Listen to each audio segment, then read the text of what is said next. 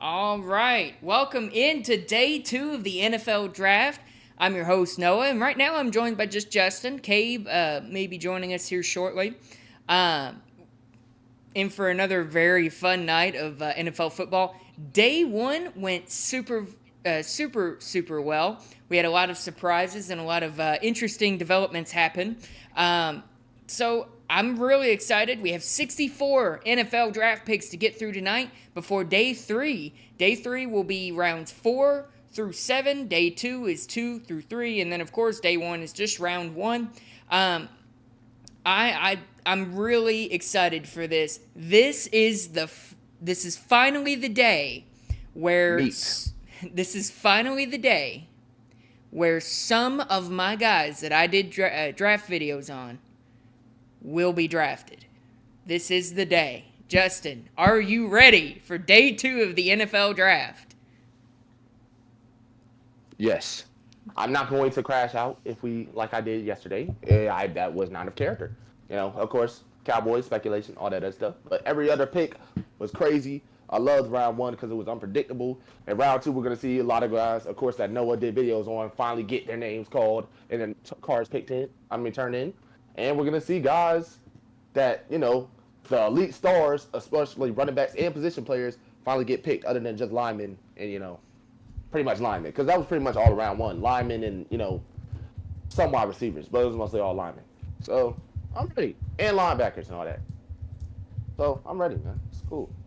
I'm ready, man. I know I'm gonna be super hyped when one of my guys get drafted. I love these guys. I've developed a little bit of a commitment to them. I want to see them. I want to see them succeed, and I want to see them beat their draft stock. A lot of these guys I dig like third, fourth, fifth round grades on them, and some of those guys have absolutely shot up draft boards, and they could be picked as early as round 2. The big one that comes to mind is Bashal Tutton, running back out of Virginia Tech. He has the potential to go in the second round. I graded him as a fourth round pick. Obviously, that doesn't look very well now, but I wouldn't be surprised if somebody else got drafted earlier than that as well. And I do have some third round guys that may slip or may go higher as well, or may stay in the third round. No, I had to interrupt you first. What's that? Thank me. I need a big thanks because of course I was the guy that said, look at my guy Bashal too. Look at that guy. Just look at him. Just look at how he plays. Look at what he did at that combine. Just watch. Just watch. Please, Noah, do a video. He's a guy that's gonna fall under the radar if you don't try, or at least this combine's gotta help him. Just please, just do a video. And now he is projected to be a second rounder. My Virginia Tech running back Hokie. I, Tears could come down my eyes if we even draft him. But if he gets drafted either way in the second round, I'm gonna cry. That's it. I mean, he's there's a possibility that he doesn't get drafted in the second round. If he slipped to the third round, it wouldn't surprise me. It's very possible that he could get drafted a lot higher, a lot lower. The talking point right now is going to be, where does Shador go? That's kind of the talking point at the moment. Does Shador get picked by the Browns? They have the first pick in the second round. Are they up first to take Shador Sanders, or is Shador going to continue to fall? Because I believe it's after the first 10 or so picks, once Shador falls past that point, that's when he's going to fall. He's going to fall a lot further than that. If he doesn't get taken by Seattle, I believe, there's no QB needy teams that are going to be looking for a quarterback that early. Not that I know of. Now, a team could surprise you and could take somebody of his caliber. I would be quite upset if Dallas took him. It's possible though. It's possible. I mean, how anything's Jerry is. possible, I guess, but I would still be very upset if it happened. Yeah. I do not see a need for Shador Sanders and the Dallas Cowboys. I don't see a reason for it. But at all. Oh man, Damien's texting in the chat. I'm sorry, guys. I guess we'll forgive you. We love you, Oh my Damien. god. You'll come back eventually. Um, so it's not the least bit shocking that Shador fell out of the first round. I kind of expected him to go to the Giants when they traded back up, but obviously that didn't happen. But we're gonna have a Yeah. fun bit of a little bit of fun tonight, and hopefully some of my personal favorites will be drafted ahead of time, and I can get excited. Um, so why don't we take some of the moments to break down? Excuse me. Why don't we break down some of the moments to talk about some of the potential fits for some teams, Justin? Let me pull up the draft order real quick because I don't know it off the top of my head. I'm a horrible analyst. Give me just a moment But here. you analyzed pretty fine as the lead. I'm just your color, bro. I add a little flavor. You add a little flavor. So Yeah. the Browns are the most interesting. Let's start with them. We already touched on Shador. They have two picks at the start of the second round. They have pick number 33 and pick number 36. So three picks apart. Where do you think they might go with one or two of those picks? If they don't go Shador, that's kind of stupid to my opinion. Because then you're pretty much admitting that you want a QB battle between Joe Flacco and Kenny Pickett.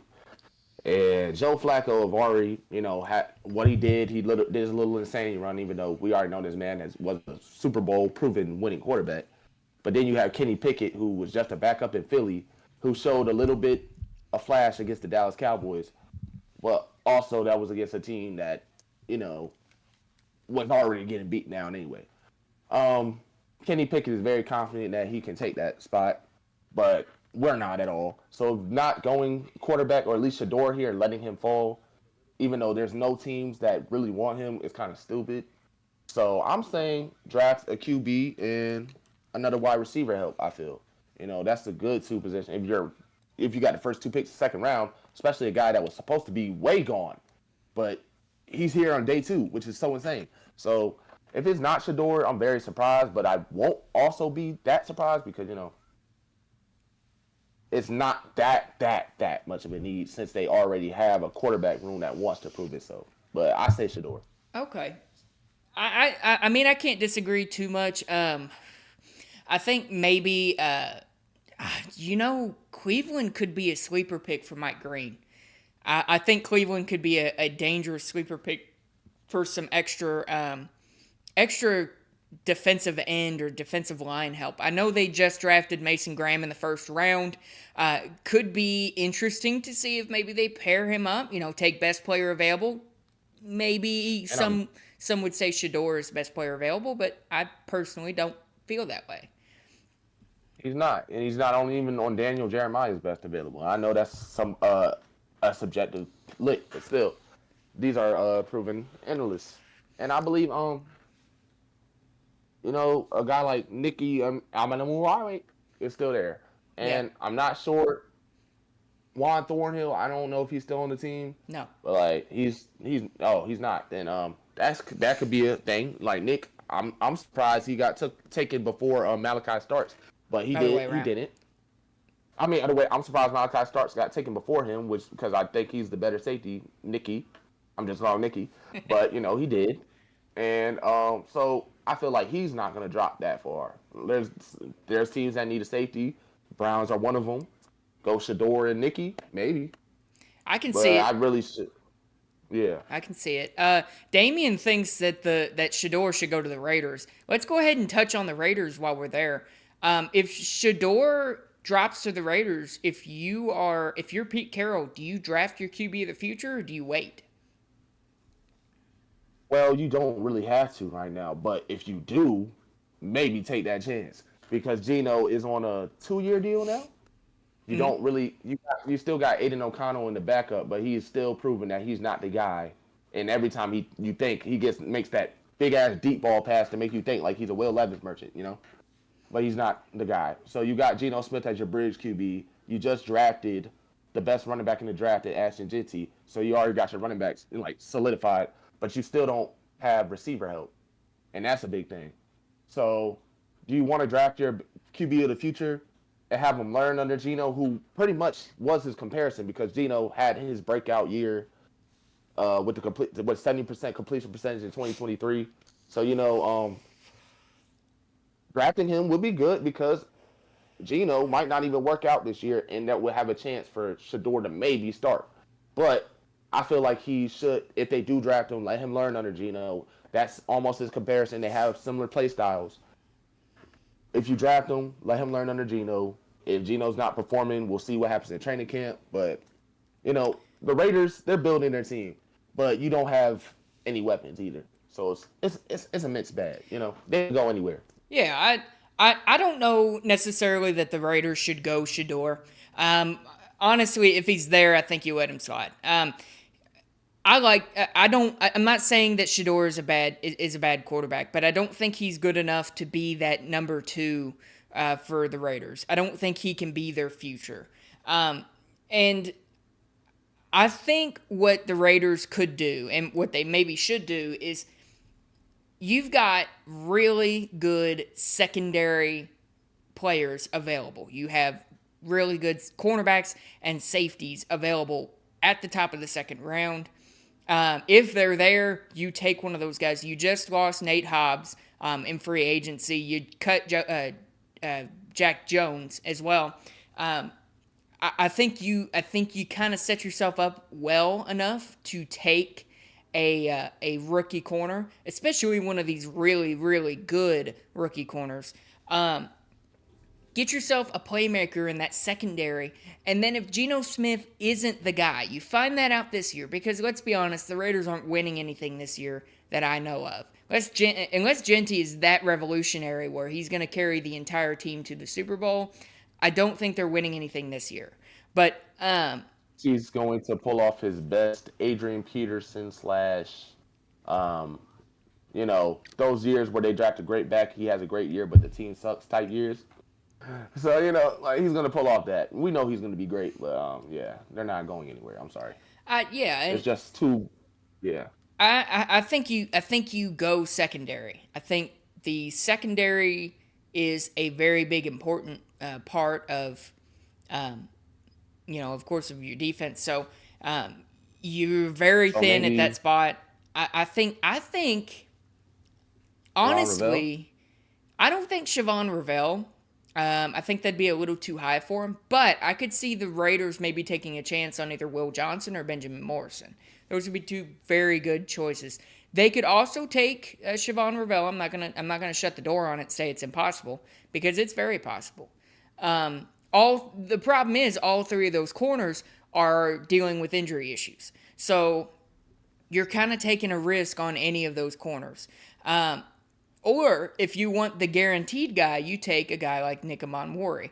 You solidify that safety room. You just lost Trayvon Moehrig, so you need somebody in that secondary room of some kind. Now, the Raiders are kind of the interesting spot of where they go. I'm gonna glaze over the Houston Texans just because I think we all kind of know where the Texans are gonna go. They need offensive line help. I would be very surprised if they didn't get it somehow.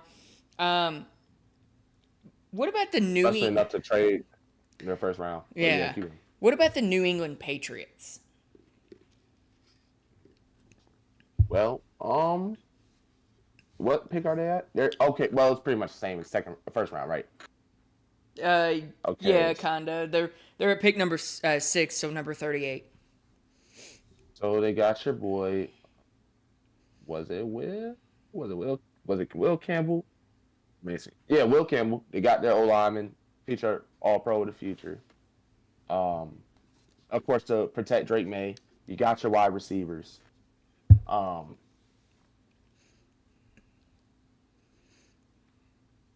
about on that defensive side, though? I don't know. If you're asking me, I don't think they go. I don't think they go defense. I think you're gonna look I think you're going to look for weapons for Drake May. So there's two really good weapons that I can see right at the top of round one.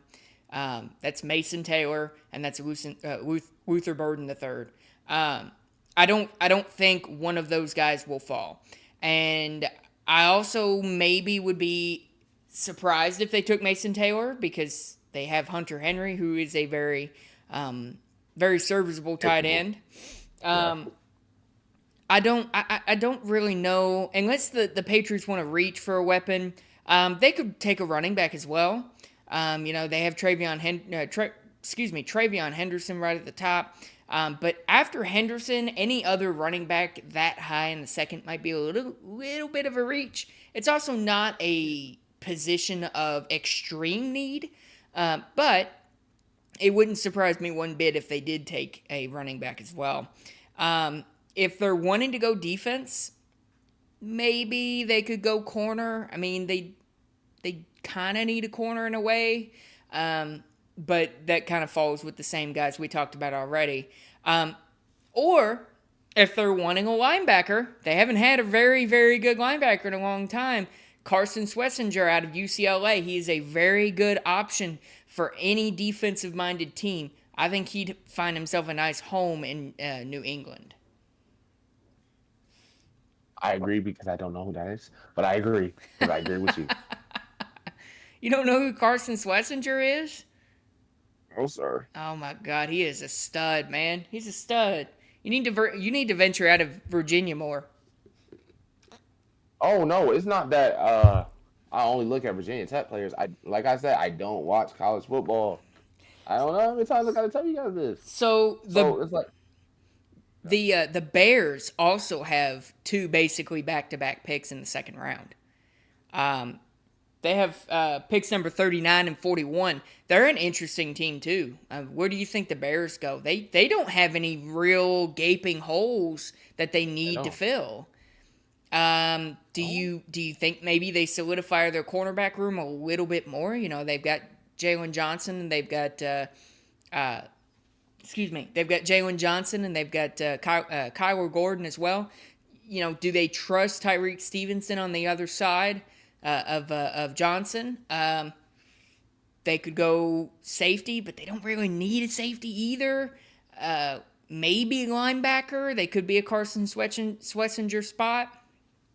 But yeah, I mean, what do they need really? they kind of have been lacking a little bit of linebackers since Roquan Smith was traded, and I'm not saying like it's a big need, but don't you want somebody through that middle to stop anybody for real?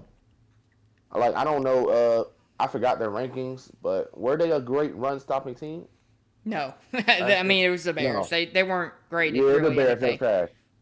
So I say fortify that, get a linebacker, or not enforce your secondary, but everywhere else you're pretty good. So yeah, maybe they could take a running back if one's there. I wouldn't be surprised with that. Maybe offensive line. I'd be a little surprised if they went O-line this early in the draft. The time Caleb Williams had to throw, I don't know. Yeah, well, I mean, they just beefed up that offensive line this offseason, so yeah, they did. Maybe maybe they do it and they draft some offensive line just to say, hey, Caleb, here's some time to throw. Here's an extra second to throw. I mean, I don't want to go down the board entirely and guess what these guys are going to do because that kind of takes the fun out of it. Let's go down some of our personal favorites. Let's start with Bashul Tutton. Where's Bashul going to go, Justin? I think he's going to go. Can I see the draft board? Yeah. Oh, wait, where's that? Oh, I see it.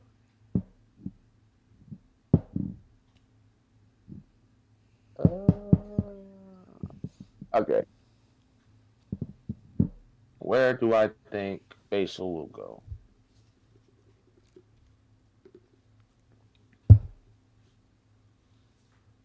Sorry, guys. Give me a minute. think Cincy at number 17 would be a good one for Bayshore. Yes. I think it'd be a great spot for him. Okay, so. I'm gonna get a little more comfortable while we Let me wait for the think. Wait a draft to minute. start. Nah, that would be way too high for the Saints. If I'm projecting right, what about the Ravens? Ah, damn. Never mind, Derek. Wait. Commanders. I could see him going to the Commanders. The way they need running back help. The way they need somebody like him to break down the offense. Break down the defense, I mean. And be that lead back. Or maybe not even lead back right now, but at some point he probably will be. Because Brian Robinson has not shown it. Austin Eckler is old. Do you go running back later in your later round? I could see Washington taking him. I could see it. I could see Washington. I mean, or like you said, the Bears, because DeAndre Swift was not the guy he was in Philly the year before. no. Kind of had a down year. But, So, anybody who's watching, excuse me for just lounging back. I'm, just trying to be comfortable because I know my back is going to be killing me by the end of this. Because my setup is horrible. I'm not a professional streamer, and I never claimed to be. But my setup is awful, man. It is terrible. I look like the most unprofessional guy possible to be doing this. But I love football, and it's part of the fun. So... yeah, Bayshore Tutton, if he goes anywhere, I don't think Dallas is going to draft him that high. I think that's awful high to draft a guy who's got a fumbling issue. I think a lot of people kind of underestimate how big that fumbling problem is a big red flag for him. And he's an electric runner, though. I'll give him that. Bayshore Tutton is one of the best runners in this year's NFL draft early. I have him right now as my RB4. I do have RJ Harvey ahead of him. I really like Bayshore. I think he'll probably end up being the first player off the board. I think he gives you a lot on special teams that teams could love. But do you think Browns get him? I think that's really early. It's not. Wait, you said first off the board. What do you mean, like first running back off the board? I think second round. I think he'll be. Yeah, I think he'll be my first running back off the board tonight. Oh yeah. I feel so too. We're gonna have a super large run of quarterbacks. So Again. they just brought up Daniel Jeremiah's draft board. I can see that the GOAT Seth Hannigan is not on his best quarterbacks available. He's got Tommy Mellott from Montana State. Disrespectful. I'm upset. Why are we disrespecting Seth Hannigan like this? Justin, we need to let him know, man.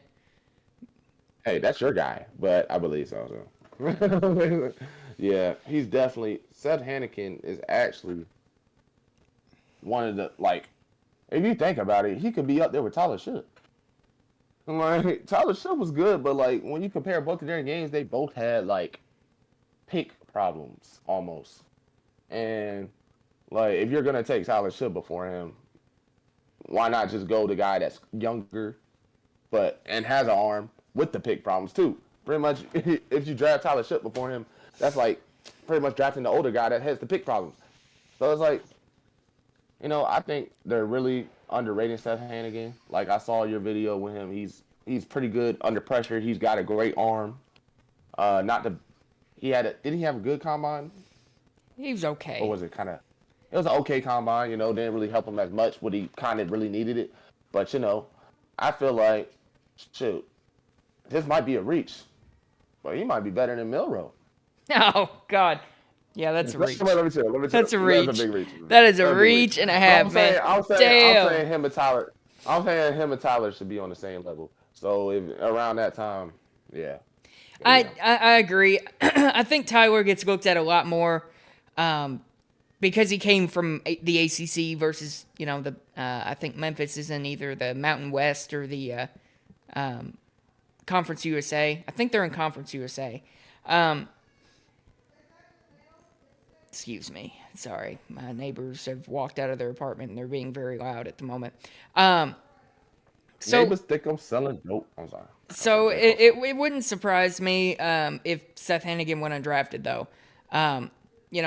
I believe I rated him as a seventh round undrafted free agent. See, and that's the thing with the seventh round. It's the Wild West. Anybody can be picked. It's a seventh round pick. Who cares? Seventh round picks, you're not guaranteed to make the roster. Now, do you have a better chance of making the roster than an undrafted guy? Yes, you do. That's why I like guys like Shiloh. People are like, he's undrafted, there's no reason to draft him. Seventh round pick isn't that much. If Shiloh gets drafted and he doesn't pan out, you can cut him and there's nothing wrong. There's nothing wrong with cutting Shiloh there. Now, the team that drafts him is going to get a bunch of shit if they cut him. That might be a decision that they might not take lightly. But it's going to be interesting to see what some of my guys, where some of my guys go. If I were to see any of them get drafted tonight, I think it's going to be running backs, Bayshul, R.J. Harvey. That's really it for running backs. Maybe. You don't think Henderson and Judkins are going in this? I do. I'm talking about my draft stock guys. Draft stock guy. Savion Williams will get drafted, I think. I don't think Aeneas Peebles will go in the third. I think that's a little high for him. Definitely not going second. Yeah, no. Daquan. A name to watch out for would be Kyle Williams out of Washington State. Somebody who has absolutely shot up draft boards since I did my video on him. He was a projected, fourth or fifth round pick, excuse me. And he's absolutely shot up a lot of draft boards. I don't know what happened because his combine was good. He just never really went up in draft stock. So I may have underrated him quite a bit. It's very possible. Or he had a very impressive bunch of interviews. That's very possible as well. But Torrey Horton is also another guy that could get drafted in the third round. He is a very, very good wide receiver out of Colorado State, which is something that I never thought I would ever say about a receiver coming from Colorado State. Torrey Horton. Yeah, that sounds very familiar. Yeah, he's a very, very good wide receiver. No, the jump, Torrey Horton, Torrey Holt. Oh, it was a lame joke. I'm just saying, hey, it's not lame. I'm just saying it sounds familiar. Went over my head. Lame, but still. So. Went over my head. Yeah. So we have 2 minutes until the NFL draft officially opens for day 2. Hey, why did I say that on TV? Because it starts at 2. It starts at 7:00 and it's 6:58. Nah, but it wasn't like that for the last 30 minutes. It don't matter. Anyways, so day 2. We are almost here. Day 3 is going to be a little bit more difficult to do because I don't know. They don't always come out and announce picks for day 3, especially towards the 6th and 7th round. So there's a possibility that I may miss a couple of picks. I'm going to do my very best to not do that. That's mainly for day 3, not for day 2. They'll announce every one of the day 2 picks. But just a heads up that I may miss some picks. So, Justin, if you don't hear me talking about any picks, then just let me know, and I'll bring it up. But let's give a final moment to discuss who is going to be the first player off the board in the second round. Are we going Shedeur? Are we going somebody else? What do you think the Browns are going to do, Justin? I'm going Shedeur. Shedeur? It's just that's the need. That's the need. You got to go there. There's no way you let him fall, even if not a lot of teams need him. It's like the weight and the marketability that he brings just from him being Shedeur Sanders. I'm going to be different. I'm going to go with Mike Green, and I'll tell you why. The Browns have the 2 picks in the first at the start of the second round. I'm going to go with Mike Green because I feel that Shedeur is going to make it to. Obviously, the next 2 picks are Houston and Tennessee. They can take Mike Green at the start of the second round or take whoever they want, basically. But I'm going to go with Mike Green. That way, Houston and Tennessee don't have a chance to take him. Tennessee has the chance to do the funniest thing. God damn. You know, that hasn't. How funny that shit would be. That hasn't been done for a long, long time. The only time I know where that's been done was when the Cowboys did it way back in the day. We drafted 2 quarterbacks. Yeah. That were, wow. They drafted Troy Aikman and they drafted Steve Walsh. That is insane. It was. I think we did that. We didn't do. Or that was something else. Nah, it was I know one team did it. I forgot who it was. Oh yeah, the Washington back in when RG3 got taken to Cousins in the 4th round. Yeah, that's the last time I remember. Mm-hmm. Now that was more so a backup. They didn't have a backup quarterback, so. Yeah. Let's see. Well, shoot, Kirk wasn't that bad in college. I forgot where he played, but yeah, man, that would be so funny. But of course, that's not gonna happen, you know. So don't worry. No, of course not. Sorry. Of course not. That's come on, but still, they got the funniest. They got the chance to do it. The funniest thing. And people we're kind of criticizing, saying, "Oh, the reason Shedeur fell is so he's so cocky and all that other stuff." But somebody rebutted and said, "Cam Ward's the same way." No, Cam Ward knows how to turn it on and off at the right time. When you see Shedeur, he's always popping like, "Why you ain't pick? If you don't pick me, you're stupid." Or, "Hey man, I got these chains. I'm the cocky guy." Like he's in a sports movie or some shit. But Cam, he'll come out with the hardest quotes and say, "Man, yeah, I know I'm the best." But then he'll hit you with the, "Man, I've been from the bottom though, and the only way is up." Yeah, Like, he literally started as a 0-star prospect. Literally, he's humble. He might be cocky, but that's because he has the right to be. He earned it. Like he was able to get his way to Miami and have one of the great years, one of the best years of college football that a quarterback had. So come on, man. He has a reason to be cocky, but also he knows be humble and right. He's more media trained, and you would think Shedeur is, but Deion wasn't much of the media trained man anyway. So until later in his career, Yeah, it's very possible that Cleveland doesn't go quarterback here. It wouldn't surprise me one bit. And now, could they do it? Sure. I'm really interested to see who goes where, as they are now getting ready to announce the beginning of the second round. Whenever they decide to actually do that, here we go. Okay, here comes Roger Goodell to start the beginning of the second round. All right. We're gonna do what we did yesterday. Me getting away from the damn TV because I'm behind, and I will see y'all. Let's go, Green Bay. You ready? Round 2. Last night, over 200,000 fans were here, and millions more watched from around the world as we welcome another 32 great stars into the NFL.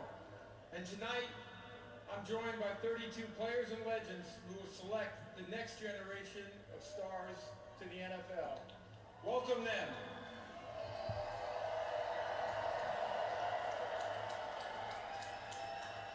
These players represent the 2000 draft class on its 25th anniversary, one of the greatest classes in history.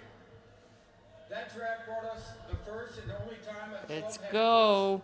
four Here we go. draft picks, 12 All-Pros, 28 Pro Bowlers.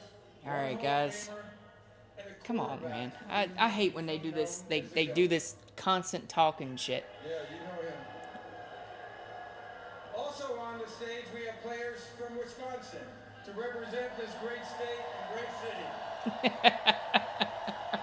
All right. Green Bay, are you ready for round 2? great to see you all. Round 2 of the 2025 NFL Draft is officially open. The Cleveland Browns. All right. The Cleveland Browns are on the clock, finally. So, let's just touch on this real quick. I don't think the pick will take very long to get.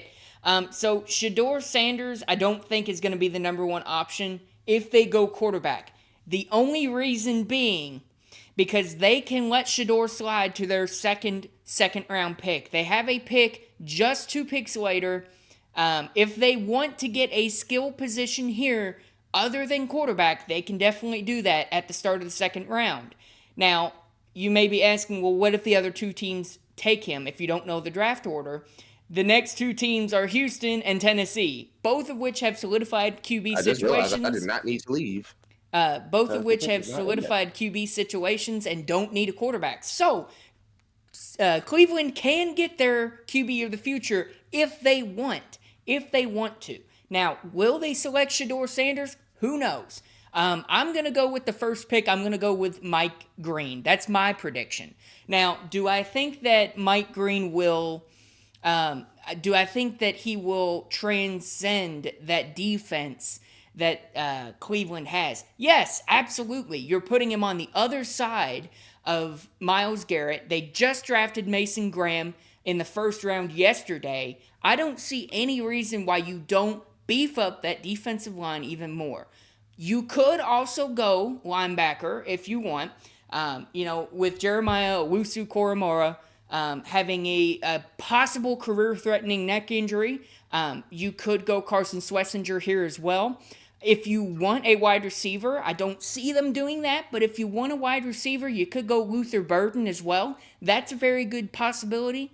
I don't really know exactly where Cleveland goes here. There's not really any top offensive linemen, any top offensive linemen that are projected to go this high. Now, Cleveland could definitely go with an offensive lineman, but in my mind, they would have to trade back to get good value. There's a Jonas Savai is the top one that comes to mind, but they don't need a guard. So that's kind of the issue there. Now, they do have, I'm struggling here. They do have a little bit of a need at safety. If they're wanting to go safety, they have 2 very good safety options at the top of round 2 with Nick Amon-Mori, who fell out of the first round yesterday, or Xavier Watts. 2 very good options. It's very intriguing to see what Cleveland does here. Depending on what they do at number 33 and number 36 will kind of base how the second round will go. I don't know really how the second round will go past that. Now, it's maybe not on the basis of it was yesterday where I said, hey, pick number 9 is where all the chaos is going to happen. That's not necessarily the case this time.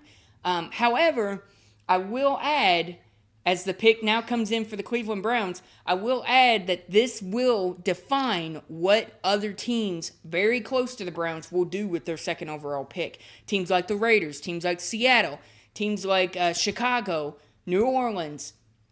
Those teams are probably sitting and watching Cleveland to see what they do. Now, if it's not Shedeur as quarterback and they take a Tyler Shough, which would be extremely, extremely surprising, how far does Shedeur fall? Wait, are you talking about the Browns or somebody else? I'm talking about the Browns right now. No way you're saying Tyler Shough will be the first pick. No. I'm not saying that. I'm just giving out the possibility. I don't think that would happen. I think that'd be the worst decision you could possibly make. But it looks like, no, Roger Goodell is not coming out yet. So it's very possible. Houston, I'll touch on them while we wait for for the Cleveland pick to come in. Houston has a very good possibility of going offensive line. There's not a whole lot of major good offensive linemen, but here comes the Cleveland Browns representative. I'm not entirely 100% sure of who that is. I'm not going to lie. Here we go.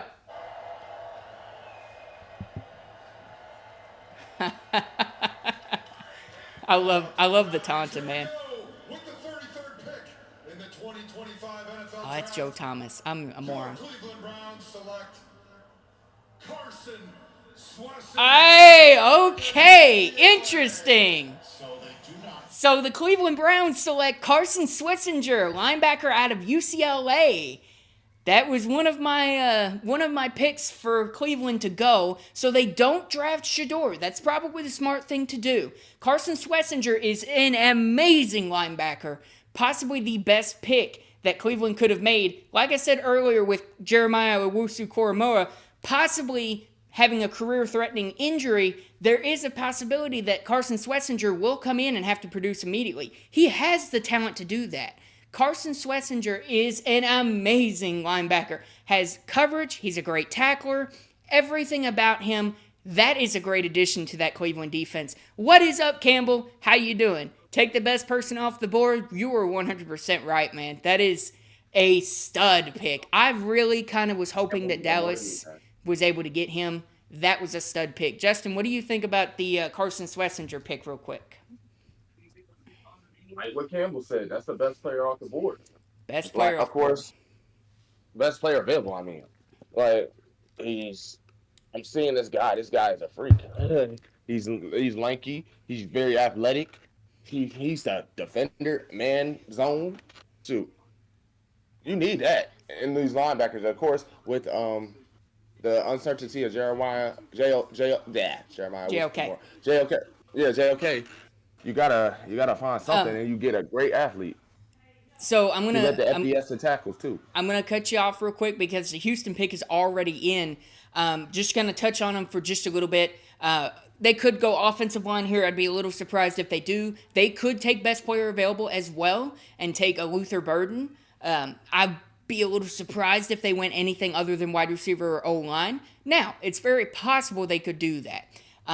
They could go cornerback as well. Pair somebody up with Derek Stingley. I don't see them going safety. Excuse me.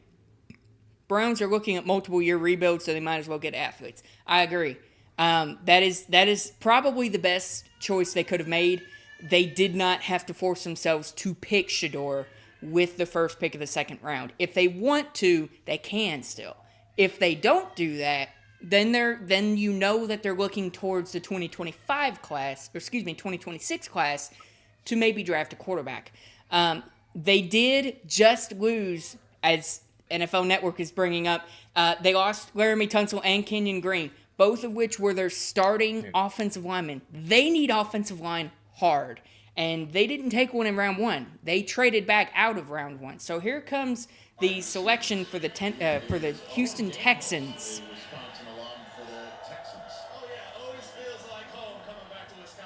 We're already starting off with a bang. With the 34th Owen pick Daniels. in the 2025 NFL Draft, the Houston Texans select Jaden Higgins, wide receiver. Interesting. Okay. So the Houston Texans select wide receiver Jaden Higgins out of Iowa State. They pass up on Luther Burden. That is interesting.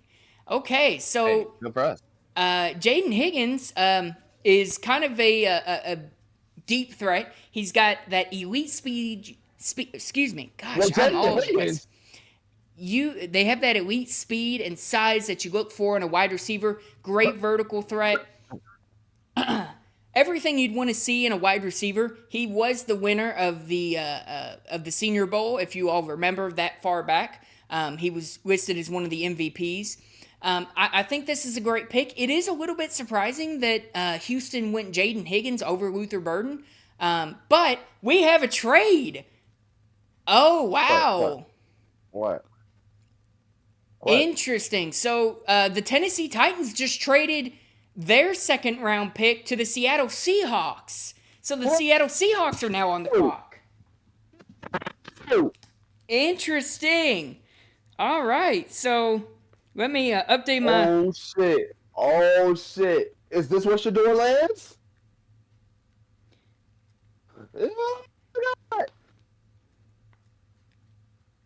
I know they got Sam Darnold.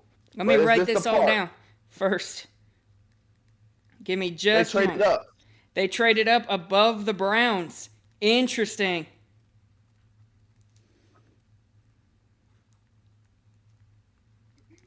All right, so Seattle is now on the clock. Seattle is gonna jump ahead of the Browns. I assume to take a quarterback. The pick is in, so we're gonna find out here in just a moment.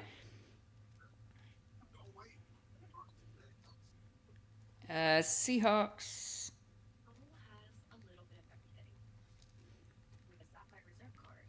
There we go. Seahawks trade up to number 35. So for those of you who may just be joining me, I write everything down just to kind of keep myself in track. I write down every trade as well because I'm not computer savvy, so I can't do that on my computer here.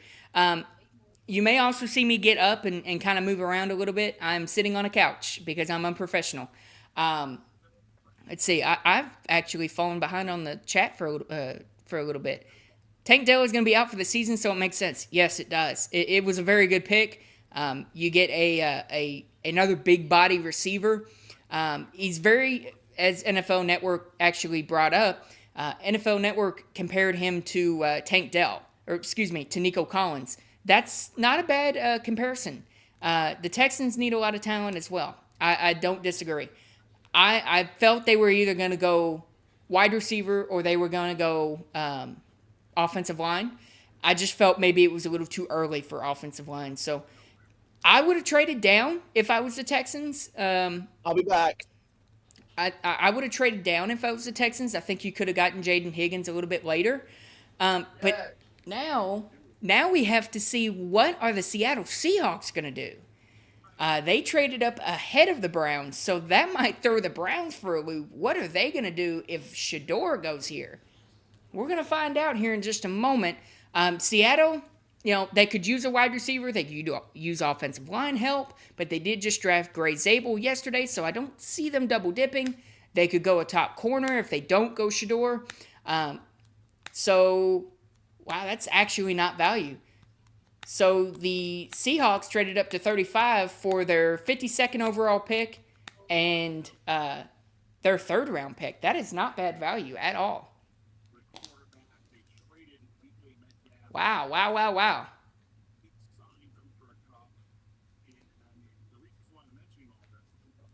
So number 52. So the Titans move all the way back down to number 52. So they're going to be waiting for a while. I maybe wouldn't have done that, but that's great value. That is amazing value. You get basically two picks. You get a second-round pick, and you also get a third-round pick this year. You keep your original third-rounder. That's a great trade. That is a great trade. The pick's been in forever, man. I mean, are they actually gonna make the pick yet, or what are we waiting on? Whew. Man, it's already gotten crazy. It's been about like this since yesterday. Yesterday, it shit hit the fan early yesterday. It hit the fan early. I mean, second pick, it was already chaotic. But then we kind of went down that hole of, it was normal, it was calm, no chaos, and then it just exploded after the 9th pick. It's not waiting at all right now. Is this where Shedeur goes? I like the fit. If I'm being honest, I like the fit. You have the possibility of getting out of Sam Darnold's contract after just 1 year. That was a great contract, by the way, for John Schneider. That was a great contract decision. You can get out of Sam Darnold's contract in just a year. So you can let him you can let a quarterback learn behind Sam Darnold for a year. If Sam Darnold isn't your QB of the future, or isn't the QB you like, then you can move forward. Now, the Seahawks could also use a wide receiver, as Campbell just noted. That would be a good fit here. Here comes Richard Sherman. Here we go. Wearing the Seahawks colors too. He looks awful happy.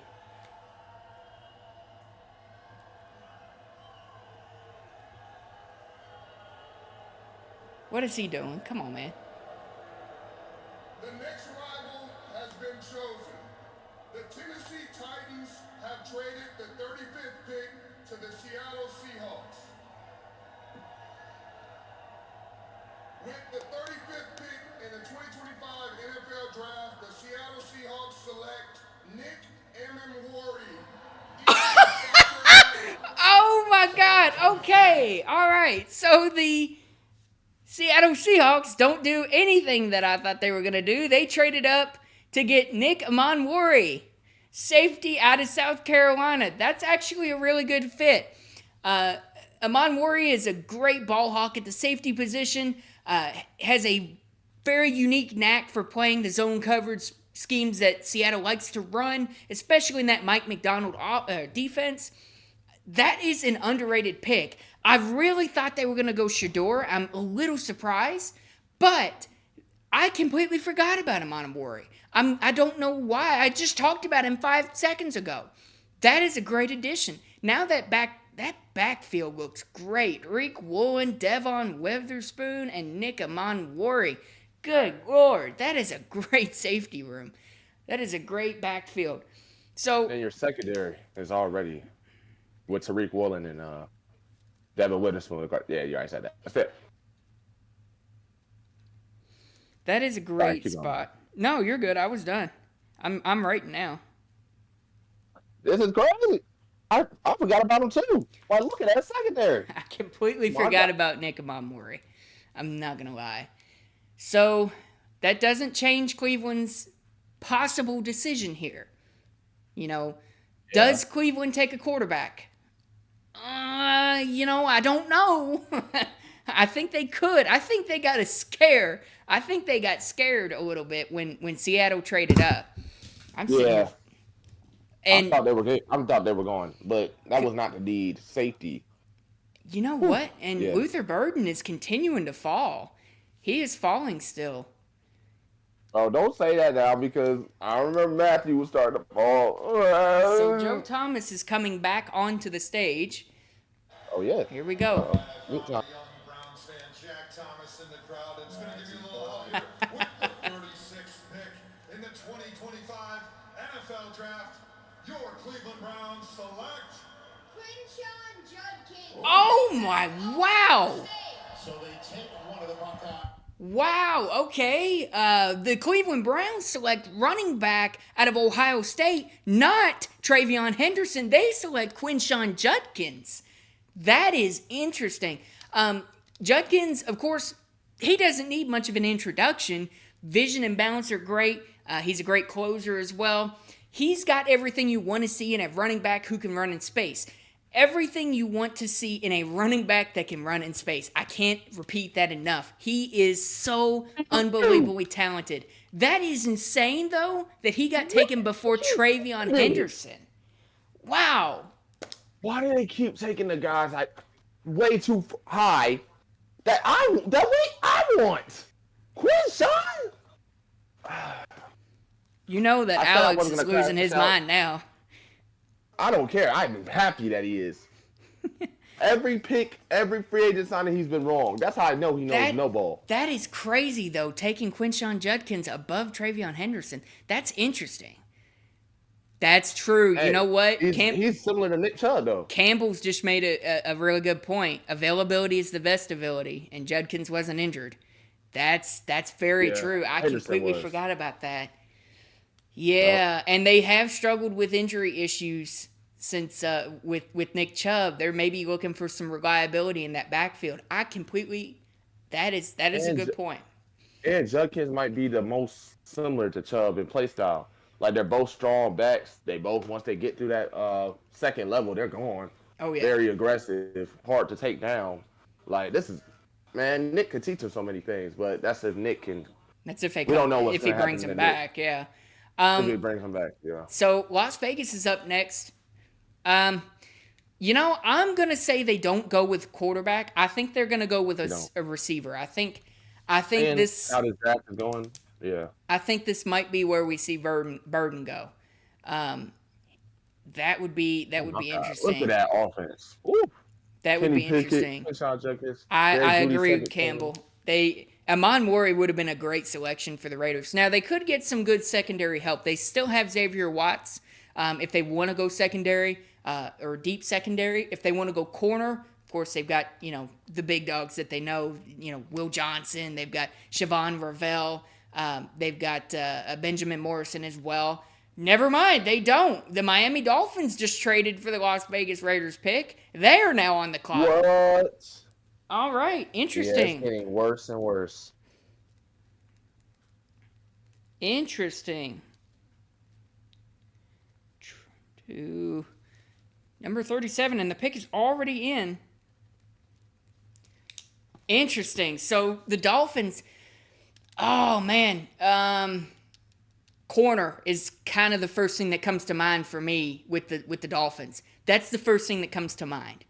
I'm maybe thinking that they go Fat Theo Doe, I appreciate the sub. Thank you so much. I'm thinking they go Will Johnson here. I'm thinking they go Will Johnson. You know, they picked Kenneth Grant yesterday. That was a massive, massive surprise.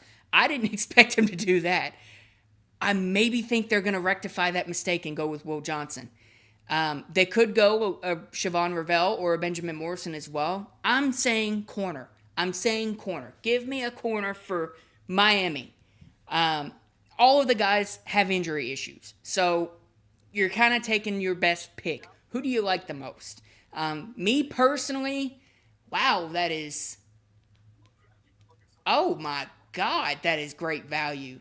Okay, yeah, I don't blame the Raiders at all. What great value. So the Raiders get get their second, a third, and a fourth this year. Wow.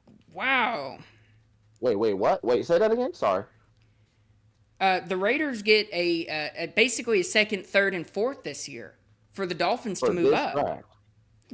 From moving up to from 48. Oh yeah, that's a fleece. Almost. They're at the. Like, I'm not really saying a fleece. They're at the podium. Oh, With that being said, the 37th pick in the 2025 NFL Draft, the Miami Dolphins select Jonah Savaianaya. I was wrong again, man. I'm on a roll for being wrong. Okay, so the Miami Dolphins select Jonas Savaianaya. Savai. I'm gonna say Savai.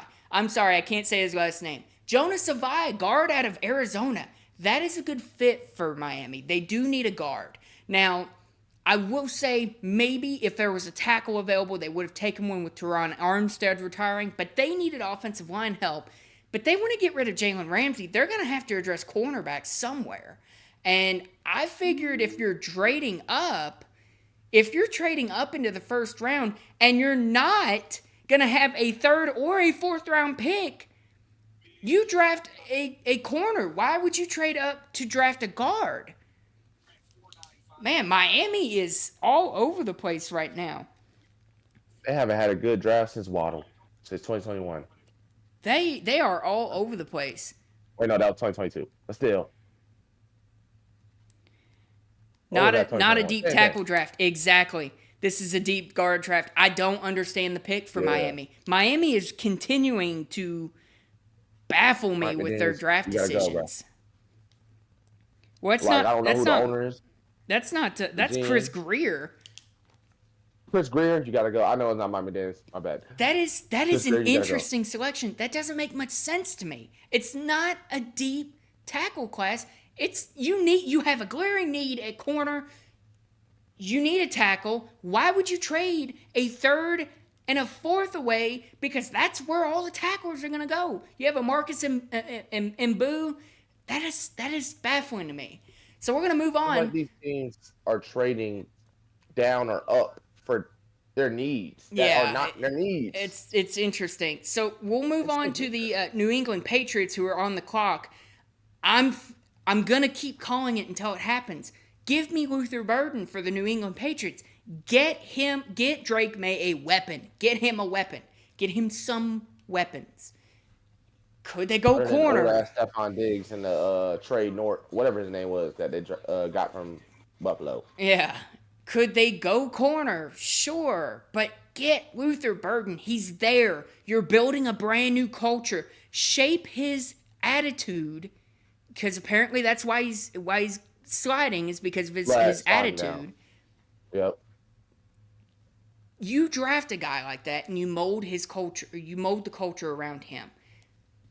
A guy that was very short and had an attitude, but it turned out to be one of them guys, Who's that?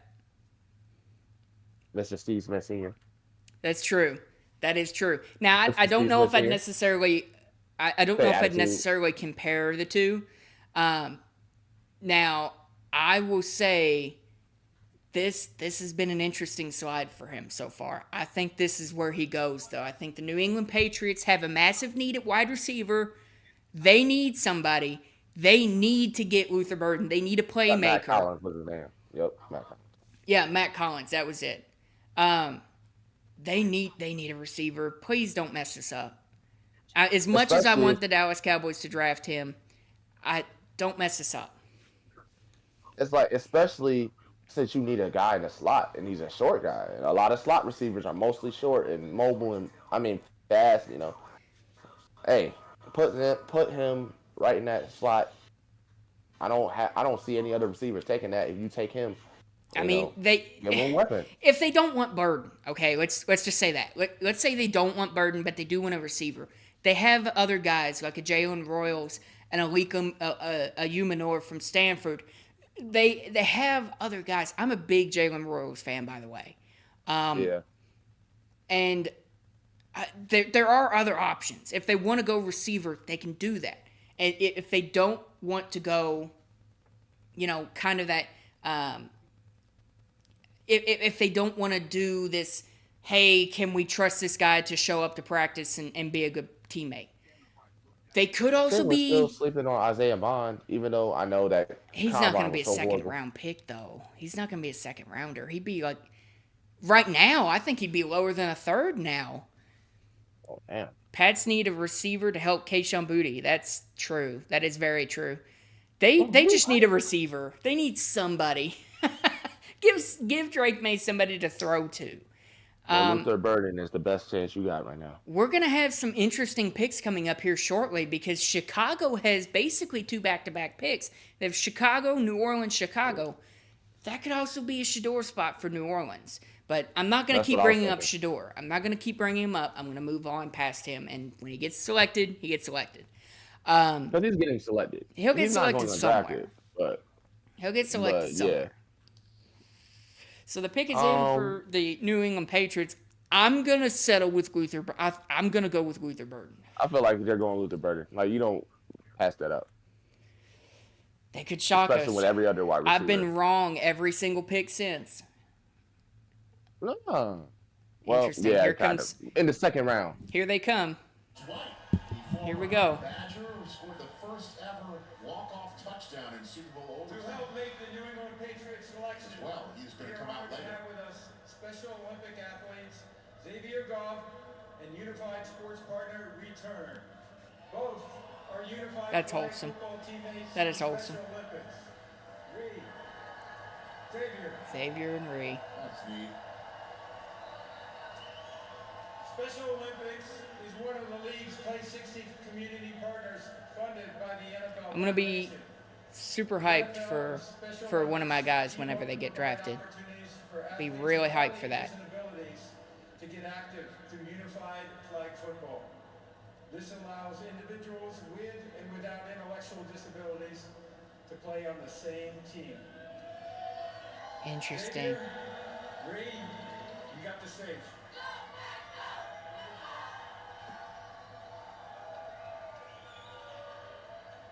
With the 38th pick in the 2025 NFL Draft, the New England Patriots select Yeah. Travion Henderson. Wow! All right. So the New England Patriots select Travion Henderson, running back out of Ohio State. So both Ohio State running backs are off the board within the first 30-ish minutes of the second round. Interesting. That is an amazing pick. That is great. That's actually a sleeper pick. I didn't expect that. So Travion Henderson is the other head of that two-headed monster that Ohio State had. As Campbell had mentioned earlier, struggles with some injury issues, but other than that, if he can stay healthy, he is an amazing weapon. He can catch, he can run, he can block, he can do everything you want to see in a running back. And that's something that, excuse me, That's something that New England has been lacking for a long time, is a solidified running game. I think they're going to fix that with Travion Henderson here. I know. Damn, I wanted him though. I wanted him very bad. But of course, there's still a lot of great running backs. So we still got Damian Martinez out there, Scatterboo. But those are guys like that can fall to the third. But still, I like this pick. Of course, it's not a receiver, but you didn't solidify, but you got some receivers in free agency, and there's still time to draft some if they want to. And then Travion Henderson, besides injury problems, he's one of the most vertical threat running backs in this draft, and he's speedy when he's got the ball. That is I thought he was better. I thought he was better than Quinshawn, but of course Quinshawn was more healthy. But when Travion did play, the boy was beast. He's a beast. Way more speedy than Quinshawn, but hey, I love this pick. I love this pick for him. Seems like an overdraft at 38. I can see it. I think. I don't know about that. Honestly, I think both of them were a little bit switched. Me personally, I would have taken. I can agree with the Quinshawn Judkins pick, because, like Campbell said, availability is the best ability.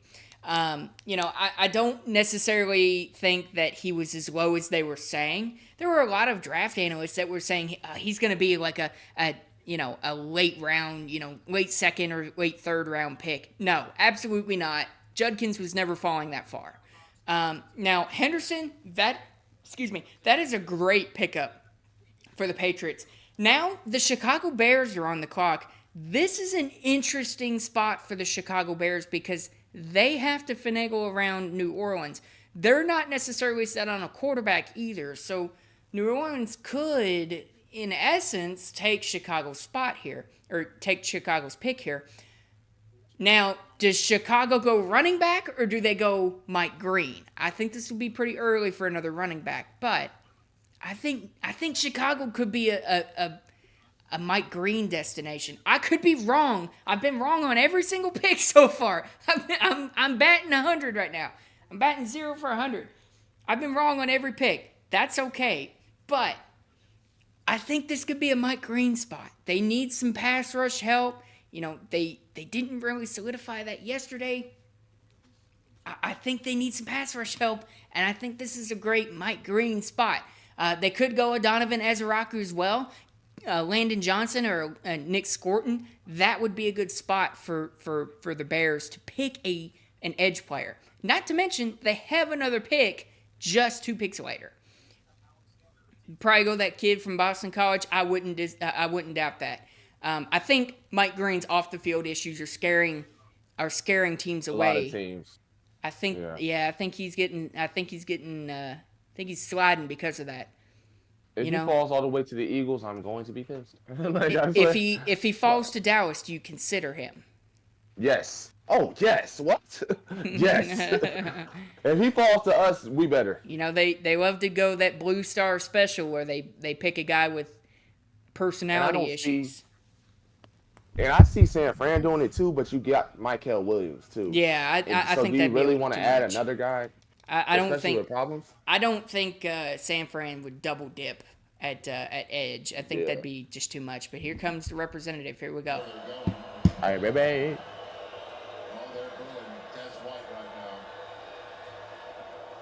Does he know where he's at?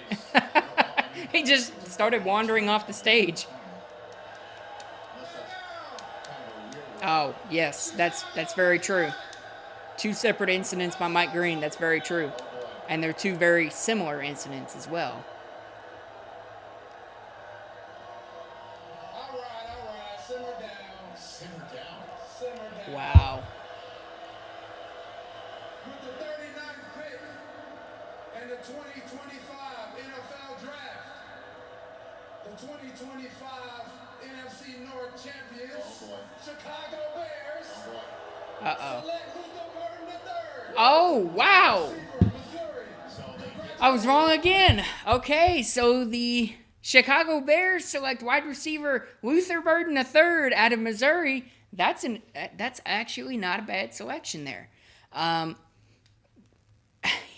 He is a stud, man. Luther Burden has that unique knack for being able to create after the catch. NFL Network is actually comparing him to DJ Moore. That's actually kind of ironic, considering they're going to be teammates. Has that unique knack for creating after the catch. He is a good vertical threat. Suffers from poor QB play. Brady Cook could not get the ball to him in his senior season, which is why we saw that drop in production. That is a good pickup for the Bears, but I kind of wonder him and Adunze are very similar. So I'm a little intrigued to see what they're doing here. But they don't need him. They're giving Caleb Williams every opportunity to succeed in this year. I'm not surprised with that pick whatsoever. So Luther Burden is off the board after his drop. Like, you still have DJ Moore in his prime. Keenan Allen, yes. I know he's gone now.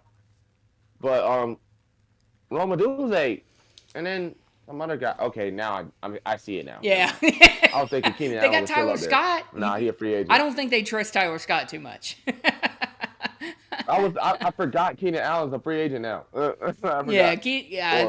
he's definitely not coming back now. Jaden Reed's his NFL comparison. That's a really good pickup. So now we have the New Orleans Saints. What do the Saints do here? Is Rome Odunze a bust? I think it's super early for Rome Odunze. Well, he never really got a chance, so I don't know why you would say that. No, I don't think he's saying that to be like, you know. I guess if they don't trust Rome Odunze, they're drafting Luther. I can see where you're going with it. Maybe they're just doing it as hey, he can be a wide receiver 3 or 4, 2 or 3, and then Odunze can either be that 3 or 4. Yes, at that point, I think at that point you're maybe drafting in precaution of Odunze not really living up to his draft type. But I don't disagree with the pick. I think they're building around a young rookie quarterback. That's exactly what they should do. Now, I don't get why you would not put Rome Odunze too. You know, I see him on the outside. He's gonna get the chance to get wide receiver too. Right. That's what I'm saying is both of them can play in the slot or on the outside. I like Burden maybe more in the slot. You know, give him the ability to He's create too small more on the outside for me. Yeah, give him the ability to create more in the slot and be more of a weapon. Now, moving on to the Saints, man, they need a receiver, but there's not a whole lot of receivers here. I wonder if they go quarterback, but I'd be a little shocked if they went quarterback. Maybe. So we got the best available we have is Sanders, Howard, Milroe, Ewers, McCord, Gabriel, Leonard, and Malone. Well, the pick is here. And let me go. What if they go Jalen Milroe? Not Jordan. What if they go Jalen Milroe? Oh, man, I'd be surprised if they did. But if they go quarterback and they don't take Shedeur, just don't take Tyler Shough. He does not deserve to be. I'm a Tyler Shough hater. I will go down as a Tyler Shough hater. I don't care if he wins 18 Super Bowls. I don't like him as a prospect. I'm also a Kentucky fan, so I am biased. I wonder really what the Saints are going to do here. Do they go quarterback? Do they go wide receiver? You know, they really only have Chris Olave. They went offensive tackle and Calvin Banks in the first round, so they don't go offensive line, I doubt. Maybe they go corner and get their Marshawn Lattimore replacement, in a Will Johnson or a Siobhan Ravel. But I'd be surprised. But here we go. We're going to find out.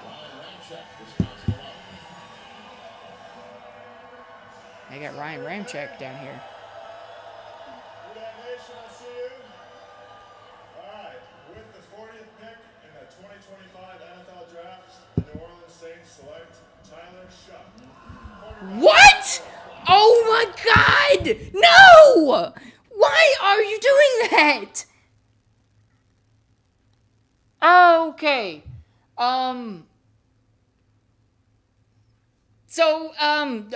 the New Orleans Saints selected quarterback Tyler Shook out of Louisville. So, okay, let me regather myself here. I did a video on Tyler Shook. I love him. He's one of my guys, okay? But this is too high. This is way too high for Tyler Shook. He's 25 years old. Okay, so what you see now, what you see in Tyler Shook, what you see now in Tyler Shook is what you're going to get. He has the arm strength, and he has the size to be an NFL quarterback. Some of these guys got to be racist. Some of these owners got to be racist. Because there's no way. He has everything you love to see in an NFL quarterback. Just trade up to get Jackson Dart. But here's the problem. Here's the problem. He has accuracy problems. Here, bro. He has accuracy problems. He can't escape from the pocket, but he's 25 years old. He's 25 years old. Tyler Shook is 25 years old. He has accuracy problems. He has injury issues stemming back from Texas Tech. I love Tyler Shook. I did a video on him. I did not expect him to be the first player I did a video on to be drafted. That was not what I ever expected. And taking Tyler Shook over Shedeur Sanders is insane to me. Even taking him over Jalen Milroe, because Jalen Milroe at least has the upside of what he can be. That is shocking to me. Wow. What are these teams doing? Because this might be the most confusing draft I've ever watched. And I haven't watched past the first round in a long-ass time. I usually put it on for background noise. But this is crazy. There's got to be something going on with Shedeur. There's got to be something. You cannot tell me that all of these teams are dropping because of that anonymous tweet that came out saying, oh, he's got personality issues. Okay, but up to a point. This guy is dropping. He was the number 2 quarterback in this year's class. And we're getting the pick. We're almost in the mid.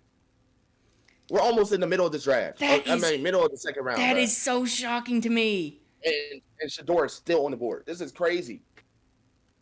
Can Buffalo just traded up. Can I take a moment to wait? Buffalo traded up? Oh shit, they sure did. So Buffalo is on the clock.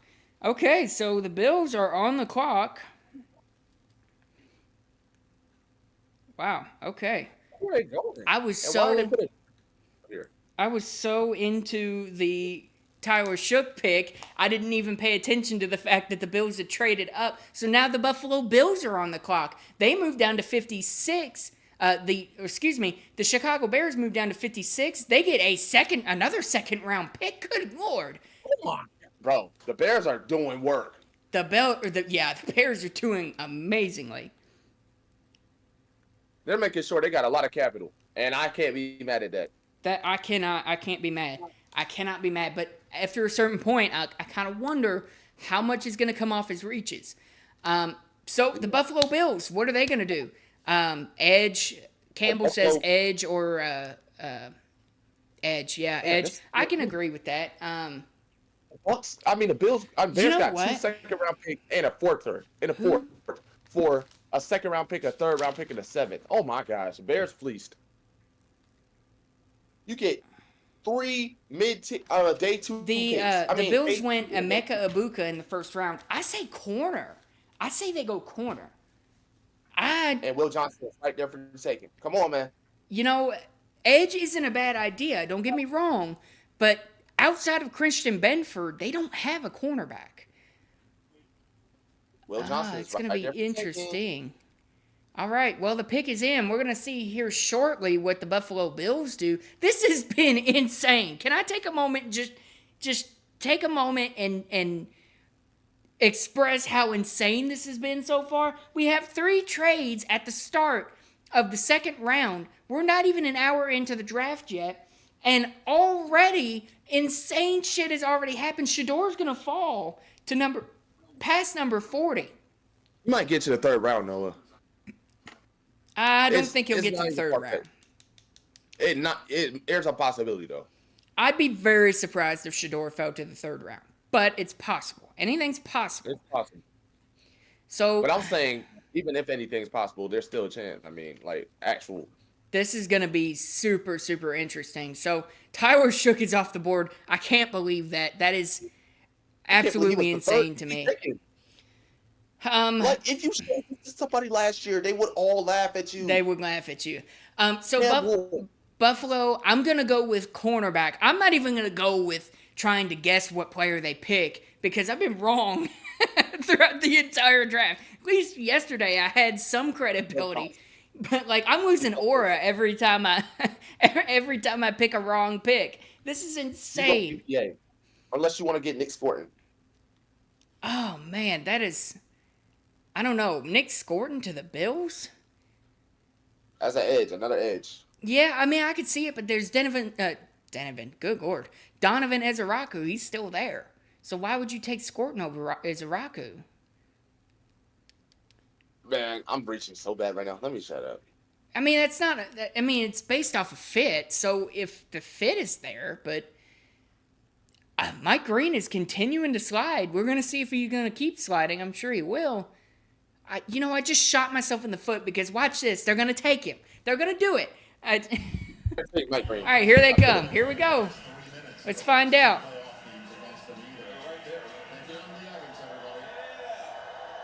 Mafia, where you at? Where they at? Lee Evans. All right. Trade. The Chicago Bears have traded the 41st pick to the Buffalo Bills. And with the 41st pick in the 2025 NFL Draft, the Buffalo Bills select T.J. Sanders, defensive tackle, South Carolina. Oh, TJ Sanders. Okay, so the Buffalo Bills select defensive tackle out of South Carolina, TJ Sanders. Why? I mean, he's a good run stopper. But you have Ed Oliver, who's a great pass rusher. Okay, well, I kind of talked myself into it. Okay, so T.J. Sanders kind of burst onto the scene. He had a great combine for defensive tackle. Kind of a reach for T.J. Sanders, but not too much of a reach. He's going to join that stacked defensive line, but that is a little bit shocking. He is technically one of the better, nose tackle 3 techniques that are available. He does fit well with Ed Oliver. I was about to say, but are you that less confident in Ed Oliver? Yeah, like he's been serviceable tackles in the league. Well, I don't think it's that they're less confident. It's that they need a run stopper at defensive tackle, and that's what T.J. Sanders is. So T.J. Sanders is off the board. The Jets pick is already in, so good lord. 2 picks away from my crash out. Yeah, the Cowboys are 2 picks away. That's going to be the crash out time. So, for the Jets, they could use some edge. I mean, they could use an edge. They could use a wide receiver to pair up well with, with Garrett Wilson and Malachi Corley. I know they just drafted him last year as well. They could, I very much doubt that they go quarterback, but the possibility's there, I guess.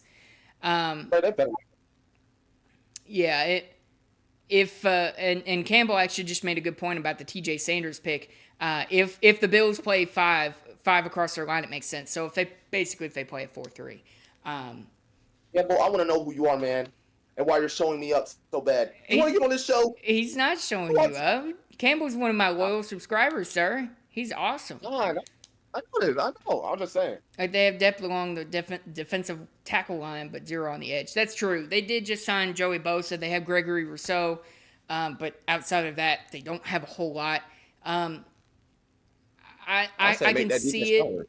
I don't know why you would trade up for TJ Sanders, though. Like, what did you have in mind?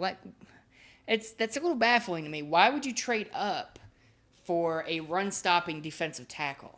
I'm not saying T.J. Sanders is bad and he can't pass rush. He has some talent there, but it's a lot to give up to trade up for a non-pass rushing defensive tackle. So this nigga, we don't need Sanders. We got Milton. So we were never good. Sorry. Who's bringing up Sanders for Cowboys? Alex, dumbass. Added everyone and said we don't need Sanders. We got Milton. Nobody said it. Unless they're Nobody Somebody said anything said- about that. So the New York Jets, I'm gonna go, man. Who was your edge that you said before Nick Scorton? Mike Green. Oh, Mike Green. Mike. Oh, I was talking about the other guy. Donovan Ezraku. It could be a good fit Yeah. for him. They could use some edge help. But I- They could use some edge help. Maybe a corner. It's really not. I would say linebacker. They could use a good linebacker. Maybe a Demetrius Knight, but that's awful high for Demetrius Knight. You know, in 2025 they added Andre Cisco. I didn't even know that. They added Andre Cisco in 2025. So, you know, I don't really know what the Jets will do here, to be honest. They need maybe a corner too. They could use a linebacker, but it's super early to take a linebacker. They don't need a quarterback. They don't really need offensive line. There's not really any offensive lineman I would draft here. Could use cornerback, safety. I can agree. Yeah, I think cornerback would probably be where I would go. They have Ashton Davis. They did add Andre Cisco in 2025 as well. So, you know, they can skate by without getting a safety. But if a good safety is there that they like Xavier Watts or Andrew Mabuka, they could take him as well. I would lean corner here. I think corner is the spot. Now, the problem, like I've been saying, the problem with all the corners is they're all hurt. They all have injury concerns. Will Johnson's scaring people away with his knee injury, which I really think that's probably where Dallas or 49ers are going to go. You know, Siobhan Ravel has a knee injury as well. I believe he tore his ACL. Benjamin Morrison also has a knee injury. So, you know, I'm a little worried about that. A tight end would help. You know what? That Fat Theo Doe, that is a good point. This could be a Mason Taylor spot. Ooh, that's interesting. We're going to find out right now.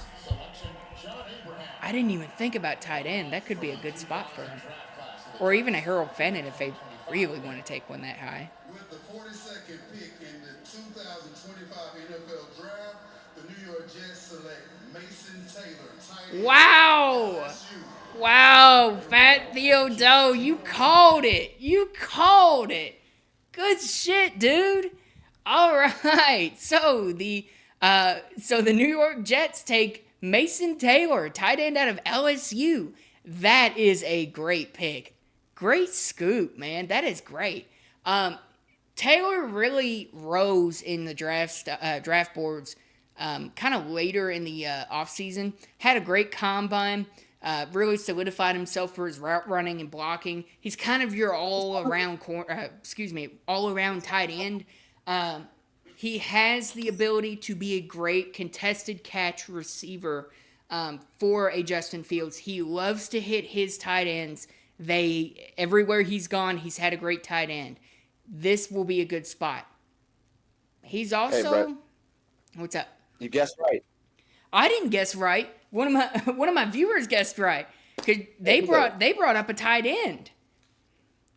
So that is interesting. So Mason Taylor, the son of Jason Taylor, apparently, is off the board. So we have our first tight end taken off the board. And the pick is in for San Francisco. They really need a corner. They need a corner. Wow, okay, they're already coming out. We're going to find out what they're going to go. They didn't waste any time with this pick.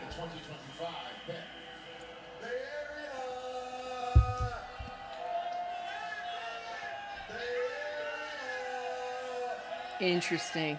Bang, bang, 49ers. Julian Peterson. With the 43rd pick in the 2025 class, the 49ers select Alfred Collins, D-tackle.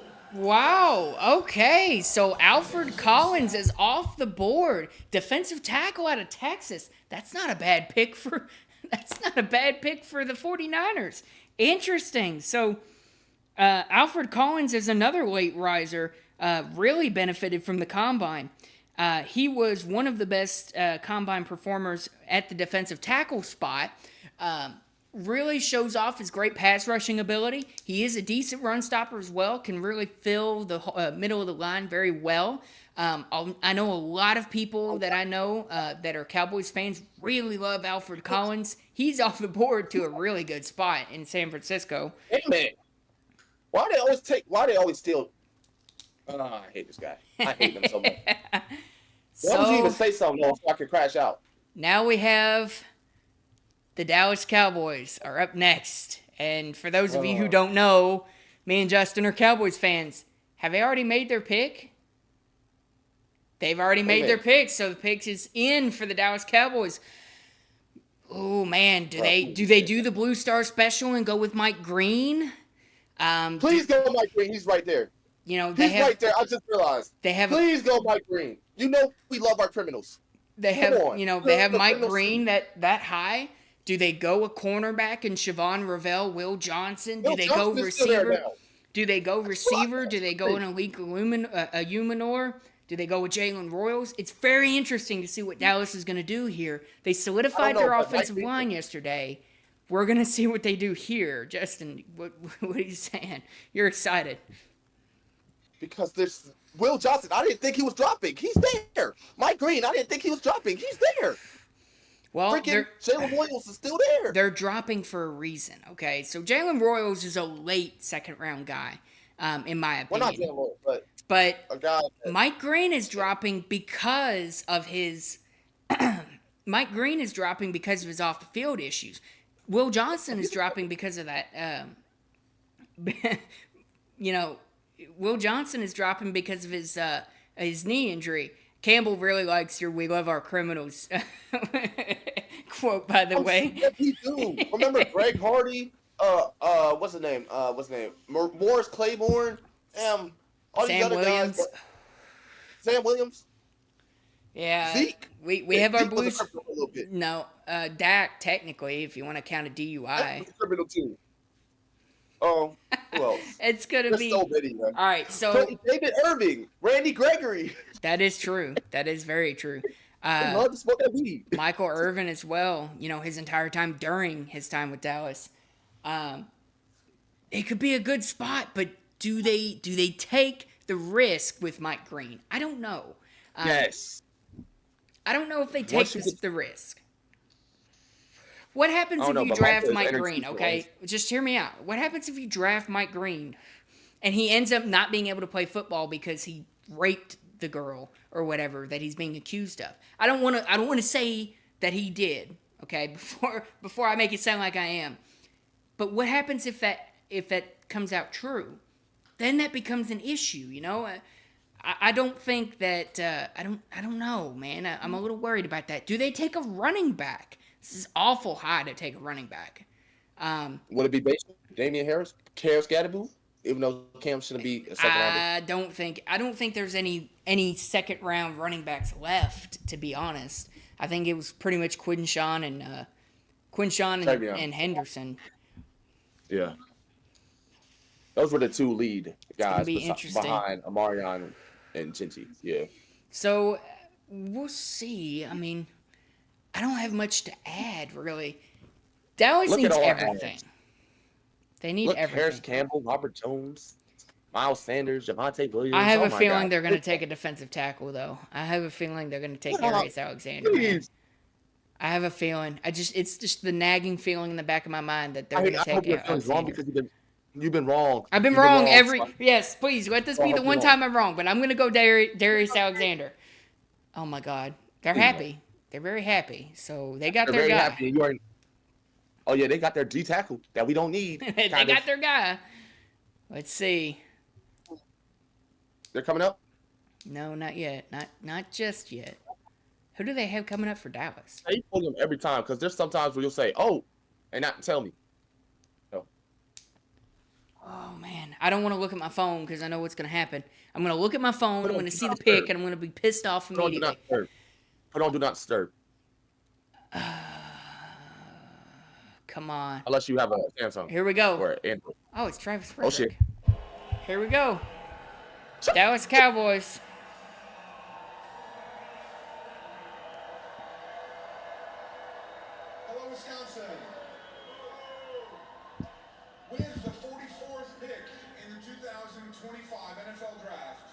the Dallas Cowboys select Donovan Ezeraku, defensive Oh. end, Boston College. Okay. So with the 44th pick, the Dallas Cowboys select Donovan Ezeraku out of edge rusher out of Boston College. I don't know how to feel about that, to be completely honest. So Donovan Ezeraku has, great ball skills. He knows how to get to the quarterback. He's really known for his athletics as well. He is a dynamic pass rusher. I will say that. Let's go. Let's go. That's interesting. That is interesting. That is a good pickup. You fill a position of need. You get one of the best players available. I really like Donovan Ezeraku as a rusher. Now, how much of his game can translate into the run game? This basically confirms the allegations for Mike Green. That's very possible. Yeah, That's fine, very fine. possible. So we got Donovan get what we gotta Ezeraku. That was good. You said he was, like you said, like pretty much like the next best corner. I mean, edge rusher on this. Yeah. Like it's just well, I feel like when you're away, it was sort of dominated, but I think So I don't mind the pick. It's not a bad pick per se. It's not the most flashy pick, but it doesn't need to be.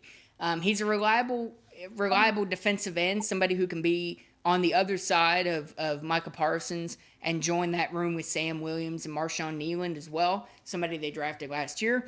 I think we're cooking, y'all. I think we're cooking. Mike Green is still dropping. That's crazy. So the Indianapolis He was Colts. first team all ACC. He had 16 sacks. Hey, let me get in here. Damn. And, that's a great edge rush. Okay, I'm done. Yeah, he is a great edge rusher. Wow, the Indianapolis Colts are already in, and they are coming down out to the stage. All right, here we go. I didn't even get a chance to see to pick who I might take. Whew. It's getting hot and heavy right now. It feels so good to be out here. Didn't have the opportunity in 2020 due to circumstances, but I'm back in Wisconsin. It's always a good time out here, man. Whew. Huge shout out Salem City, man. This is a dream come true. But Colts Nation, let's find out who my new teammate's gonna be, man. Let's go. Let's keep this train rolling on day 2. And with that being said, with the 45th pick in the 2025 NFL Draft, my Indianapolis Colts select JT Tuimoloau.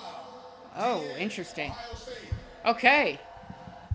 So the Indianapolis Colts select JT Tuimoloau. I'm struggling to say his name. JT is kind of a more underrated option for a pass rusher. As I try and spell his name and I absolutely butcher it. It's not a bad pick per se. I think JT really got overshadowed at times on that Ohio State. On that Ohio State defense by Jack Sawyer. And he really wasn't necessarily the best defensive end available. But Mike Green is continuing to fall. There is something going on with Mike Green that's scaring him. Nobody wants to touch a guy who maybe have raped a girl. That's what? You know what the NFL's more scared of? Somebody raping a woman than somebody killing somebody. Okay. And it's so... Justin, take over for just a second. Okay, gotcha. I don't know anything about Edge JT Tuimoloau, but I must say, I just saw he had 22 sacks, and that was third, 13 and a half sacks, 2024, which is fifth in FBS. They already got, DeForest Buckner, Latu from last year, their first round pick. Then you add JT Tuimoloau to be that other edge on the other side. And then you got your linebackers. Like, this is good. This is a good spot for your boy JT Tuimoloau. That's all I got to say because I don't really like the Colts. So. But the pick is in for LA. Pick is in for LA. LA, I could see going corner, really good corners available. Could they stop the slide of Mike Green? They could use a defensive end as well. Maybe some little more pass rush help. receiver, I don't know really that I would take a receiver this early. They don't need a running back. Could they be a sleeper spot for Shador? That'd be kind of a reach for me, because Why is everything a reach for Shador? well, Goddamn. I'd say it's a reach for Shador just because they don't need him. He'd be a backup, okay? He'd be learning behind Matthew Stafford. It's the best possible situation for him. But How long is Matthew Stafford going to play? that's true. But I really think LA just needs to go best available. I don't think they can lose here. And Campbell just brought it up too. They should go best available. The Rams can't really lose in this position. Take a Xavier Watts. Take a Will Johnson. Take somebody that can be either an instant production person for your team or can be a future piece. I think that could be Will Johnson. You could go Shador here, but I'd be a little surprised if they did. I think they may like some quarterbacks in the later rounds a little bit better. I had to step away and turn my air on. I just realized I had my air turned off, and I was wondering why I was sweating my butt off. And that's why I've been sitting here talking and everything. So, so the Rams really can't lose with this pick. Take the best player available and be happy with it. Dude can sit back and develop. That is true. That's very true. I wouldn't hate a Shador pick here. I just don't know if it's going to happen. It'd be a little interesting. Go wide receiver or pass catching tight end. Yeah, I could see it. But do you take a receiver this early? There's not really any receivers in this area that I would maybe take that high. Maybe an Alik Umanor. I think this would have been a classic Jaden Higgins spot if he didn't get taken already. But I don't know, man. This could be interesting. Justin, what do you think? For LA? Yeah. I say go defense. Honestly, you already did what you had to do, getting Devontae Adams, and your running back. I forgot who they had their running back. Who's their running back again? Kyron Williams and Blake Corum. Kyron Williams. He did what he's already edging up to that top 20, top 10 running back in the NFL. You're great on offense. Defense, maybe a little bit better. I say maybe go linebacker at corner. I'm a fan of Gunnar Helm and Harold Fannin. I could definitely get behind a Harold Fannin pick. I think Gunnar Helm would be a little too early. I think he maybe would be better as a third-round guy. But Harold Fannin, man, you could go in Elijah Arroyo too. He's a very good receiving tight end as well. Rams seem happy, so. I don't think the Rams can lose here. I really don't. Well, we're going to find out. Here we go.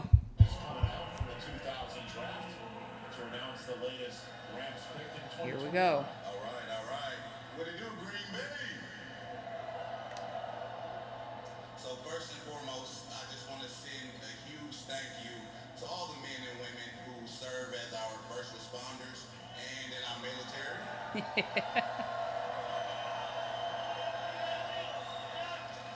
Secondly, I want to send a huge shout out to my son, Mikael. It's his birthday today. He's a draft baby. Let's go. All right, let's get into this pick. With the 46th pick in the 2025 NFL Draft, the Los Angeles Rams select Terrence Ferguson, tight end. Interesting. Terrence Ferguson. Okay. So the Los Angeles Rams go Terrence Ferguson, tight end out of Oregon. That is not the tight end I thought they would go with, but it's not a bad option. Terrence Ferguson is one of the more complete options in this year's draft for tight end outside of the big two. He can block, he can receive. He was amazing at the combine and the draft, the Senior Bowl, excuse me. That's an interesting selection. That's not a bad one, though. But you work that tight end though. Yeah, I mean, hey, Oh, that's 6'5", that 247. that was Fat Theo Doe again, man. He's on it with these call Why outs did for he tight drop this ends. much? Who? He has 6'5", 247. Nice Good Lord, build. is he really? Yeah, Terrence Ferguson, a beast. Good Well, Lord. I mean, he's a monster. I didn't actually look too much at Terrence Ferguson. I'll be completely honest. Gosh, damn, the Cardinals Oh my are God, already that offense is elite. the Cardinals pick is already in too. How many damn times? So Cardinals, who I'm really liking.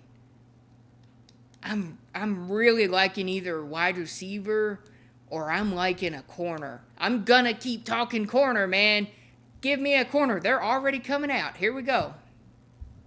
God, Here comes the Cardinals pick. No white smoke yet, Rich.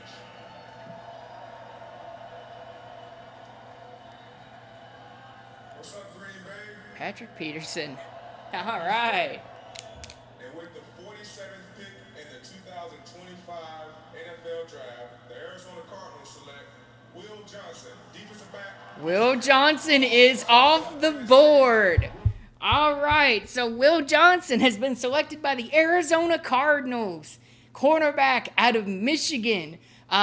Will Johnson was not supposed to fall out of the first round, but that knee injury just scared the hell out of a lot of teams. He is great at his ball hawking ability, shown off by his 3 interceptions in 2024. Very, very good corner. I'm not upset at this pick at all. Now, are you a little worried about his knee injury? Yes, I'm a little concerned about it. But if he can return to the level we know him to play, that's a great pick.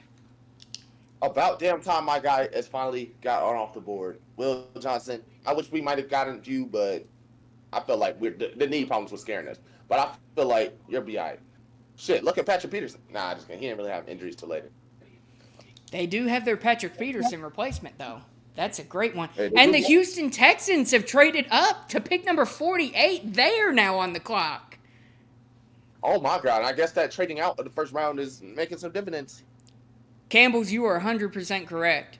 Absolute steal by the Cardinals. Don't need to produce immediately. That is exactly right.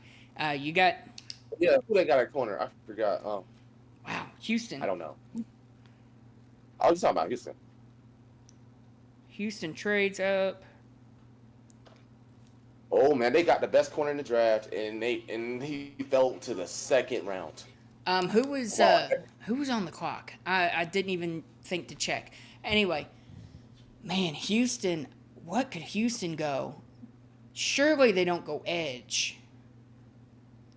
I'd be a little shocked if they went edge here. Cardinals Did they get go a O-line? Then Cardinals get a first rounder in the mid-second. That's true. That's very true. Will Johnson is first round talent in the second round. That's crazy. exactly. I don't know if they'd go O-line here. There's not really any second-round offensive lineman outside of Jonas Savai that I would take. I would say Jonas Savai then. He's gone. He went to the Dolphins. Okay, Oh, so yeah. they traded up with the Raiders. So the Raiders are down to number 58.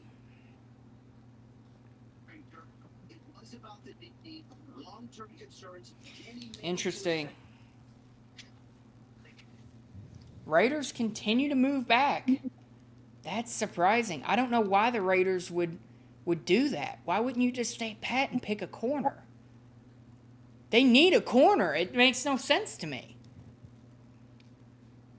Okay, interesting. All right. So, for Houston, I could definitely see Houston going like a, they already got their receiver. They traded out of the first round. Houston could go corner if they wanted to kind of pair somebody up with Derek Stingley on the other side.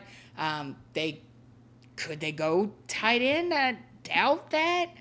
Very much doubt that. They have Dalton Schultz.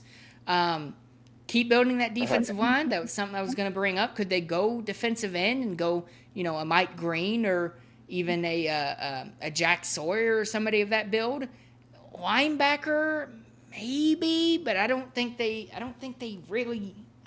any linebackers that are rated that high. Could they go safety? I know they have Petrie. That's maybe you add a safety. They got a lot of places they could go here. There's no offensive lineman to take without it being a massive reach. Unless you take Marcus Mbu out of Purdue, he might be a good pickup. But that's still kind of early. I don't know if I'd necessarily take him that high. Kidney problems and infertility. Tell your doctor if you have weakness. Interesting.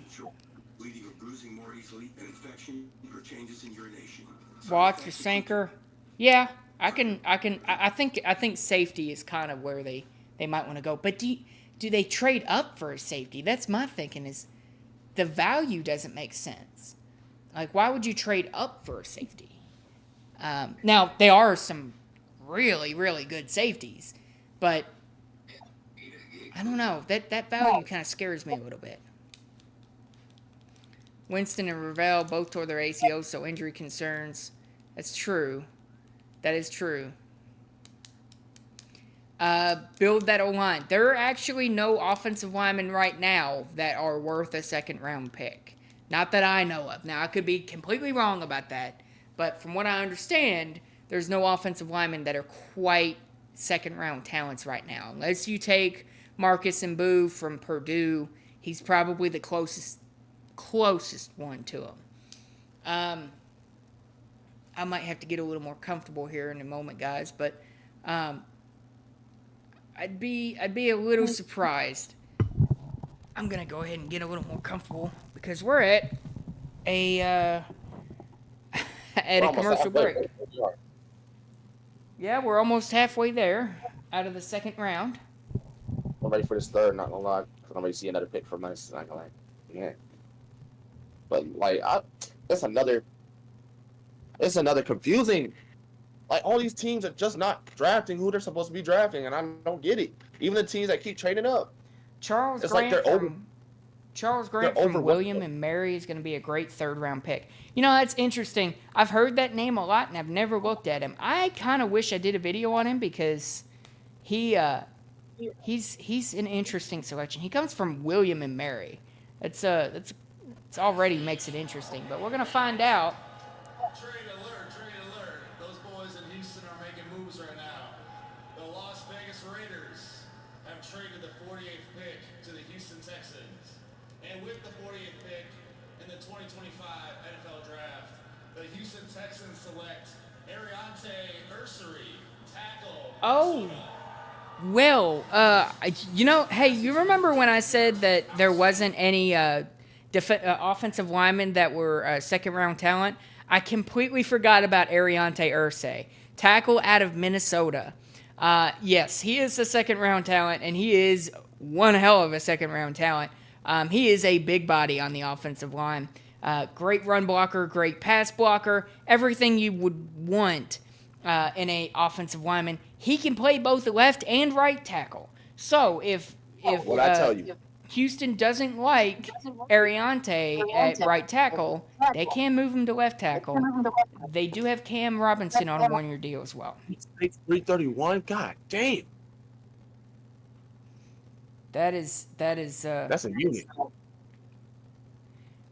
I was completely wrong about my thing about they're not wanting to pick O-lineman. Yep, I know. Yeah, I was completely wrong. Wasn't even close.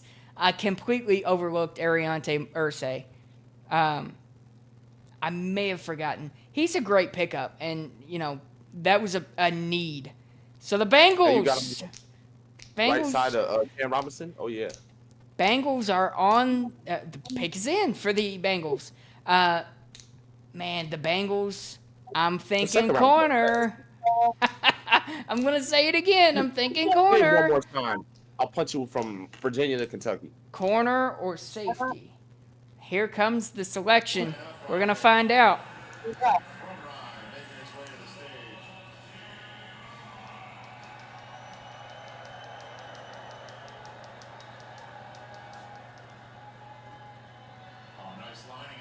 With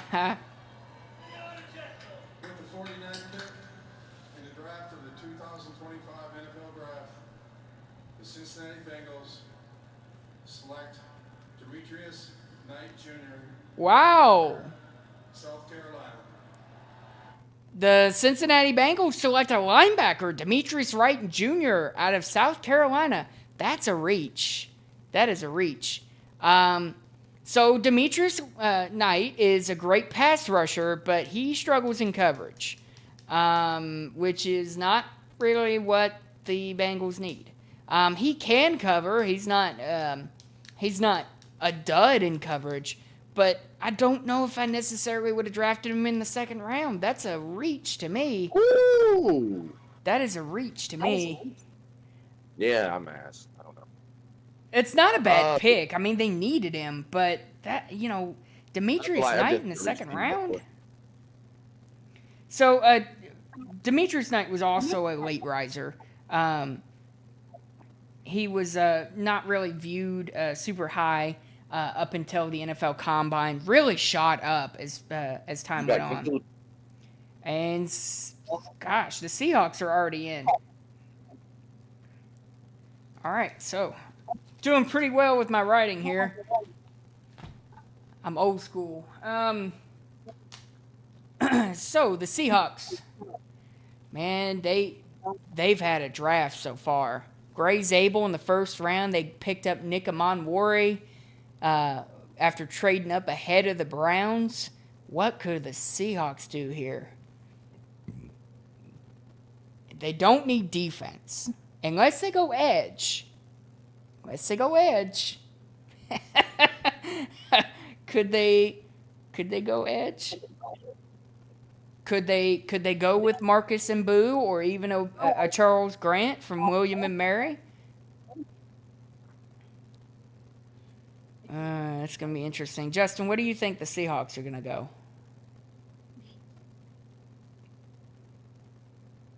Okay, well, Justin isn't here. Could maybe go receiver as well. Yeah, could maybe go receiver as well. Alik Ayumanor is a name I really love. Pairs up very well with a Cooper Kupp. Deep threat guy. Yeah, Mike Green is dropping because of some sort of issues. Yeah, he's got a lot of off-the-field issues. A ton of off-the-field issues. He's currently battling 2 different sexual assault issues. And I think that's scaring a lot of teams away as they look into it. I wonder how far Mike Green will fall. I was surprised when he made it past Dallas. But now that he keeps falling, Mike Green started this draft process as a 6th-round pick. I doubt he makes it to the 6th round. But he's falling a lot further than a lot of people thought. I've said from the start, for those of you who don't know me, I have said from the start that Mike Green does not need to go in the 1st round because of his off-the-field issues. Jalen Noel is probably the pick for the Seahawks. Dude is a sneaky, fast wide receiver. You know what? I completely forgot about Jalen Noel. That'd be a good pickup for him. With my Alika Ayumanor pick, I was kind of going based off of size. They've got a sneaky, fast receiver, but they're going to be... Yeah, but they have Jackson Smith and Jigba, too. That's kind of what I'm thinking about. So they've got that speed already. Maybe get some size. But I can definitely see it. Jalen Noel wouldn't be a bad pickup for Seattle. Could they go quarterback? I doubt it, but could they? No, I very much doubt they go quarterback. That would be a little shocking to see them do that. They also really can't lose here. Their first 2 picks were good. They filled a position of need in the 1st round in Gray Zabel, and they got best player available in the 2nd round with Nick Amonwori. Now they pretty much can't lose. Just don't double dip at a position and you'll be fine.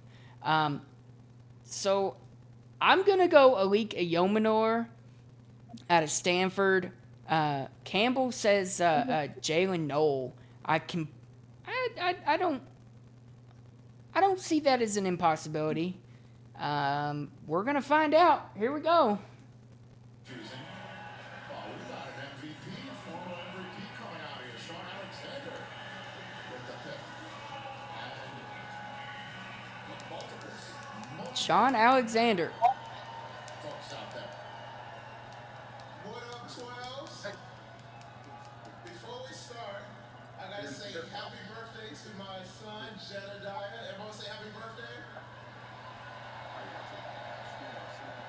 His son does not look comfortable. With the 50th pick in the 2020 Noah, I'm here. NFL Draft, the Seattle Seahawks select Elijah Arroyo, tight end. many picks did I- Interesting. We're currently on the Seahawks pick. The Seahawks went a position I did not expect. Elijah Arroyo, tight end out of Miami. I did not expect them to go tight end. Okay, well, Elijah Arroyo really burst onto the scene last year. Had an amazing year with Miami. Paired up very well with Cam Ward, of course. He's probably one of the best receiving tight ends. Doesn't provide anything as a blocker, from what I understand. But he really became the talk of the town in the Senior Bowl.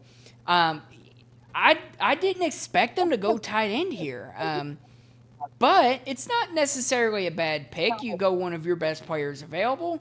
Arroyo is a good playmaker as well. He can stretch the field. I don't disagree with the pick. And the Carolina Panthers have traded up to number 51. They are now on the clock. Interesting. Give me just a moment. Let me get caught up. What picks did I miss? Will Johnson, Ariante, Ursa, you just missed Demetrius Knight. Oh, wait, I saw that. Never mind. So you haven't missed any picks then.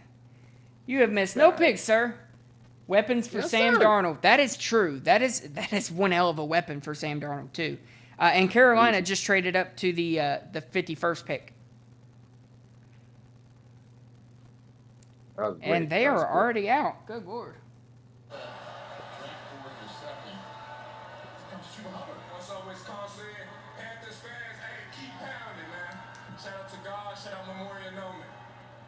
The Denver Broncos have traded the 51st pick to the Carolina Panthers. With the 51st pick in the 2025 NFL Draft, the Carolina Panthers select Nick Scorton, DN, Texas A&M. Interesting. Wow. Okay. So the Carolina Panthers go Nick Scorton, edge out of Texas A&M. So Mike Green continues to fall. Nick Scorton is kind of a tweener, as NFL Draft actually just brought up. Very much a tweener on the defensive end. He can play defensive tackle, play defensive end. Really known for his pass rushing more than anything else. He is a very, very good pass rusher. Was considered a first-round talent for a long time. Kind of started to slip as other guys really took that spot away from him. I see him better as a defensive end, but he can play the defensive tackle spot if he needs to. At that size, I see him better at the edge, though. Yeah, I definitely see him better as an edge. Let's see. That's not what I meant to put. Seahawks. But that defense looking scary. Panthers Yeah, defense looking scary. That is a really good defense that they are building through the draft. Scorton is one of my favorites. Tennessee is going to make their pick. They're not going to trade. So Tennessee Titans pick is in. Just to kind of finish up on the Carolina pick, they needed defensive end help. They got it with Scorton. There's really not much more to add there. Tennessee is in. Tennessee also needs some edge help, or they could use a corner. So let's see what Tennessee does. The Titans are going to make their first pick since Cam Ward, and it's keep going. Bay, Titans fans have had to wait a while for this pick. And with the 52nd pick in the 2025 NFL Draft, the Tennessee Titans select Olufemi Oladejo. Wow. Olufemi Oladejo, edge rusher out of UCLA. Okay, so Oladejo is a very, very good pass rusher, but he's very raw. Okay, he's kind of like Shamar Stewart. He switched from linebacker to edge, so he has some coverage ability as well.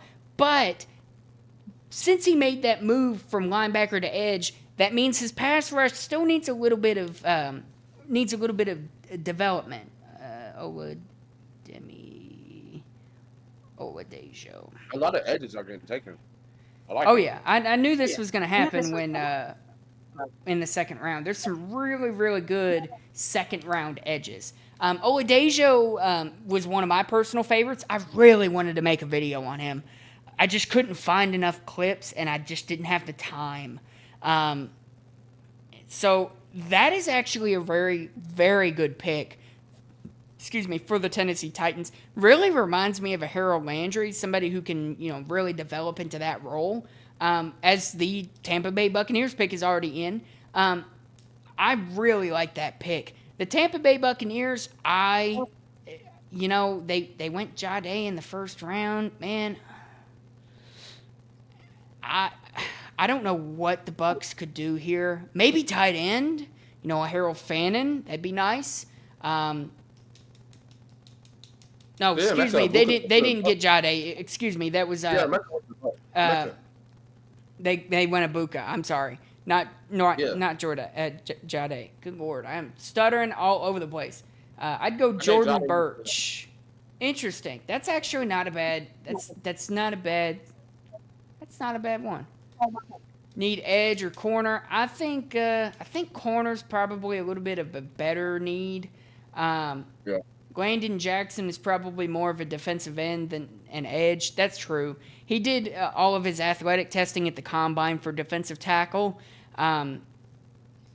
He did some defensive end and some defensive tackle. Excuse me. So I wouldn't be mad at a Landon Jackson pick for Tampa, but I think corner is going to be a need for them. And there's some really, really good corners left. And if I'm Dallas, I'm starting to look at this second round, and I'm going, hey, some of our guys are falling. Oh, you know what? Trey Amos is still there, too. That's something Campbell just brought up that I forgot about. Oh, yeah. Aren't I just the best analyst for getting all these players that are still available? Yeah, Trey Amos. I like that pick for Tampa. Trey Amos. That's great value too. Somebody who's expected to go in the top of the second round, maybe even a first rounder. That's not a bad pickup. Jordan Birch. I don't know much about Jordan Birch. I'll be completely honest. I know a lot about Landon Jackson and Trey Amos, but not a whole lot about Jordan Birch. He's that guy from Oregon, if I'm not mistaken. I believe, right? I don't know much about him. Gabriel was a Heisman runner-up. One of the Heisman runner-ups. He's never going to see the third or fourth. Not gonna lie. Dylan Gabriel in the third? I mean, not in the third or in the fourth, really. Not gonna lie. I think the run of quarterbacks. Oh, and by the way, Shedeur is still not taken. Shedeur is still sliding. He's still. This is a nightmare situation for Shedeur Sanders. What did I say, bro? He could slide to the third. This is a nightmare situation for Shedeur Sanders. Well, that's what you say. After the Saints, who else needs a quarterback? That's true. I did not expect Shedeur Sanders to still be available this We are almost late. done with round 3. I mean, round 2. We got Green Bay, the Chargers, Chicago, Denver, Vegas. Well, Vegas maybe. Baltimore, Detroit, Washington, Philly, KC, Philly. Chicago, KC, Philly. Other than the Saints, It's been interesting so other far. than the Raiders, I don't see anybody drafting him. We've had a great live stream so far, guys. I wanted to just before this pick comes in, thank you guys a lot for all the support so far. And Justin, thank you for sticking with me through this second round so far. We've still got a long way to go. We're already 2 hours in as the pick for the Tampa Bay Buccaneers is now on the way. Here we go. What a soft Green Bay! Yeah, I love the energy. Love the energy. And with that in mind, with the 53rd pick in the NFL 2025 draft, the Tampa Bay Buccaneers select Benjamin Morrison. All right. I like that pick. So for Tampa Bay, they select Benjamin Morrison, cornerback out of Notre Dame. I like that. Morrison really reminds me of a prime Byron Jones. Very, very good lockdown corner. But if you paired Byron Jones with some ball skills, because Byron Jones could not do anything when it came to the ball. He only had like 2 interceptions, I believe, in his career. That is a very good pickup for a struggling Tampa Bay secondary. Benjamin Morrison having an issue with his knees. I believe he had a torn ACL. So I'd be a little worried about that, but not worried enough to let him keep sliding. I think that's a fantastic pick for Tampa Bay. Benjamin Morrison out of Notre Dame. All right, so we have Green Bay up next. Green Bay is going to be another. How many corners got knee problems in this draft? Like, every single one of them in the second round. that's crazy. All of them have either had a torn ACL or have chronic knee issues. So Green Bay, they went wide receiver in the first round for the first time since 2002.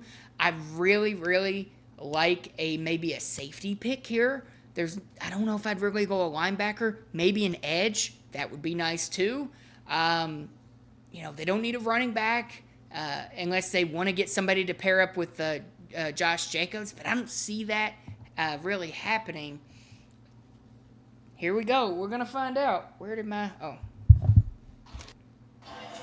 like they're doing something for one of the foundations too.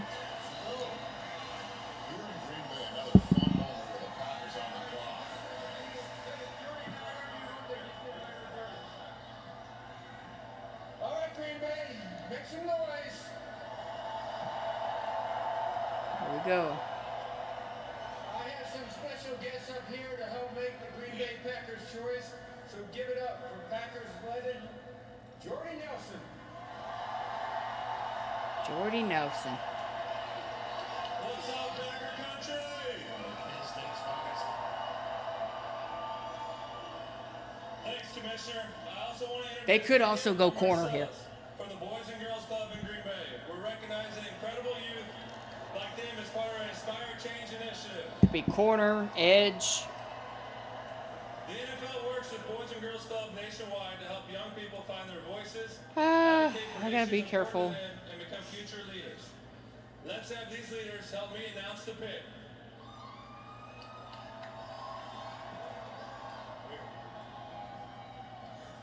With the 54th pick in the 2025 NFL Draft, The Green Bay Packers select Anthony Belton, tackle, North Anthony Carolina State. Belton. Go Packers! That's interesting. So the Green Bay Packers go Anthony Belton, tackle out of North Carolina State. That's a little bit of a reach, but it's a position of need. Anthony Belton was seen before the draft process. He was one of the guys I actually had on my list to do a video on. He was seen as kind of a fifth-round talent. Anthony Belton is a monster of a human being, 6'6", 336 pounds. He is a great all-around blocker, but if he's going up against a speed rusher or a power rusher of any kind, he's going to struggle. So I'd be a little worried about that with Anthony Belton. Not a bad pick. Not a bad pick, But you like his size, though. in my opinion, that is a reach by the Packers. That is a reach. But you like his size, though. Like, maybe he can fix that, and he's a big guy. He's So, a you know, maybe not that hard he's to a get. monster. Like, he's a monster. Look at him. Like, jeez. This is kind of what And I like- happens when they draft their wide receiver in the first round. That's what Campbell said. It's like, hey, think here's he's on it. here's your wide receiver you've been bugging the shit out of us about for years and years and years. We're gonna reach on a tackle now. They haven't done it since I was born. I never got to see it, bro. They have to start reaching on super late round talent. That's true. They really didn't. Yeah, Belton was. What Belton's was a push Belton call. rated? Did Belton move That's great. up in rating at all? He only allowed 3 sacks in 2024. 3 sacks at North Carolina 3 State? sacks. Yes. I mean, it's not great production. Well, damn. It's It's not still only great 3. production. That's not terrible. Here we go, Chargers. Feel good to be back home, baby. Buck Nation, I'll see you over there. Can't see offensive line talent being available in the second round. With the 55th pick It's in very the true. 2025 NFL Draft, the Los Angeles Chargers select Trey Harris. wide receiver, Trey Harris. Mississippi. Okay, so after the interesting. So after the Los Angeles Chargers panic in round 1 and select Amarion Hampton, they go wide receiver in the second round. Trey Harris out of Ole Miss. Trey Harris is an interesting selection. He's kind of a slot receiver, but he can play on the outside. A little big to play slot in the NFL, but he gets put in the slot because his route running is so good. Catches everything thrown his way. That's an interesting selection. I maybe would have taken somebody else, but that fits very well. You would have taken who? Never mind. Who I would would have took Ted Brown. Yeah. I'm glad you didn't say that because I would have lit you up. Tez Johnson. I'm sorry. That was mean. Trey Harris is actually a pretty good pick for him, though. I mean, you know, he's kind of he's what the Chargers need as in the wide receiver room. They have a big body in Quentin Johnston. They have the quick and speedy receiver in Lab McConkey, and now they have Trey Harris, who's also got speed but has that vertical threat ability without being massive. They got Najee Harris in free agency. Now they got Hampton. Now I really don't realize why they did that. That's why I said that the Chargers panicked in round 1 and picked Amarion Hampton because they did not need him at all. They didn't. Not to mention they could have just brought back. I still don't know his name. What is wrong with me? How can I not remember his name? Whatever. Anyway, they didn't need him, but that's besides the point. The Chicago Bears are up next. Do they pass up on Mike Green? You know, they've got a second chance to get Mike Green again. Chicago has another second round pick. So Chicago's going to come out of this draft with 3 second round picks. Unless they trade one away, they've got some draft capital, that's for sure. Chicago, I'd really go edge here. I'd get one of the better edges. I don't think you need corner. You got wide receiver and Luther Burden earlier in the second round. You don't need a tight end. You took Colston Loveland in the first. Tackle, maybe. I mean, maybe you could pick up Marcus Mbu from Purdue or even a Charles Grant from William and Mary, but those would be kind of reaches. You know, I don't really know. You could go safety and pick up Xavier Watts. I don't know I'd be a little iffy on taking like a Danny Stutzman at linebacker. I don't really think the value's there. But it is towards the end of the second round, so you're going to start reaching on a lot of these guys. A lot of these tweener guys that are like second and third round guys. Justin, will you take over for just a moment? Gotcha. I'll be right back. Okay, the Bears got another pick. They are cooking. They are raking with these picks in the draft capital. I don't really know where they can go. Like they're filling up every hole. They're getting a lot of picks. So I'm not really sure. The O-line's great, you know. Maybe no, they just get a linebacker. I think they might have. I forgot the last pick. I'm sorry. I really didn't pay attention there. But yeah, they signed LJ Edwards, TJ Edwards again. You know, maybe could go secondary. Might go safety. I'm feeling that. You know, they already got their wide receiver, their future, hopefully number 1 wide receiver, Luther Burden. You know, they already added Devin Duvernay and Alamadi Zaccheaus this year. So I'm thinking, okay, yeah, maybe fortify that D-line. I'm back. Yeah, fortify the D-line. That's a good idea. Ooh, a Darius Alexander. That'd be a good fit. Ooh. And I was saying D-line or safety. Fat Theo Doe, thank you. J.K. Dobbins. I don't know why in the world I could not remember his name. It's insane to me that I couldn't remember. Oh wow, the Lions have moved up to number 57, and the Broncos moved down to number 60. So there's another trade. Lions 57.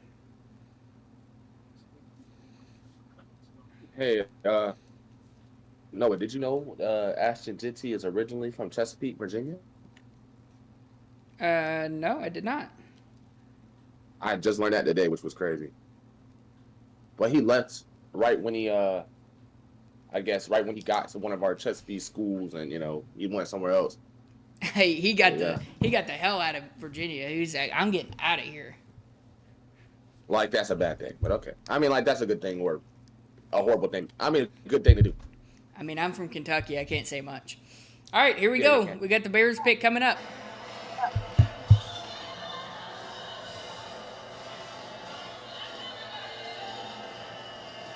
Whew, Seth Rollins.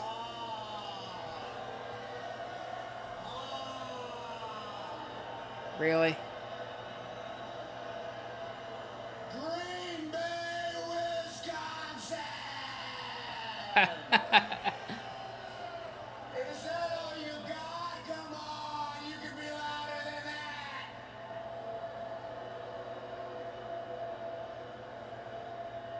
I know y'all mad because championship gold looks good on the blue and orange.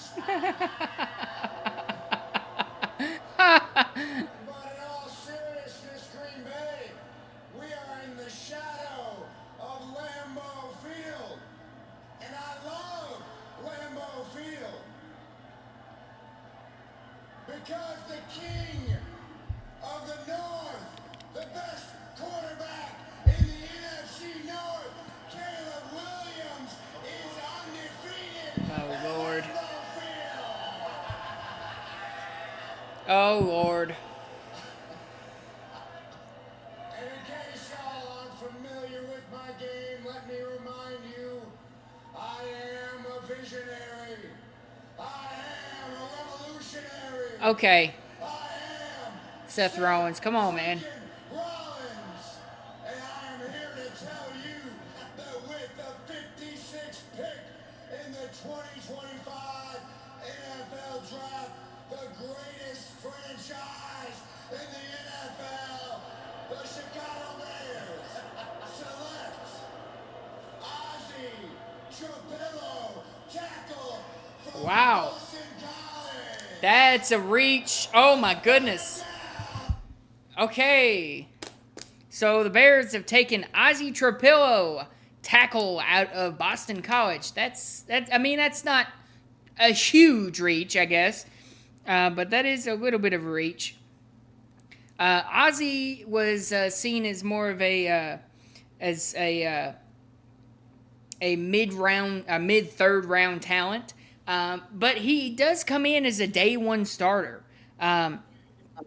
He's probably the most complete offensive tackle in the mid rounds. I don't find it surprising that the Bears are going to go ahead and solidify their offensive line even further. 6'8". Sorry, finish up. He's 6'8". Yeah, he's a monster. These tackles are huge, Justin. These tackles are huge, man. God damn. Where are they feeding these kids, man? Oh wait, I'm like the same age as you guys. What am I talking about? I was gonna say I'm older than some of these guys, and I'm probably bigger than a lot of these guys too. You're not 6'8". That's true. That's true. Yeah, maybe weight wise, but not. I ain't no 6'2". My NFL dreams were killed when I came out as 5'8". No, it's over. Guys, quick fact: Noah once took a fumble recovery all the way back 90-some yards. And for some reason they didn't put him in max preps. I don't know why. Shit. So the Lions are up next, and they're already going to make their selection. Here we go.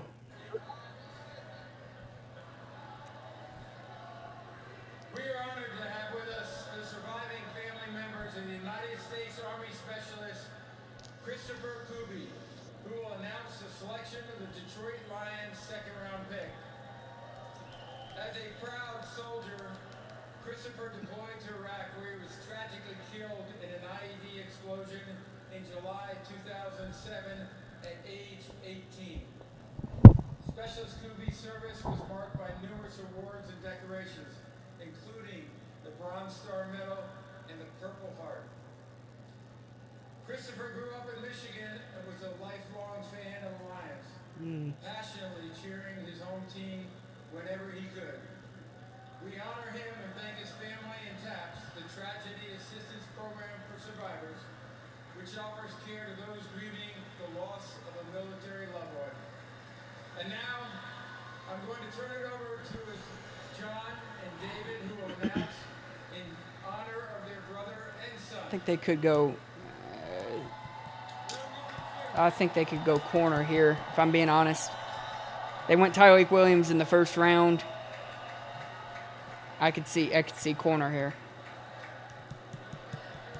Definitely don't need safety. They just re-signed Kirby Joseph.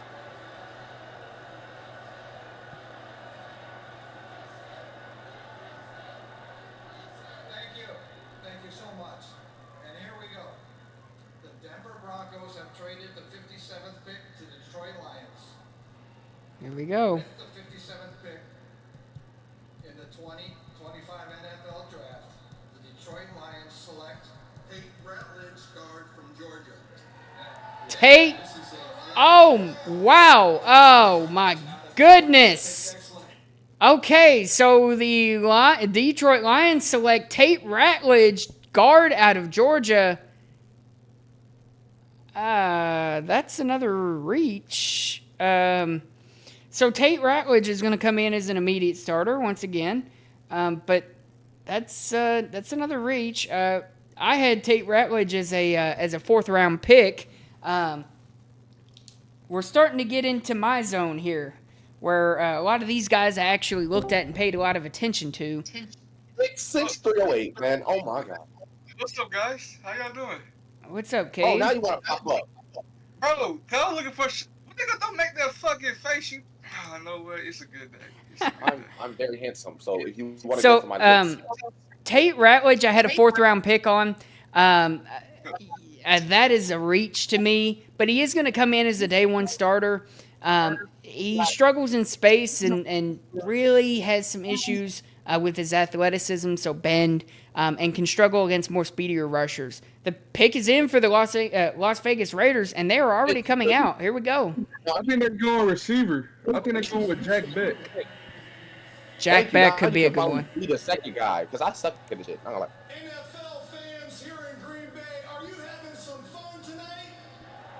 This could be a good Jack Beck, good Lord, Jack Besh spot too. Cabe, you are right. They do need a big body receiver. Can you talk about how Shador's historically? Well, hold on. Hold on.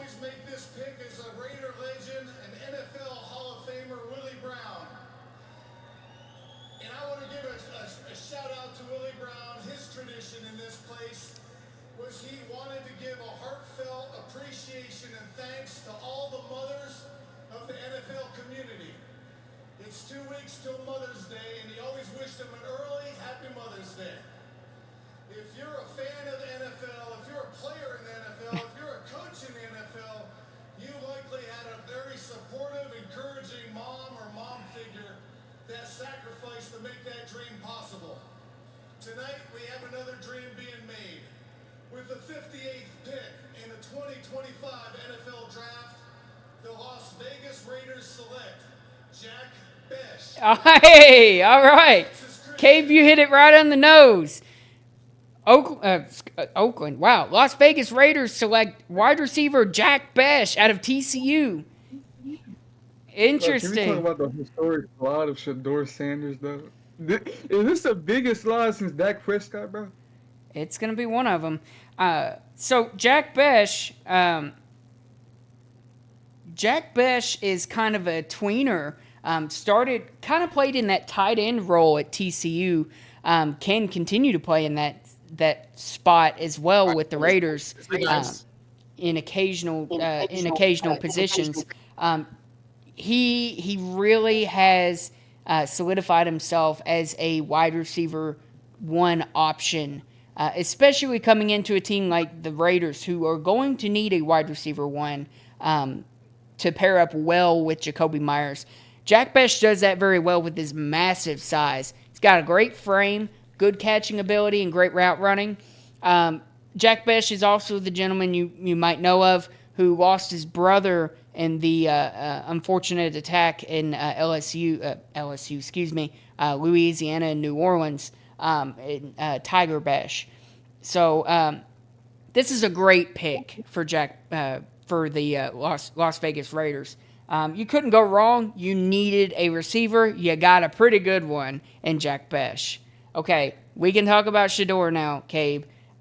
Yes, that is insane that Shador is sliding, but it's not surprising because once he made it past the Browns in the early part of the round of round 2, I wasn't going to be surprised. I didn't expect New Orleans to take Tyler Shook over him, though. No, that's the one that I'm talking about. I can see Shador sliding, but don't let a quarterback like Tyler Shook go before. That's just bad value, bro. That's terrible value. You got the best player on the board, and you're going to reach for Tyler Shook that would have been in the 3rd round. By the way, this quarterback class is going. Come on now, bro. That's just. Burrow's definitely going 3rd. Definitely all the money going 4th. I told Justin that I never would have thought that the first player that I did a video on would have been coming off the board would have been Tyler Shook. I thought it was from Kentucky. So the Baltimore pick is in. So the Baltimore Ravens are going to be walking out here soon. Edge, bro. Edge would be a good spot for him. Might snag up Mike Green, bro. I don't know. Mike Green, he keeps falling, man. I think this is where he goes, bro. The ignorant city of Baltimore for ignorant nigga, bro. I'm telling you, bro. I'm playing. He's not ignorant. I'm playing. He's a great player. I wanted out of him for the Cowboys. I definitely wanted Mike Green or Donovan Ezraku. I forgot to say his name. So those are great picks. So the Ravens, I mean, they could use some secondary help. They could use some wide receiver help. Maybe. Is that the first pick you ever got from the Boston College? Is that? Huh? What'd you say? Our first pick we ever drafted from somebody out of Boston College? I don't know. I have no idea. I'm sorry. I have no clue, big bro. But I think they got Mike Green, bro. That's what I honestly think.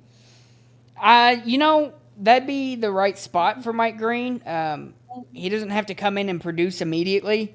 But I'm still worried about his off the field issues, like that off the field stuff scares me. Had off the field issues. Yeah, but they weren't like they weren't like, sexual assault issues. They were great. They were great charges, bro. And but they aren't currently ongoing. That's the difference. All of Harrison's stuff got dismissed already. Ravens should get Mike Green. They always have a solid draft. That's true. I think Mike Green is the no-brainer pick here, but you could have said that about a lot of guys or a lot of teams coming into this draft so far. It's a little surprising that he's fallen as far as he has, but I've always said that Mike Green was not first-round talent because of his off-the-field issues. You don't know what you're going to get with his off-the-field stuff. I really don't know what Baltimore could do other than go Mike Green, or maybe they shock us and go like Jack Sawyer. I don't know if I'd really like that fit, but it'd be interesting. I forgot who got Nick Emmanworiye, bro. Whoever got Nick Emmanworiye. The Seahawks. Seahawks. Yeah, they made the pick of the year, bro. They made the pick of the year. That was a great pick. I don't know how he slipped so far. I did not expect Malachi Starks to get drafted before him. Not gonna lie. Yeah, Nick Emmanworiye. I did. He was a good pickup. So best available so far, it's got to be Shedeur and Mike Green. Those are the two best available at the moment. Bro, a first-round quarterback is gonna go to the third round, bro. Did you see the Packers reach super hard on Anthony Belton? Yeah, they could have got him in the third round easily. Darius Alexander to the Ravens. I mean, I wouldn't be opposed to it, but they already have Justin M'Baku. So, it'd be a little bit of a weird fit considering that Alexander is already a 3-tech. So you're going to have, unless you see M'Baku as just a nose tackle, which he definitely can do. But I wouldn't be opposed to it. That wouldn't be a bad pickup. If you're worried about Mike Green's off-the-field issues and you don't want Jack Sawyer, Darius Alexander could be a good between option. He's a little bit of an older prospect, which I'd be a little worried about. He's going to be going into his age 25 season by the end of his rookie year.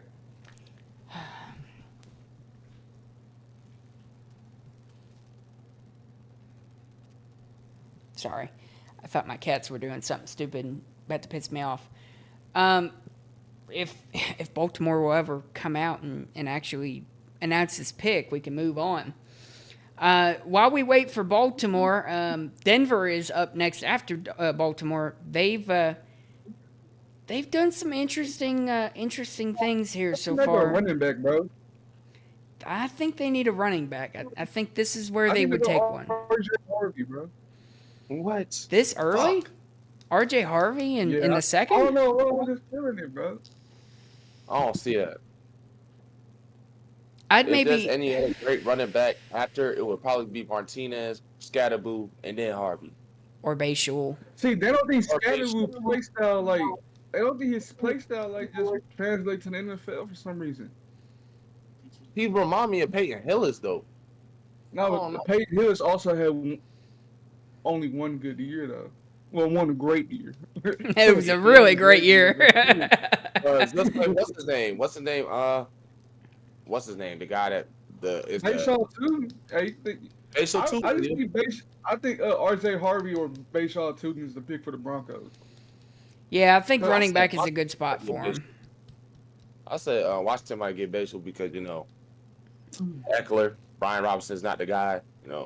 Might as well put him in there, take pressure off Jaden Daniels. Even though Jaden Daniels make pressure, make diamonds, but make the offense better with him. I don't know. All right, well, here comes the pick for the Baltimore Ravens. Wow, that guy is massive. Good Lord. I swear, I think they might go Mike Green. And I pretty much feel like Denver's going for running back. I don't know why it's either Bayshaw Tootin or fucking RJ Harvey. But I feel more RJ Harvey for some reason. To help with hunger relief and hunger throughout our nation. And so our motto is to never stop giving, never stop loving, and never stop growing so that no child will go without food. My son JW and I, we have the honor and the privilege of presenting tonight's pick. He's one hell of a speaker. For the Baltimore Ravens. And with the 59th pick in the 2025 NFL Draft, the Baltimore Ravens have selected Mike Green. There we go. Mike Green is off the board. Defensive end out of Marshall. The slide is over for Mike Green as he goes to a stellar, absolute stellar culture in Baltimore. So Hold on, bro. Hold on. Mike Green needs no introduction. He needs no introduction. First round talent, but he's been brought down hard by his off the field issues. Oh my God! Oh my God! Oh my God! Oh my God! So sorry guys, I'm still behind. It's just fun as hell being a Ravens fan. No, you got Malachi Starks and fucking and Mike Green, that is insane. He is amazing. If his off the field issues don't affect him, that's going to be the steal of the draft. I feel that's going to be amazing. What about Shador? No dick riding. What about Shador, bro? The Browns are still in play for bro, in my opinion. No, I think Mike Green has that. I'm sorry, I just do. The pick is already in for Denver. And I 100% agree. Like Mike Green was I had a first round grade on Mike Green, in my opinion. I mean, everybody did. Mike Green was I thought he was going to be he has like the ability to be a top 10 pick. Let's be real. The off the field issues just dropped him cost him some money. The only real knock against Mike Green is his run defense. He's not at all a good run defender. But that can be coached. That can be fixed. As long as his off-the-field issues don't take him out. Here comes the Broncos pick up next. I'm just glad Philly didn't pick I got R.J. Harvey. Who y'all think the Commanders going? I think they're going DB. I think the Commanders going DB. I think the best corner on the board is Trey Amos. I said they go Trey Amos for the Commanders. They go R.J. Harvey. They need a DB bad. Here we go. Let's see what the Broncos do. Wisconsin Badgers, baby. Broncos need a running back. Let's see. Now, with that said, with the 60th pick in the 2025 NFL Draft, the Denver Broncos select R.J. Harvey. Oh my goodness, UCF. Justin, no, not Justin. Cabe, you spoke it into existence. R.J. Harvey is off the board. Okay, interesting. So. R.J. Harvey, as a running back, is extremely explosive. Has the tendency to bounce runs off to the outside prematurely, which tends to hurt him a little bit. He's also an older prospect at running back, 24 years old. But during his time at UCF, he was electric. He was the last player that I was able to squeeze in for a draft stock episode. R.J. Harvey is one of my personal favorites. I really hoped that he was going to find a way to drop to the third round, but I am super happy for R.J. Harvey. I'm so happy for him. That's two of your guys, a second round. Oh, yes, sir. No. That's two of my guys off the board. It's two of them. I think the Commanders go Trey Amos. That's the best DB available. Yeah, Man, I feel bad. They could also go running back as well. But here comes the pick anyways. We're going to find out. Brian Robinson, they beefed up that O-line so he can get home. That nigga is limping like a mother. Check this out. With the 61st pick in the 2025 NFL Draft, the 3-time Super Bowl champions, 5 times world champions, Washington Commanders selects Trey Amos. Defensive back. Wow. Okay, Trey Amos is off the board. Cornerback out of Ole Miss. Cabe, you got to be looking. You're looking at these fucking picks, ain't you? I'm on 2K playing football right now. Playing basketball, bro. I'm not even on my Trey phone. Amos, cornerback out of Ole Miss, is off the board. Was one of the best cornerbacks left. Amos has the distinction from the other cornerbacks in the second round of not being injured. He doesn't have any injury issues coming into his rookie year. He has that length that you like to see in a corner, and he has some ball hawking ability as well. but he's more known for his lockdown ability. I think that's something that Washington's really been lacking for a long time. This is a great pick by Washington. They continue to get better and better, and they, coming off of an NFC Championship appearance, a surprising NFC Championship appearance, they're loading up to go back. I wouldn't be very surprised if they do either. The Chicago Bears pick is already in. Oh, they wasting no time, bro. Who does Chicago even need? Probably defense, right? Yeah, I mean defense. I mean they. I would they say don't reach on D line though. I would say just hope they defensive don't reach tackle. on the D-line. I'd say defensive tackle. Get you Darius Alexander for the Bears. I don't know. I just feel like they finna reach on a defensive lineman, bro. Well, who would they And reach it's on? gonna be I don't know, like maybe like I don't know. I'm thinking like on the top of my head, Shamar Turner, like a Shamar Turner, or like I don't even know, bro. Yeah, I mean I could see it. I think Darius Alexander should be the pick. I think that's the only right pick. Either a Darius Alexander or a Jack Sawyer. Or Deion Walker? Isn't Deion Walker not drafted yet? Yeah, I don't know if I'd really take Deion Walker. If Deion Walker is there, but Darius Alexander's there, I'd take Darius Alexander. Just because Darius Alexander is already complete. He's done. He's 24 years old. So if the Bears are wanting to compete now, he is the win now pick between the two. Now, but Deion Walker also is like a win now, but he has more like he can grow more. He has a better ceiling, in my opinion. I think when you draft players in second rounds, I feel like you want good players with high ceilings. That's not true. Like good players with high floors. You feel me? Well, you know what Deion Walker's going to be by now. I mean, he's going to be a mid-tier pass rusher that can play the run decently well. That's what they need.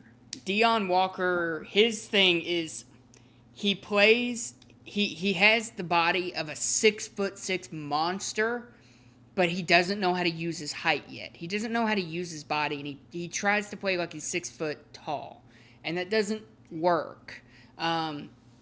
He's very kind of. I don't want to be really mean on Deion Walker, but he's kind of clunky when he runs around. He runs like he's 6 foot. You know, he kind of stomps everywhere. His lateral agility isn't great. And all in all, he's an impressive defensive tackle, but I don't know if he really fits the Bears per se. I would lean towards more of a Darius Alexander pick, but I could be wrong, and they could go, hey, we're not going to pick a defensive tackle at all. We're going to go corner because why not? It wouldn't surprise me. I just think they go D-line, bro. And I feel like if it ain't Darius Alexander, they finna go Shamar Stewart just because of his run-stopping ability and his potential. Yeah, that's possible. See, we're now in the part of the second round where third-round guys are going to get drafted in the second round. The Bears could take a running back. You know, Bayshul, he's there. You know, Damian Martinez, he's there. It wouldn't surprise me. They could get Bayshul like third round. I think Bayshul's is ours for the taking. Well, best available. They don't need a tight end. Kevin Winston. I mean, Kevin Winston could be nice. They could use a safety. That safety from Penn State? Yeah, they could use a safety too. And he's young as hell. What happened to Xavier Watts? What in the world's going on with him? And they don't value safeties like that, bro. And Mbuka. I know that. I know they don't value him. Not a lot of teams need safeties for real. That's true. Oh boy. So whenever the pick comes in, we don't have anything really to add. Kansas City will be next after Chicago. What are we thinking for Kansas City? I'll say you go running back, bro.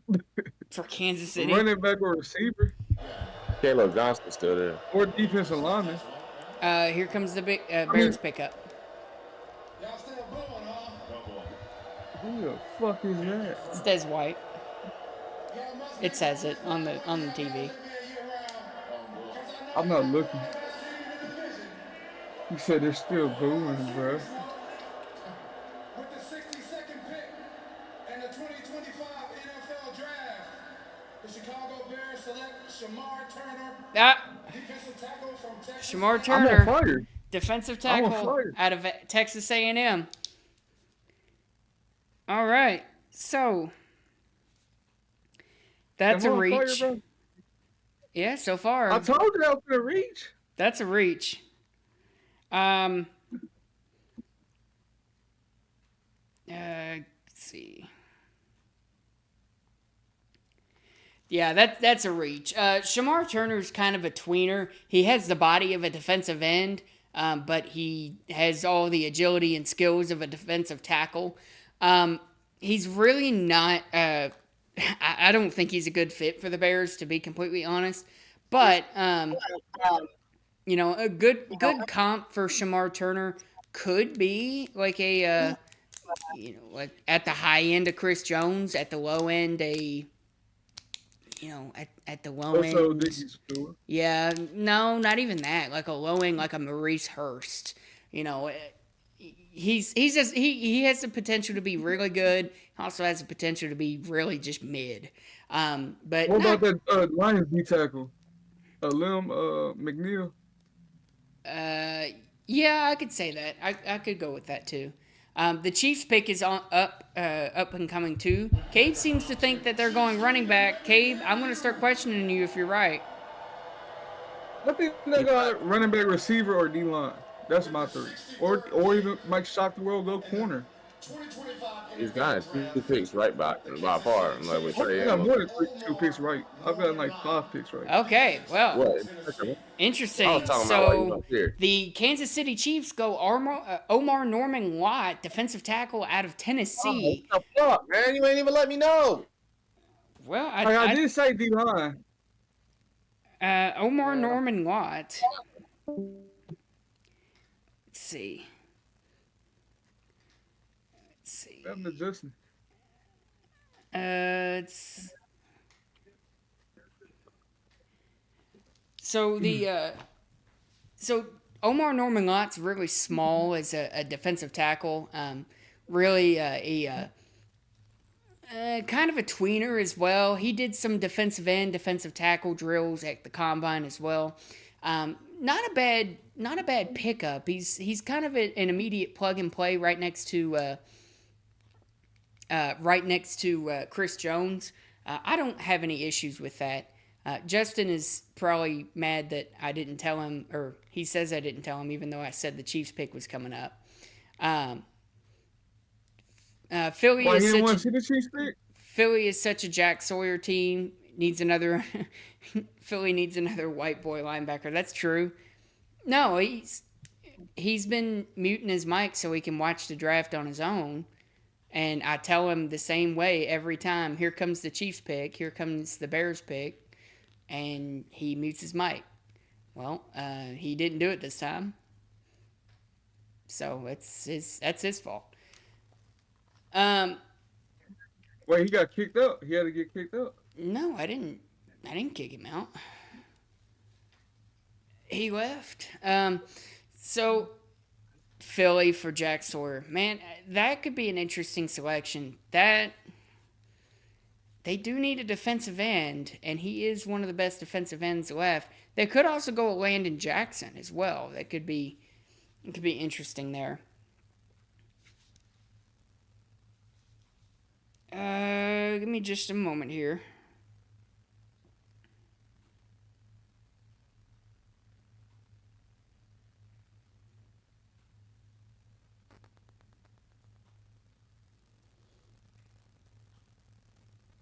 They told me bust out my AP. Perfect time, man. Watch that nigga go 7th round. Watch Shiloh get drafted before, bro. I doubt that. I very Eagles much might go doubt DB, that. bro. They might go DB. DB? After losing CJ Gardner-Johnson, they might go DB. This might where safety go like Xavier Watts, Andrew I don't even know how to say his last name. And Kevin Watson. I mean not Watson, but Kevin Watkins. Yeah. Somebody I in my think this chat is where one of those says. safeties go. Somebody in my chat suggests Jalen Noel as a wide receiver 3. I mean, that's. Do you spend another premium pick at wide receiver if you're the Eagles though? You know, wide receiver 3 you could fill pretty easy. You know, I don't know if you really maybe would do that this high. It's possible though. It's not implausible. It is Howie Roseman. I think they're calling up from Jahan Dotson, in my opinion. Well, they let him go. They let him go. I did not know that. I thought they let him go. I could be wrong. Either they let him go or they declined his 5th-year option. I can't remember which one. No, they declined his 5th year. I'll be damned if I put a 5th-year option on that. I'll be damned. I mean, Noel would be a decent option on him for him for the Eagles, but I don't know. I'd be a little iffy about picking a wide receiver with a premium pick just to be your wide receiver 3. You could get a wide receiver 3 in like the 4th or 5th round, but here, never mind. That's not the pick. They're showing off. I think they go DB, bro. Think they're going DB? I think they go out of the 3 safeties, bro. That's what I think. I can agree with that. I think they're gonna lean more towards Xavier. I mean, not Xavier. Andrew. I can't say his last name, but he's from Texas. Solely because he fits their play style more, and he's like a C.J. Gardner-Johnson dupe. What about a Princely Uiagalelei? I don't know if I said I that name just right. realized he failed this far. Yeah, that could be an interesting pickup. Here comes the Eagles pick. That's some hair right there. That kid got some hair. My God. Bo Allen. Go Birds! With the 64th pick in the 2025 NFL Draft, the Super Bowl champion Philadelphia Eagles select Andrew Makuba. Okay, well, they went defensive back, so you were somewhat right. I did say Andrew. I said I think they're going Andrew. I can't say his last name. Andrew I'm not even Makuba. gonna try to disrespect, bro. Yeah, cause he's more of a C.J. Gardner-Johnson dupe. He get like feeling his shoes. So Andrew Makuba, it's interesting that he got taken before Xavier Watts, but it's Makuba is a ball hawk at safety, hard hitter, ball hawk, has good zone coverage skills. Only fell this far probably because he's a safety. He doesn't have too much positional flexibility, so it's not really the kind of person you put at cornerback or even slot, nickel. But Mabuka could be a good pickup to pair up with Reed Blankenship in that backfield. That's not a bad pick for them. So that does end out the second round of tonight's 2-round draft. I'll do a quick overview, and we'll kind of go over the picks, Cabe, if you want. We started off the night with a bang. Carson Schlesinger, linebacker, goes to the Browns. Jaden Higgins, wide receiver, to the Texans. Nick Amonwori, safety, to the Seahawks. Oh, they're moving on to the... never mind. I can't do that right now. I thought there was a stop between the second and third rounds. I completely forgot there isn't. So, we'll do that later. While we wait on the pick, is there any picks that you maybe would go back and scrutinize if you were a GM? The LSU edge rusher. I don't think he should have been drafted that high. The LSU edge rusher? Yeah, that Ola, I can't say. Oh, the UCLA. Ola Odejo. Yeah. I basically just call him Ola Lademi Dejo or whatever. Yeah, I saw him as a third rounder. That's a little high, especially for being a developmental defensive end. That's kind of high for me. The Giants are up next, the first pick in the third round. They really need D tackle, bro. They need another D tackle. They really can't miss here. A D tackle, really? Then they go Darius Alexander, bro. That's what I think. Why do they need a D tackle? They got Dexter Lawrence. They need another one. I mean, This is BPA. Plus, this is a BPA pro. But do you take D tackle over like corner? Over who? Over a corner. You know, Siobhan Ravel's still there. He sure is, but the ACL, you gotta think about that, the knee injury. What about safety? Xavier I White. don't think they really don't have. They got Javon Holland and they got another. They have a guy that's developmental back there, so I don't think they need safety. Okay. Well, because they did sign Javon Holland. I don't know what they're doing. They aren't announcing the pick yet. I think they're going D-line, bro. They want to have the most ferocious D-line in the NFL. We're just doing a damn good job at having one, bro. I'm not Will Carter, Brian Burns, Kayvon Thibodeau, Dexter Lawrence. God. Good Lord. Maybe go receiver. Ooh, maybe what receiver would they reach on, though? They'll have to take they wouldn't have to reach. You know, they got Jalen Royals and Alik Umanor still there. Oh, I forgot Ayamona's there. Yeah, and Tez Johnson's there if you really want him. That 40 fucked over Tez Johnson, I ain't gonna lie. Here comes the pick for the Giants. But not as bad as Xavier Restrepo. I'm not gonna lie. A 4.9 is kind of crazy. Here we go. Jason Sehorn. The 65th pick in the 2025 NFL Draft. The New York Giants. You look amazing. Darius Alexander. God damn it, Cabe. All right. What's up? So the New York Giants have selected Darius Alexander, defensive tackle out of Toledo. He really exploded during the Senior Bowl and had a explosive NFL combine. But as I said earlier, Darius Alexander is an older prospect. He is going to be 24 by the end of his rookie season. He is a late bloomer, so it's a little bit worrisome. You know, how much more development does Darius Alexander have? Now, Darius Alexander is an amazing 3 technique. He will pair very well with Dexter Lawrence. This has been a very defense heavy draft for the Giants. They're gonna need to get a receiver eventually, and Shedeur is still falling. Kansas City is up next, and their pick is already in.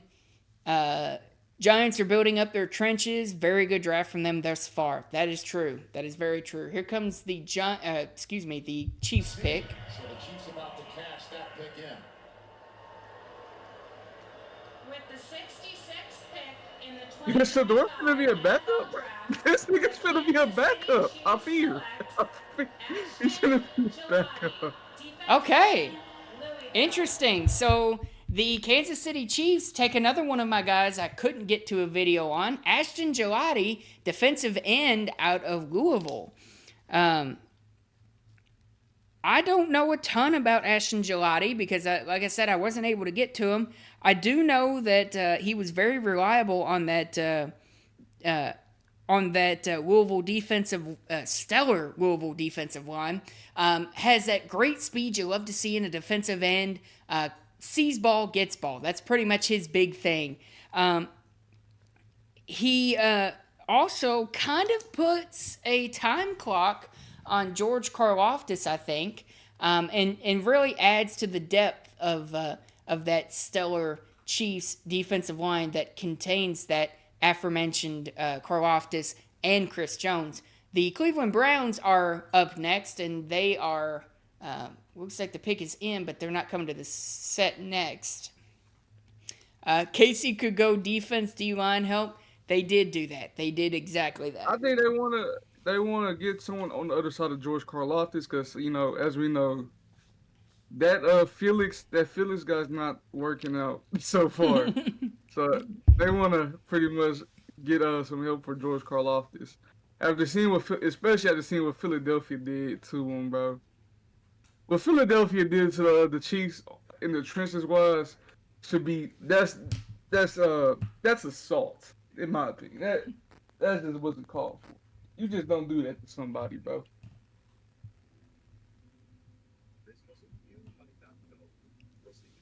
I won, nigga. All right, sorry. So Cleveland is on the clock. They still need a quarterback. Does Shador fall past Cleveland? I can't. I hate to keep bringing him up because I know it can be annoying, but it is surprising that Shador is still falling. It is very surprising. And so far, I've not gotten any picks in the second or third round right. I should have just agreed with Cabe. I just don't think they go quarterback. No, you pass on Shador this far, I think you just go someone else. But he's by far the best player available. He's been the best player available for the past hour. Let's be real. Yeah. So I don't know, but hey, we ball. Whatever happens, happens. And yeah, I don't know if they go Shador though. I doubt it. I highly doubt it actually. I'd be surprised. I mean, they did trade for Kenny Pickett. They signed Joe Flacco. They still have that monster contract in Deshaun Watson. So, you know, and I don't see them picking a quarterback. I don't see the fit anymore. I think if you were going to pick a quarterback at this point, you would have done so. It is pretty telling to see Tyler Shough go ahead of Shador Sanders. That is insane. That shows how teams look at him. That shows how teams look at him, bro. It's pretty insane to me. Is Shador a day 3 pick, bro? Is he seriously going to be a day 3 pick? Man, that's crazy. Is he going to get picked on a Taco Bell commercial, bro? Is that what we doing, bro? Bro finna get Nikola Jokic, bro. I don't think he'll go that far. But I swear, Shiloh's finna get drafted before this nigga, bro. Man, were the interviews that bad? I mean, seriously, man. Bro must have been speaking Morse. Bro must have gone to the table and started saying Hitler chants, bro. Yeah, there's no way, bro. Man had to like just come in and immediately just told all of the scouts and shit just to go fuck themselves or something. There's no way. There's no way, because his college tape is not that bad. Far from bad. I mean, I knew he was going to fall, don't get me wrong, but I mocked him to the Saints at pick 9. Shit, man. We have picked 69 damn near. All right, well, here comes the Cleveland Browns. They've now substituted I'm gonna leave. Hold on. The secondary pick.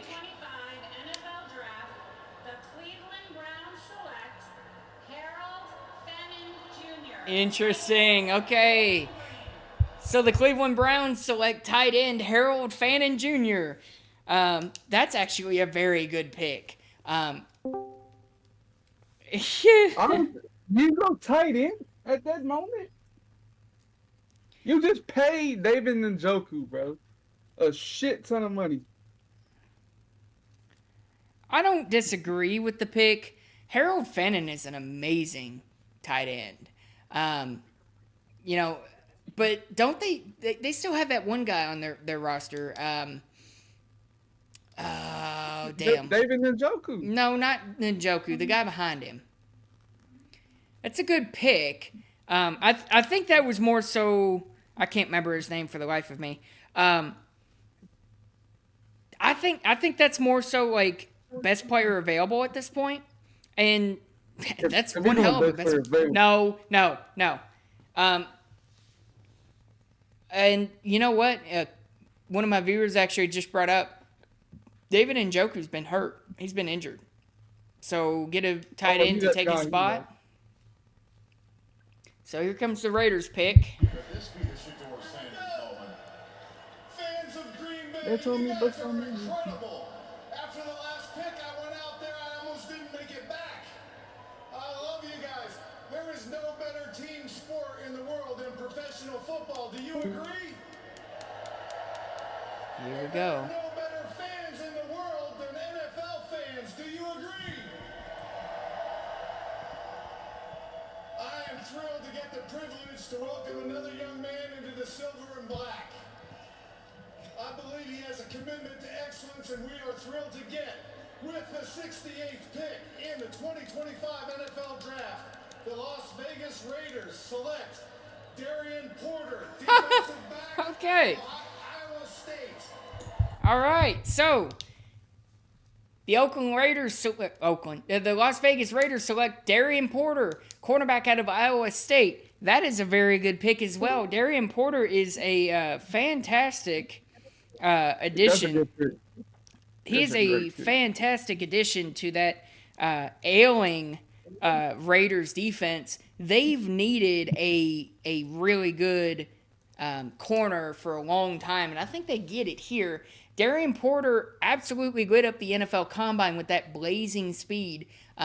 He was up there tied with Maxwell Hairston for a while before Hairston ran the record of 2025. That's a good pickup.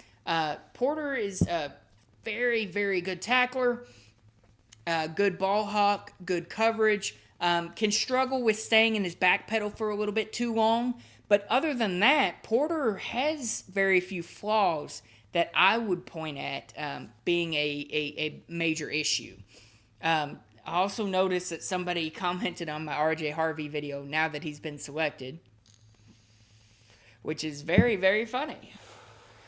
Hey, you wanna know something? It's gonna hit like crack when the Cowboys select Shador Sanders, bro. Please don't say that. The New England Patriots pick is in. New England, I think I would go receiver maybe. Who do you think, Jalen Knowles? Yeah, Jalen Knowles. Let me check here. Patriots went Travion Henderson in the second round. I completely forgot about that. Oh, are they? That's a great pick. That was a great pick. Bro, Shador Sanders got drafted 60 picks after our mock position, bro. It's all right. We still have someone special helping you with the Patriots pick, coming all the way from There's no way this nigga's that bad, though. London, I guess. There's no way. From London, is that right? That's right, from London. Look, I heard London, I heard NFL, and I figured those tickets are going to sell out fast. So, you know, before I come a few months They got Idris Elba. Is the pick being announced? Handsome and punctual. All right, mate. Thank you. Nothing chit chat. All right, let's not keep I guess that Brady and Sanders connection isn't working. Yeah, Sanders, yeah, he's fallen. And here we go. Jalen Noel could be a good spot here. They might go Kyle Williams. Kyle Williams! Let's go! I fucking love Kyle Williams, man. I love Kyle Williams. Fuck, I was really hoping he got to Dallas, man. I want him to us, bro. Fuck. All right, so Kyle Williams, another one of my guys I did a video on. Kyle Williams is an electric wide receiver. I loved him coming out of Washington State. Very, very good deep threat guy. Only thing I'd say that he struggles with is maybe his motor, or not his motor, his blocking and his separation against man defense.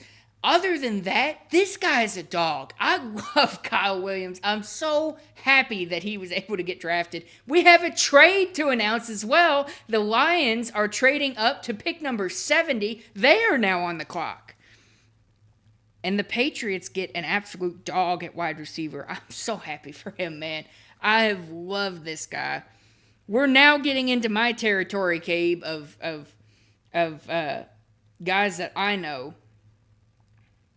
And I've done a lot of research on. This is where I think I'm gonna really thrive here. So the Lions are now picking.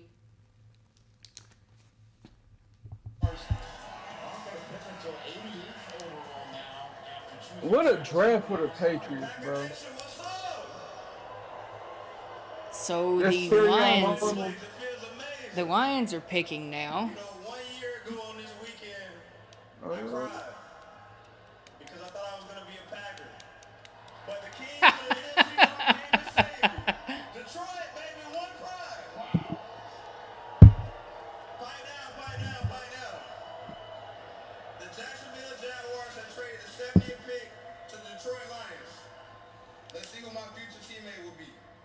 With the 70th pick in the 2025 NFL Draft, the Detroit Lions select Isaac Tesla, wide receiver, Arkansas. Isaac Tesla. That's a really good pick. Interesting. So Isaac Tesla, wide receiver out of Arkansas. It's not your guy, Cabe, and Andrew Armstrong, but it is Andrew Armstrong. It is another electric wide receiver. He's more of a slot receiver than anything else, but he's very quick, solid hands, does great against zone coverage. Again, struggles against man coverage at times due to his small frame. But Isaac Tesla is a very solid pick. I really wish... Oh, never mind. They went down to 102. Good Lord.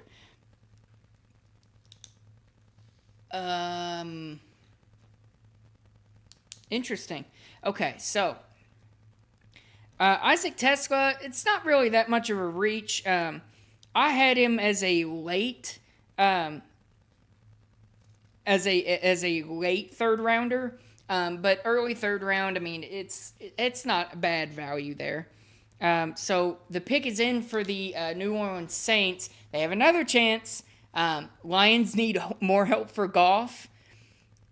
Yeah, I mean, see, Jared Goff is one of those quarterbacks where it's like he has to have the weapons around him, but he already has a ton of weapons. I think the Isaac Tesla pick is more so a replacement for Josh Reynolds. They haven't really had that number 3, number 4 wide receiver since he left. They've got Amon-Ra St. Brown. They've got Jameson Williams, as far as I know, unless he gets traded. But I think that's a good pick for them. It's not really my best value per se, but it's not a bad pick. For New Orleans, I'm kind of leaning. Man, do you go? I'm going Jalen Noel. Yeah, I was gonna say, do you go receiver here? Go Jalen Noel, maybe a Illuminor. I would like a Illuminor a little bit better for New Orleans. You talking about Ayo Manor? Yeah, Ayo Manor or whatever. However you say his name. The guy from Stanford. Yeah, I know you're talking about. The one that killed Travis Hunter damn near. I like him a little bit better just because he fits better. He's bigger. He's a big body, yeah. He fits better with Chris Olave. I think that'd be a good fit. And he can run routes. Yeah. Oh, yeah, he can. There's a lot of really good players. Siobhan Rebel is funny, still they come there. around and drafted Shador. They drafted Shador. That would be the funniest shit in 2025, bro. Well, man, it's been an interesting draft so far as we wait for the draft to continue. While we have this moment of pause, I wanted to thank you guys again for all the support on the live stream. We've done fantastic, and all the comments really do help. They help me keep engaged and give me a couple of decent laughs and give some real thought-provoking moments. Cabe came and joined me for the second time as Justin had to step away. Harvey, I'm just going to move my cat real quick. So, I hope everybody's enjoying. We will be live for rounds 4 through 7 as well, covering every single pick. I know a lot of channels tend to stop covering the NFL draft after day 2. I will not be doing that because I thrive in these late rounds. I really love learning about these later round guys. So, come on, Harvey. Let's get down now. Okay. So, No, this gotta be racist, bro. What? The Shador stuff, bro. This gotta be racist. No, it's not racist. I'm just playing, bro. New Orleans could also go Landon Jackson. That'd be interesting. Keldon Johnson is still on the board. That's That's a Cowboy. That's surprising. Bro, just come on, make it to the Cowboys, bro. Please. Please, Caleb. Please, Caleb Jackson. Please, Caleb Jackson. Here comes the Saints pick.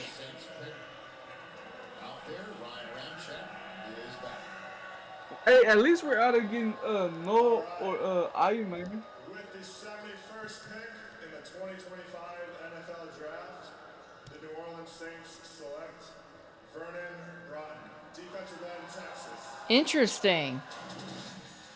Who they go with? Vernon Broughton, defensive tackle out of Texas. Get the fuck out of here.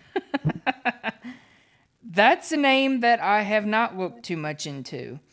No, the Saints are sabotaging themselves, bro. They could have That's easily had a great draft, bro. Oh my gosh, this is bad. that's interesting. That is interesting. Saints need to fix their defense. Well, they're trying to. That's for sure. So Vernon Broughton out of Texas. From what I understand, I'm kind of cheating a little bit. I'm watching the draft just to give him a quick overview. Very good run stopper. Doesn't provide very much in pass rush at all. And is not a tweener at all. He is a nose tackle, 3 technique type. That's just about it. And he can't really do the 3 tech because he's not really a pass rusher. I could be wrong. I just caught a very end part of the NFL Network overview. I have not looked at Vernon Broughton too much, so apologies for that. But we have the Bills pick in next. Who do the Bills pick? Buffalo Bills for having me out to make this pick. Being a graduate of Wisconsin, I know how y'all party in Green Bay. Y'all doing it right. Y'all doing it right. With the 72nd pick in the 2025 NFL Draft, the Buffalo Bills select Landon Jackson. There we go. All right. Landon Jackson is off the board. Defensive end out of Arkansas. I have done effort on him. Very tall, long, crazy athletic defensive end. Absolutely good at getting to the ball handler. He shows effort and is able to provide some value in the run game as well. Landon Jackson had a very, very good NFL Combine. One of the reasons why he rose so high, he's going to join that stout Bills defensive line that now includes TJ Sanders and Joey Bosa. That is a really good haul. So far, the Buffalo Bills are having a very good draft at the moment. So the New York Jets pick is now in. The Jets, I could see the Jets going, they went Mason Taylor in the second round. I could see them going maybe a defensive end here, maybe a corner. Siobhan Ravel is still there. I think they got Azare Thomas, bro. Azare Thomas? That's my next best corner. That's a good choice too. Azare Thomas, Bills. Florida State. Here we go.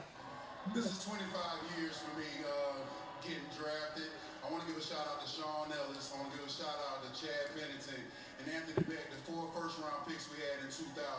And also we got a free 99. We got a third-round pick for Bernie Scholes from Florida State. With that being said, with the 73rd pick in the 2025 NFL Draft, the New York Jets select Azareye'h. There we go. Azareye'h Thomas. You saw that on Instagram, you fucker. What? Azareye'h Thomas out of Florida State. The brother of Cowboys safety, Wanye Thomas. Azareye'h Thomas is a very electric corner. He's massive. He's huge. NFL Network has him listed at 6'1", 197 pounds. Very good size for a corner. He's bigger than that, bro. He's bigger than that. Exactly what Campbell just said. Get a big body to body other receivers. Azareye'h can do that. He's got the motor. He's got the effort. He does everything you want to see in a corner. I think he's going to pair up very well with Christian Benford on the other side. He's also got quite good ball skills as well. I really hoped that Dallas was going to be able to find a way to draft him, but unfortunately it was not meant to be. Denver is up next. They drafted R.J. Harvey with the last pick, last pick in the second round. Denver could go receiver. This is Aya Minor or Andrew Armstrong or like a Jalen Noel go. Not gonna lie. Armstrong would be a reach here, but Ayumana I could see. Ayumana I could see. Maybe a offensive lineman, Marcus Imbo. He's still there. That could be interesting. They don't need a defensive end. They're filled on that. And if I believe, they have already drafted, because they...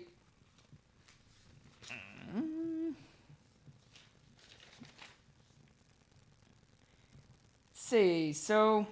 You would have to go Savon Reveal if you're the Cowboys, right? I would say so. Yeah, so they got Jade. I remember that. Jade Barron, and I would go receiver if I'm the Broncos. Go receiver, pick best available. Pair somebody up with Cortland Sutton, and get you a weapon for Bo Nix. What do you think about the San Francisco 49ers, Gabe? That depends on if we go receiver or corner. They can either go Savon Reveal or either Noel or Ayamon, whoever the Broncos don't pick. Or if the Broncos don't pick a receiver, then I guess it's free game for both of us. I just don't know. I want Ayamaner or Reveal. But I honestly think that San Fran's going Reveal. I can see it. They needed a corner. I could see corner for the 49ers. I'm trying to get ahead for some of these picks because they're just speeding right along. 49ers went Alfred Collins in the second round. It was a very good pick for them. Corner could be a good call for the 49ers. They just lost Chardavius Ward. So they're going to need something there. Receiver could be very good for them as well, like you said. How much do you trust Brandon Ayuk and Jawan Jennings and Ricky Pearsall? You drafted Ricky Pearsall with a first round pick. That was a reach. Everybody knew it at the time, and I still think it was a reach. But you're unsure about what you get in Brandon Ayuk with him coming off his torn ACL. He wasn't too terribly good before the torn ACL. Ricky Pearsall hasn't been able to stay healthy, so that leaves you just Jawan Jennings, who's been reliable, but not really the kind of person you want as your wide receiver one.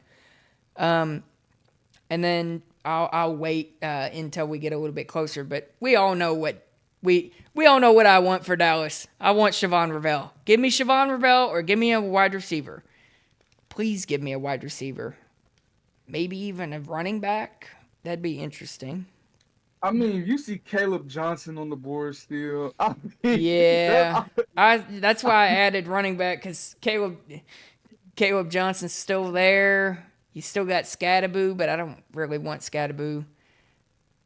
You have a three-way fuckery. There's no way you fuck this up, right? Unless you can fuck it up. Let's be real. We can all fuck it up.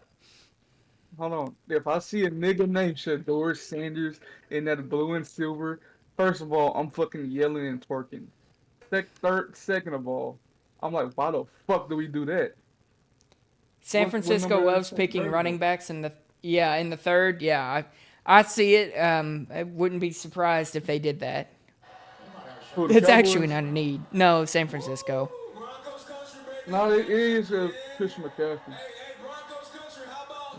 It's never stopped him before. Wouldn't surprise me. They got Jordan Mason. Well, Jordan Mason was a late round pick. He's gone. He went to the Vikings. I'm just saying they did it before. Comes the Broncos pick. Broncos country. What about Super Bowl? Oh, wow, that is a reach. Interesting. Okay. The Denver Broncos select Pat Bryant, wide receiver out of Illinois. 6'2", 204 pounds. That is a reach. I see what they're doing. They're trying to get another Courtland Sutton. That's all it was. Yeah. A smaller Courtland Sutton. Okay. They wanted 2 Courtland Suttons on the outside and a Marvin Mims in the inside, the second in the middle of the field. So Pat Bryant, I can see that though. Pat Bryant is very reliable as a receiver, but he's not flashy at all. Pat Bryant is going to get you either 20 yards or he's going to get you 100 yards. There's really no in between.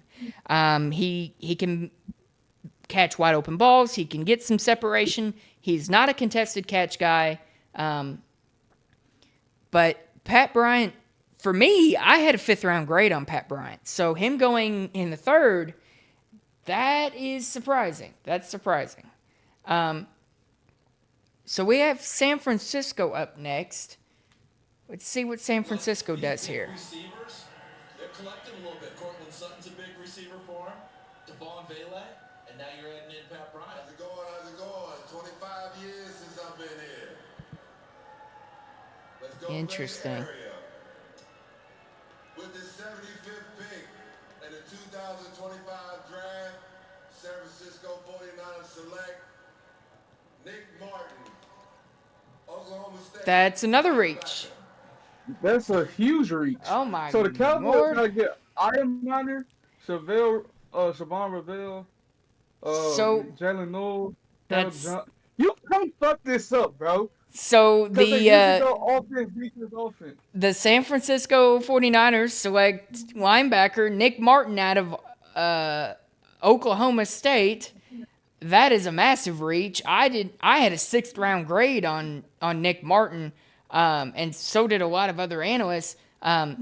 Nick Martin is good in the run. He's a great run stopper, but he struggles in coverage. He struggles in actual pass rush. He's really just a run stopper. So that is a super big reach for me. Nick Martin doesn't do anything fantastic, and to use a 3rd round pick on him, that's interesting. You know who I think this reminds me of the 2022 draft, and they got Tyler Smith, Sam Williams, and then Jalen Tolbert. Well, here comes. I think this is the round we go receiver. Here comes the pick. I think we go receiver here. That's all Oh, oops. So the Cowboys, I could see receiver. I could see running back. They might wait until the 5th round to take a running back, but that'd be a little late. Here we go. Let's see what the Cowboys do. What a beautiful night out here in Green Bay, huh? We're going Savon Ravel. Hey, that's a fucking The 76th pick in the 2025 NFL Draft, the Dallas Cowboys select Savon Revel Jr., cornerback out of East Carolina. That's not a bad pick. Oh, I like this draft, bro. That's a 1st round talent. We got in the 3rd round. That is good. That is up, bro. That's good. Are we moving Bland back to the nickel?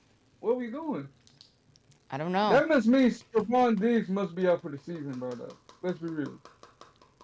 Either that, or they might be moving on from him. But they have gone. Oh, and the Carolina Panthers have traded up to number 77. They must get a receiver. Another one. Fuck it.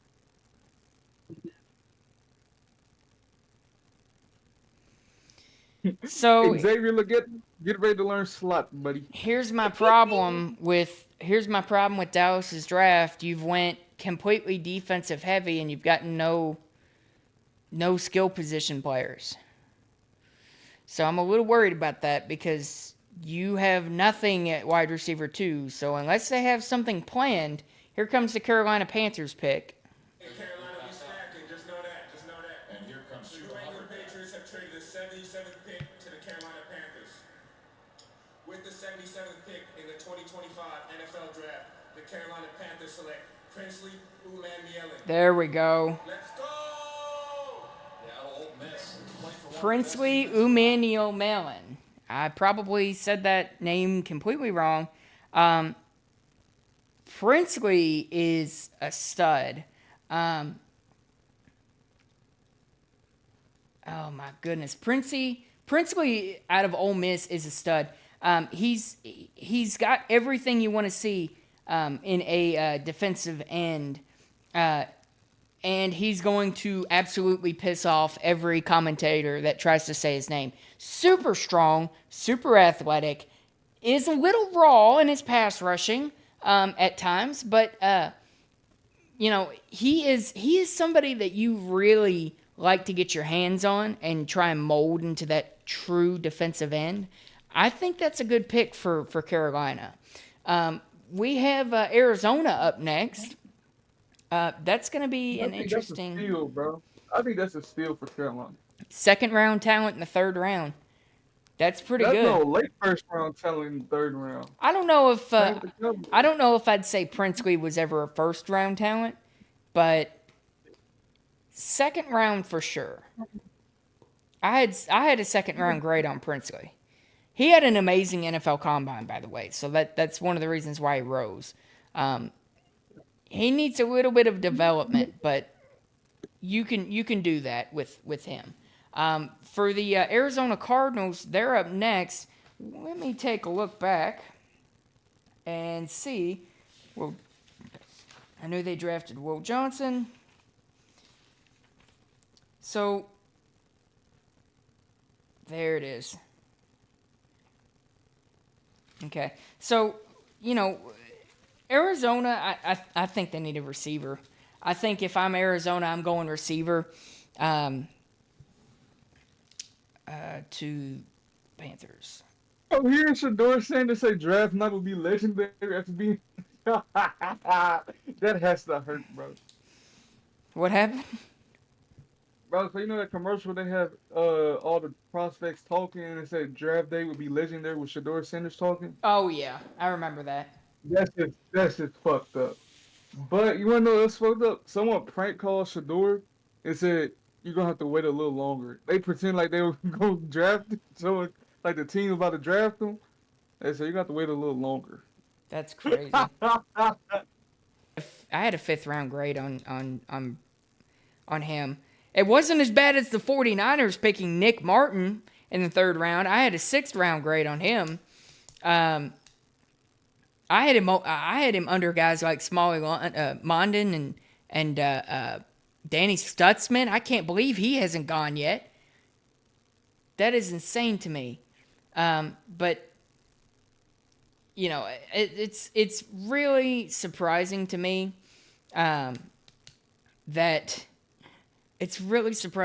that a lot of these top talent guys haven't gone yet. It's really surprising. I understand that safeties aren't valued yet, but I never would have expected Xavier Watts to fall. Definitely didn't expect Shedeur Sanders to fall. Elike Illuminor to fall either. Didn't think Jalen Royals would still be on the board. If I'm Dallas, I'm calling teams and I'm trying to trade up, but I don't think you're going to be able to with no 4th round pick. They have to trade their next year 3rd to get back in the 4th, not gonna lie. They'd have to trade their next year 3rd to get into this year's 3rd. Probably. Oh, this still is the 3rd. What the fuck? Yeah, 4th round won't be until tomorrow. Bro, they said Tyler Shook is 3 years younger than Kamara, who's also been in the league for 8 years. That is crazy. I still can't believe they chose Tyler Shook over Shedeur Sanders. I just can't believe that. Yeah, it's interesting. Here comes the pick for Arizona. Pittsburgh gotta get him, bro. Cause I refuse if I'm George Pickens and I see Mason Rudolph at the helm of my my football team for like the whole season. I'd be damned with that. Okay. Like, you have to go quarterback if you Pittsburgh, right? I would. They left they left that hole open. Now they go Jalen fucking Miro. Now we got a fucking problem because you got a fucking developmental player. That's crazy. The Arizona Cardinals go Jordan Birch, defensive end out of Oregon. That's a pretty good pickup. Second round talent. Very good pass rusher. Kind of underrated at times. I don't think a lot of people really talked about him. Arizona is really revamping their defense. I didn't really care for the Walter Nolan pick. Will Johnson was a steal. And this Jordan Birch pick isn't a bad pick either. You pair him up alongside Walter Nolan, this could end up being a very good pick for them. We're now approaching the 4-hour mark as the Houston Texans pick is in. We've had a lot of interesting selections, and when are we going to see the stoppage of the Shedeur Sanders fall? I'm going to stop bringing him up until he gets picked. This will be the last time you hear me bring up Shedeur Sanders until he gets picked. Here comes the Texans selection at number 79. With the 79th pick in the 2025 NFL Draft, the Houston Texans select Jalen Noel. Yeah, there we go. That is another receiver for the Houston Texans, Jalen Noel, out of Iowa State. So interesting. That's not a bad pick. Okay, Jalen Noel is a very good wide receiver. But why did the Texans pick him? They don't really need another wide receiver. They have Nico Collins. They're going to be getting Tank Dell back eventually. Not this year, of course, but they also went Jaden Higgins in the second round. So I don't understand the fit, per se, picking Jalen Noel in the third round after you pick Jaden Higgins in the second. You double-dipped at receiver. It doesn't make a lot of sense to me. Well, Tank Dell did blow out every ligament in his knee, so I mean, yeah, but that could be. I understand. It's just a little odd to go second and third round picks at wide receiver. But maybe they didn't expect Jalen Noel to still be there and they took BPA. Here comes the Colts pick. Who do you think the Colts get? Oh, man. Maybe a running back? I don't know. Jonathan Taylor? In the 2025 NFL Draft, the Indianapolis Colts select Justin Wally, defensive back, Minnesota. Wow, that is a reach. Holy shit. Okay. So, Justin Wally, cornerback out of Minnesota. Justin Wally has struggled with injuries his entire time at Minnesota. He is also not great in man, but he isn't terrible in man. Justin Wally had a 7th round grade on him at times. I think the highest I ever saw him get was a 4th. So, in my opinion, that's a reach. Now, can I say that Justin Wally isn't 3rd round talent? No, because when he's been healthy and when he's been playing at his potential, he's been one of the best cornerbacks in college football. I just think that's an awful large reach. That's an awful large reach. So the Cincinnati Bengals are up next. I'm going running back if I'm Cincinnati. I'm picking up Kelvin Johnson. Get you a number one running back. Or if you want to beef up their defense, Noah Williams out of Cal. He's a very, very good cornerback. Could also go a Quincy Riley from Louisville. He'd be very good as well. We'll see what the Bengals do here. At pick number 81.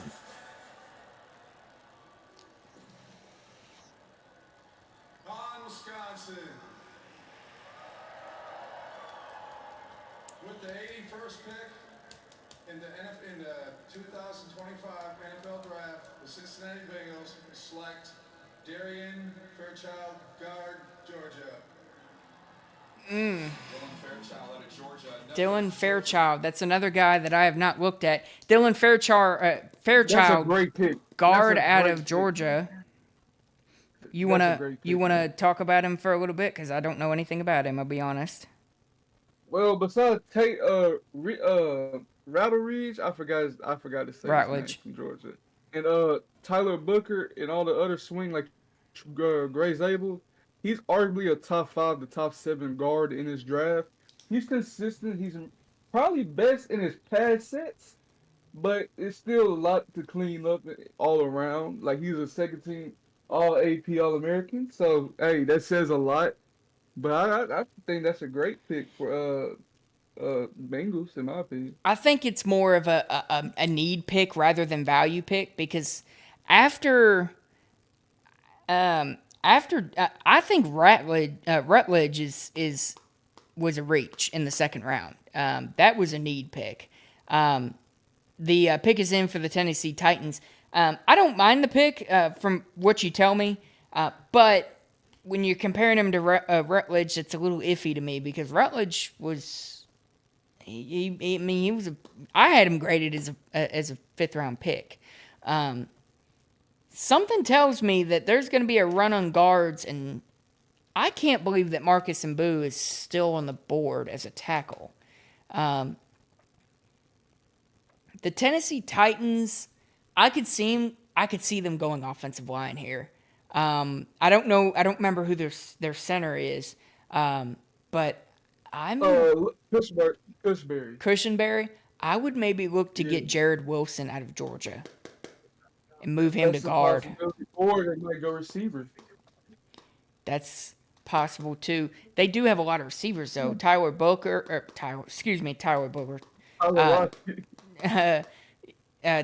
Tyler Boyd, Calvin Wrigley. But where's a young piece they can build on though? That's they true. Need a young piece to build. That's true.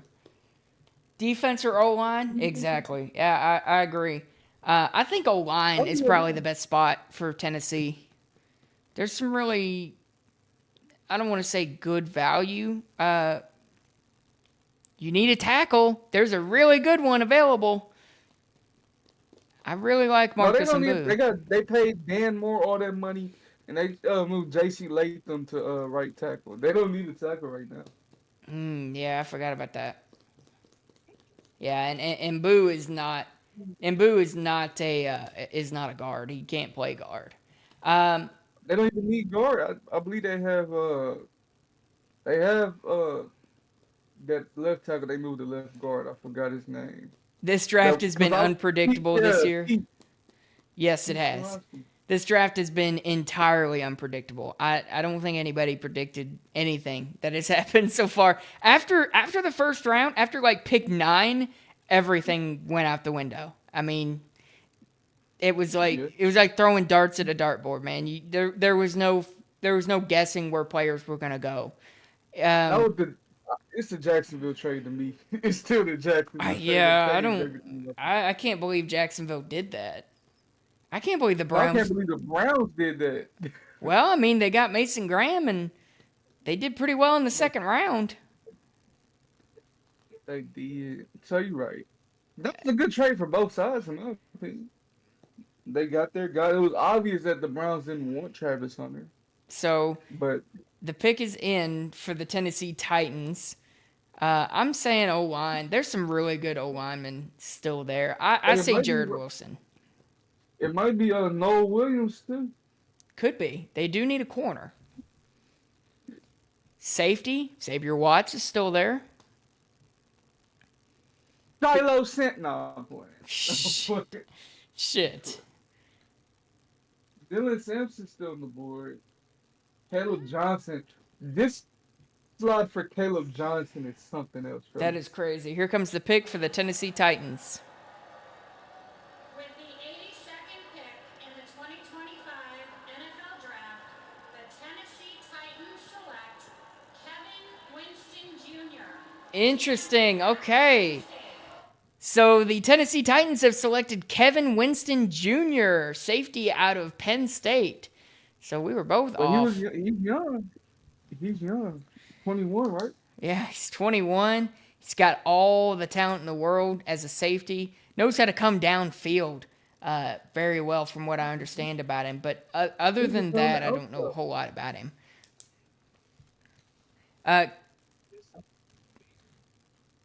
Kevin Winston Jr. Is very, very solid as a safety. Like you said, very young. So a lot of growing room can be done. I don't disagree with the pick at all. I think Tennessee really needed some safety help not just safety help, but secondary help. And I think they're going to start doing that. Now, the Pittsburgh Steelers are now up, and the pick is in. I'm not going to say the name. I promised I would not say the name any further until they were drafted. But let's see what the Pittsburgh Steelers do with this pick at 83. We ain't saying the forbidden name. We won't say the forbidden name unless he gets drafted. Unless the key is to the forbidden fruit is access granted. Hey, you tell me. They might go defense. They might. I go defense, maybe running back. Yeah. With the 83rd pick in the 2025 NFL Draft, the Pittsburgh Steelers, looking to be dominant once again, select Caleb Johnson. Oh! Caleb Johnson is off the board. Running back out of Iowa. The historic slide for Caleb Johnson is over as he is selected by the Pittsburgh Steelers. So the forbidden name still is undrafted. Yep. That is a good pickup for the Steelers. That is a very good pickup. That's a home run hitter right there. Pittsburgh isn't touching. Yeah, Fat Theo. That's true. That is a little surprising that they haven't done it yet. But even though they're being mocked to, Caleb Johnson, that is a fantastic pickup for the Pittsburgh Steelers. They get their Najee Harris replacement, and they get a damn good one at a great value. Second round talent, even borderline first round talent as well. That is some great value. The Tampa Bay Buccaneers pick is coming in. Tampa Bay, I could see maybe some safety help. Solidify that safety room quite a bit. Could use a linebacker. I don't know if it might be a little too early to take like a Danny Stutzman or Jeffrey Bassett. We'll find out. Here comes the Buccaneers pick. Can you talk about how the Falcons traded a first round pick, though? Yeah, that was insane. With the 84th pick in the 2025 NFL Draft, Tampa Bay Buccaneers select Jacob Parrish, DB. Interesting. Okay. So Jacob Parrish, cornerback out of Kansas State, is the first cornerback taken out of Kansas. Not the cornerback we all wanted, I think. But that is okay. Jacob Parrish is a very, very good corner. Tampa Bay continues to solidify their defense quite a bit. And they desperately needed some cornerback help. And they finally got it. I really like Jacob Parrish. Was another one of my guys that I wanted to do a video on. They had drafted Benjamin Morrison. Now they have Jacob Parrish. That's going to be a great duo. The Kansas City Chiefs are now on the clock as they have now traded up to the 85th pick in the third round. Kansas City, they could use a safety. That's all I'm saying. I hate to see Kansas City, or I hate to see Xavier Watts fall this far, but he's fallen. Here comes the Chiefs pick. With that selection, the Chiefs have moved up 10 spots. The New England Patriots have traded the 85th pick to the Kansas City Chiefs. With the 85th pick in the 2025 NFL Draft, the Kansas City Chiefs Chiefs select Noel Williams. There we go. Noel Williams, cornerback out of Cal. That is a fantastic pickup for the Kansas City Chiefs. They are able to solidify their their cornerback room. Let me do this. Noel Williams kind of got underrated quite a bit, probably because he came from a smaller D1 school in Cal. But Noel Williams is one of the better mid-round prospects at cornerback. Tremendous size as a corner, great ball hawking skills, has everything you want to see in a corner, and is not afraid to come downhill and play the run. I think this will be a great fit, especially in that Spagnuolo defense. You know how he loves to get the most out of his corners. We are now over halfway through the third round, from what I understand. With the Chargers up next, the pick is in. The Chargers have double-dipped at wide receiver. They have not double-dipped. They could double-dip at wide receiver. They could also go defensive line as well. Get a Jack Sawyer, someone of that caliber. Could also get a corner. But I don't know really who you would go. Maybe a Kobe Bryant. I think it's too early to go Mello Dotson, per se. But I think corner would probably be ideal for the Chargers. The Chargers, if I'm not mistaken, drafted Terrence Ferguson. I didn't even have to change my page for that one. Because I remember I was a little surprised by that pick. I think this could be a good Kobe Bryant or Quincy Riley spot for the Chargers. They need a corner. They need somebody to replace Asante Samuel. Don't know if either of those guys really do that, though. Could also go linebacker. You got Smalley Mondon out of Georgia. Very good linebacker. Doubt they will go Francisco Mauigoa, but that's way too high for somebody his caliber. It's going to be interesting. I really like Danny Stutzman or Jeffrey Bassa here. 2 third or fourth round guys that I think could really improve that Chargers defense over the middle. Danny Stutzman especially is one of my favorites. I really like his game. He's a good all-around linebacker. Somebody who can really improve that over-the-top defense with his coverage ability. Is also not afraid to come down in the run, but gets a little too aggressive. Could also go Jack Kaiser, but again, probably too early for Jack Kaiser. Let me check my phone real quick. Excuse me for just a moment while we wait for commercial break.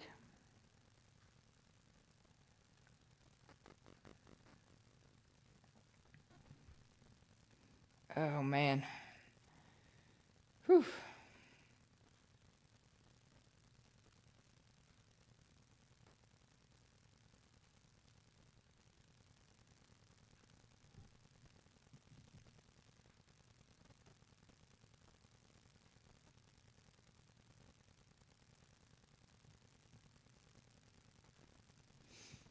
All right.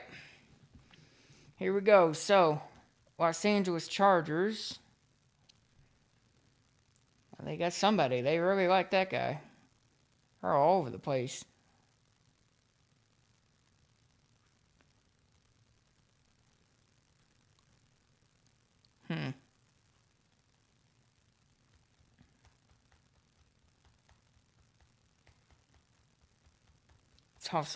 It's also interesting the Chargers brought back Mike Williams.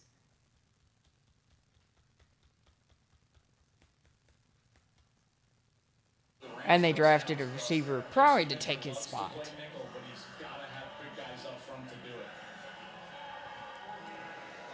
Here we go.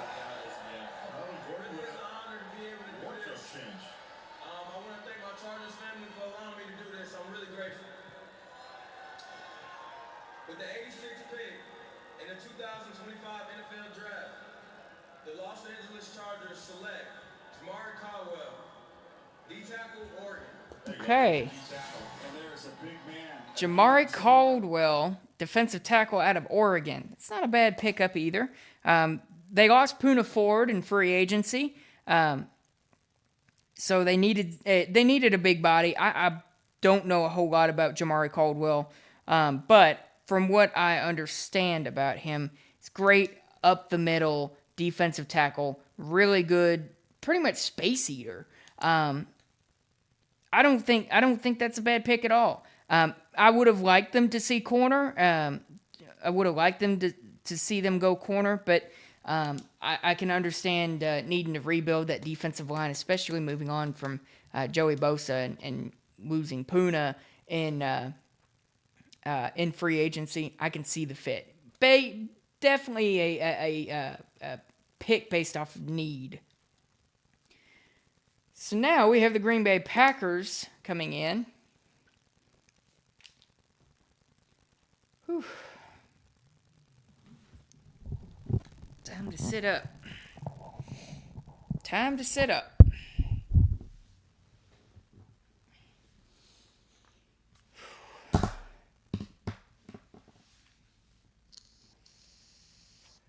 So Green Bay could go corner. Green Bay really needs some defensive weapons. I don't know if I'd really take a guard or any offensive lineman at this point, unless they want to take some backup depth or maybe a long shot starter. But I don't know if I like any of the picks here. I'd go defense here.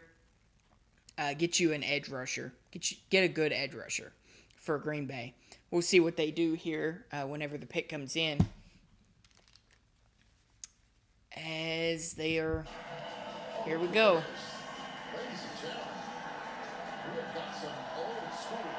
Wow.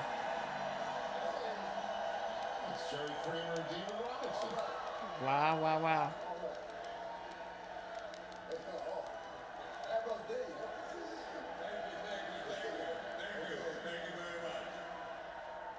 Welcome to Green Bay, everybody. This is awesome.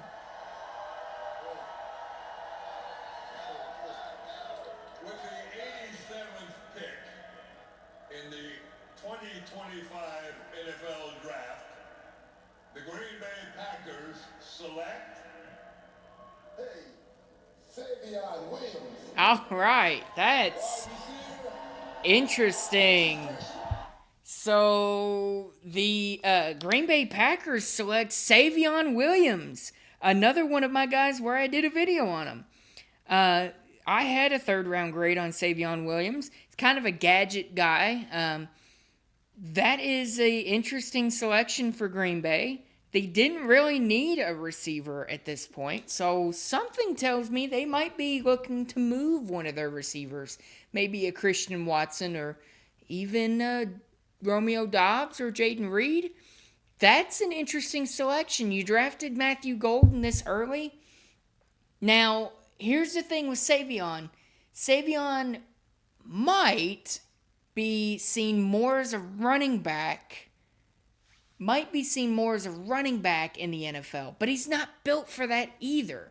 All of his talents match more as a running back, but that's a questionable pick. I like the value, but if you were gonna go Savion Williams, why would you draft Matthew Golden? That is such a questionable pick. They are moving somebody. Dobbs, Jaden Reed, or Watson. Probably Watson is on the way out. There's no way they're keeping all of those guys in that crowded wide receiver room. That's a lot of talent in that wide receiver room. That's going to be too much talent. If I had to guess, they're probably going to get rid of Christian Watson. But here comes the Jaguars pick. I think the Jaguars could use pretty much anything. Go BPA. You lost Andre Cisco. Could be a good Lord. Okay, TJ Slaughter. With the 2025 NFL Draft, the Ransall, DB Tulane. Wow. Okay. Caleb Ransaw, cornerback out of Tulane. That is not a terrible pick, but that is another reach. Interesting. So Caleb Ransaw is great man to man, and he's okay in zone. I don't mind the pick. I think it's I don't like the value. Caleb Ransaw was a projected 6th rounder. I think I had a 5th round grade on him. But Jaguars do Jaguars things. They don't necessarily have to have a good draft. They got Travis Hunter. So that now puts Jacksonville has back-to-back picks. Interesting. Okay, so Jacksonville is still on the clock. I would maybe beef up the defensive line somehow. If you have a Deion Walker who is still there in the 3rd round, I would look heavily at him. If you're wanting to solidify your offensive line a little bit, you still have a Jared Wilson. You can move him to guard. A Charles Grant from William and Mary, he's still there. I'm starting to think that Charles Grant may fall, though. There's a lot of talent left. If they want to double dip at corner or even take a safety, they could definitely do that. Like I said before they made the Ransaw pick, they did lose Andre Cisco in free agency. I'm eyeing a pretty good safety on the board, and I'm going to stop saying his name. I'm going to add him to the forbidden list of, hey, I'm going to stop saying their names. But it's really interesting to see Caleb Ransaw go that high. That's gonna be that's a reach. That's a reach to me. Charles Grant is probably going to fall unless Baltimore takes him. Yeah, I can see it. He has the downside of coming from a smaller school, so I know that shouldn't be a big deal. But yes, that's what I was about to say. I don't think that teams are willing to take a risk on developmental picks. That's very true. All right, here we go. With the 89th pick in the 2005 draft, the NFL, the Jacksonville Jaguars select Wyatt Milam, guard, West Virginia. Interesting. Okay, that's not a bad pick. That's more value fit. Wyatt Milam, Wyatt Milam, guard out of West Virginia. Wyatt Milam is actually one of the better guards in the 3rd round. I'm surprised that he made it this far. He's got that inside-outside potential that he can play both ways. He can play both left and right. Don't really want him at tackle if you can help it, but if you need him there, he can play there. Fast feet, very high motor, very explosive as well. Doesn't struggle against the speed rushers that you'd think about, but he does struggle against power. So it's a little bit of a more safe pick, I'll say. Not very surprised at that pick. And, like I said earlier, very, very good, very, very good value there. So the Jaguars, with their back-to-back picks, make a offensive and defensive move, reaching on Caleb Ransaw and taking Wyatt Milam as well. So some of our reaches in the 3rd round, there's been a couple. Nick Bryant, linebacker out of Oklahoma State, going to the 49ers. Nick Martin, Nick Martin, linebacker out of Oklahoma State, and Pat Bryant, wide receiver out of Illinois. Both of those I see as reaches. Isaac Tesla is a little bit of a reach, but not that big of a deal. Justin Wally is the big one for me. I had him as a 6th round grade. Now, granted, I'm not an NFL analyst, so I'm not able to spend as much time viewing these guys. But from what I saw, he has the potential to be very good. He also has the potential to be very bad. So I'm a little iffy on that pick. The Los Angeles Rams are up next at pick number 90. They are, if I'm the Rams, I'm maybe looking receiver once again. you know,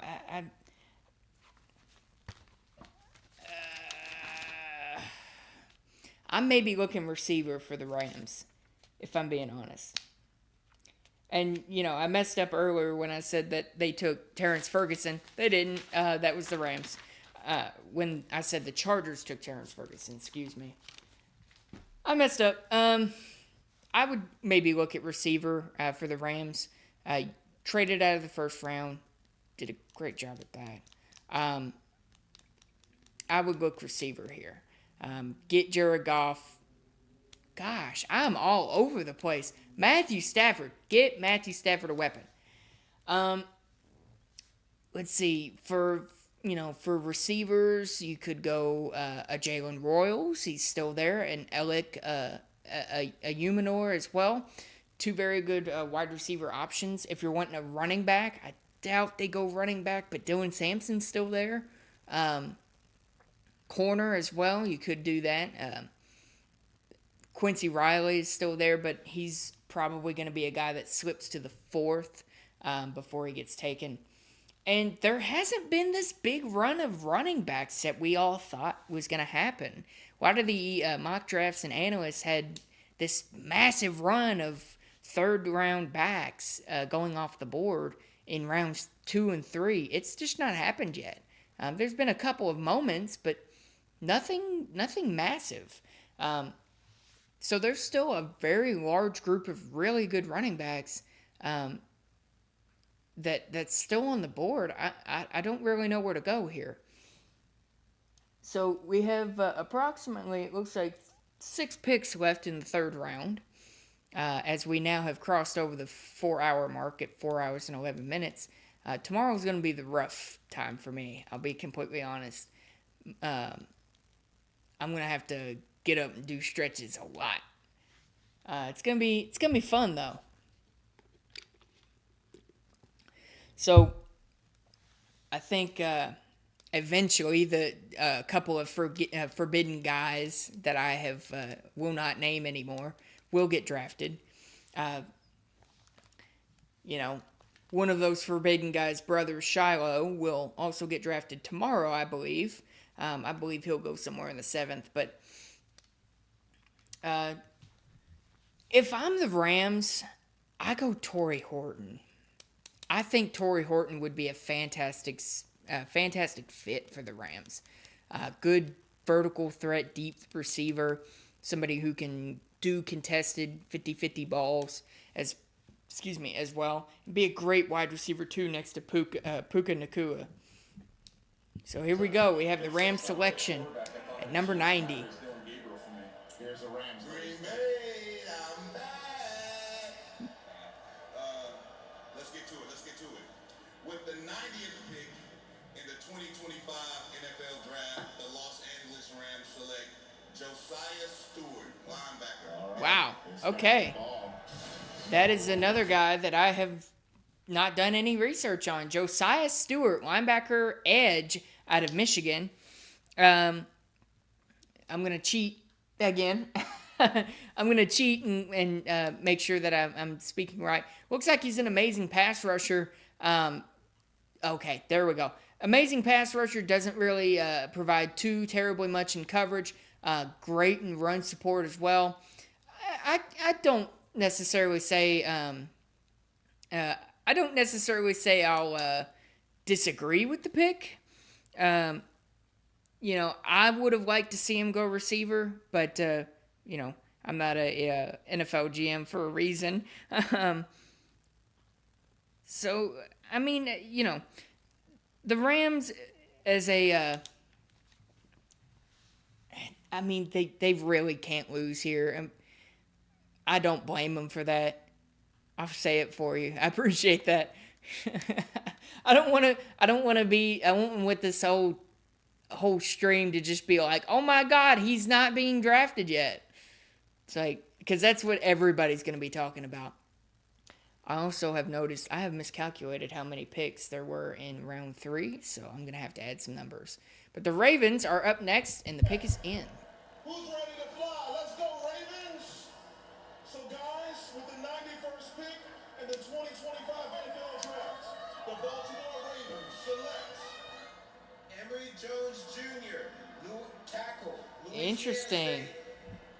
Let's go He's a- Ravens! He's not a tackle, he's a guard. Emory Jones Jr., guard out of LSU. That's actually not bad. I had a 4th round grade on Emory Jones Jr. He can struggle in space quite a bit. He's a massive human being, by the way. Not in height, in just size. Very powerful in his blocks. Doesn't really do too well against speed, which if you see his size, you might understand that. But I think the Ravens are doing a very good job at rebuilding their offensive line. I think that was a little bit of a struggle for them last year. I think that was a little bit of a struggle with them last year. And that's a pretty good that's a pretty good pick for them. A little bit of a reach, like I said, but not that much. The Seattle Seahawks are up next. Pick is in. They need offensive line help. Give them any offensive lineman at all. They drafted a Harold Fenton. Oh, excuse me.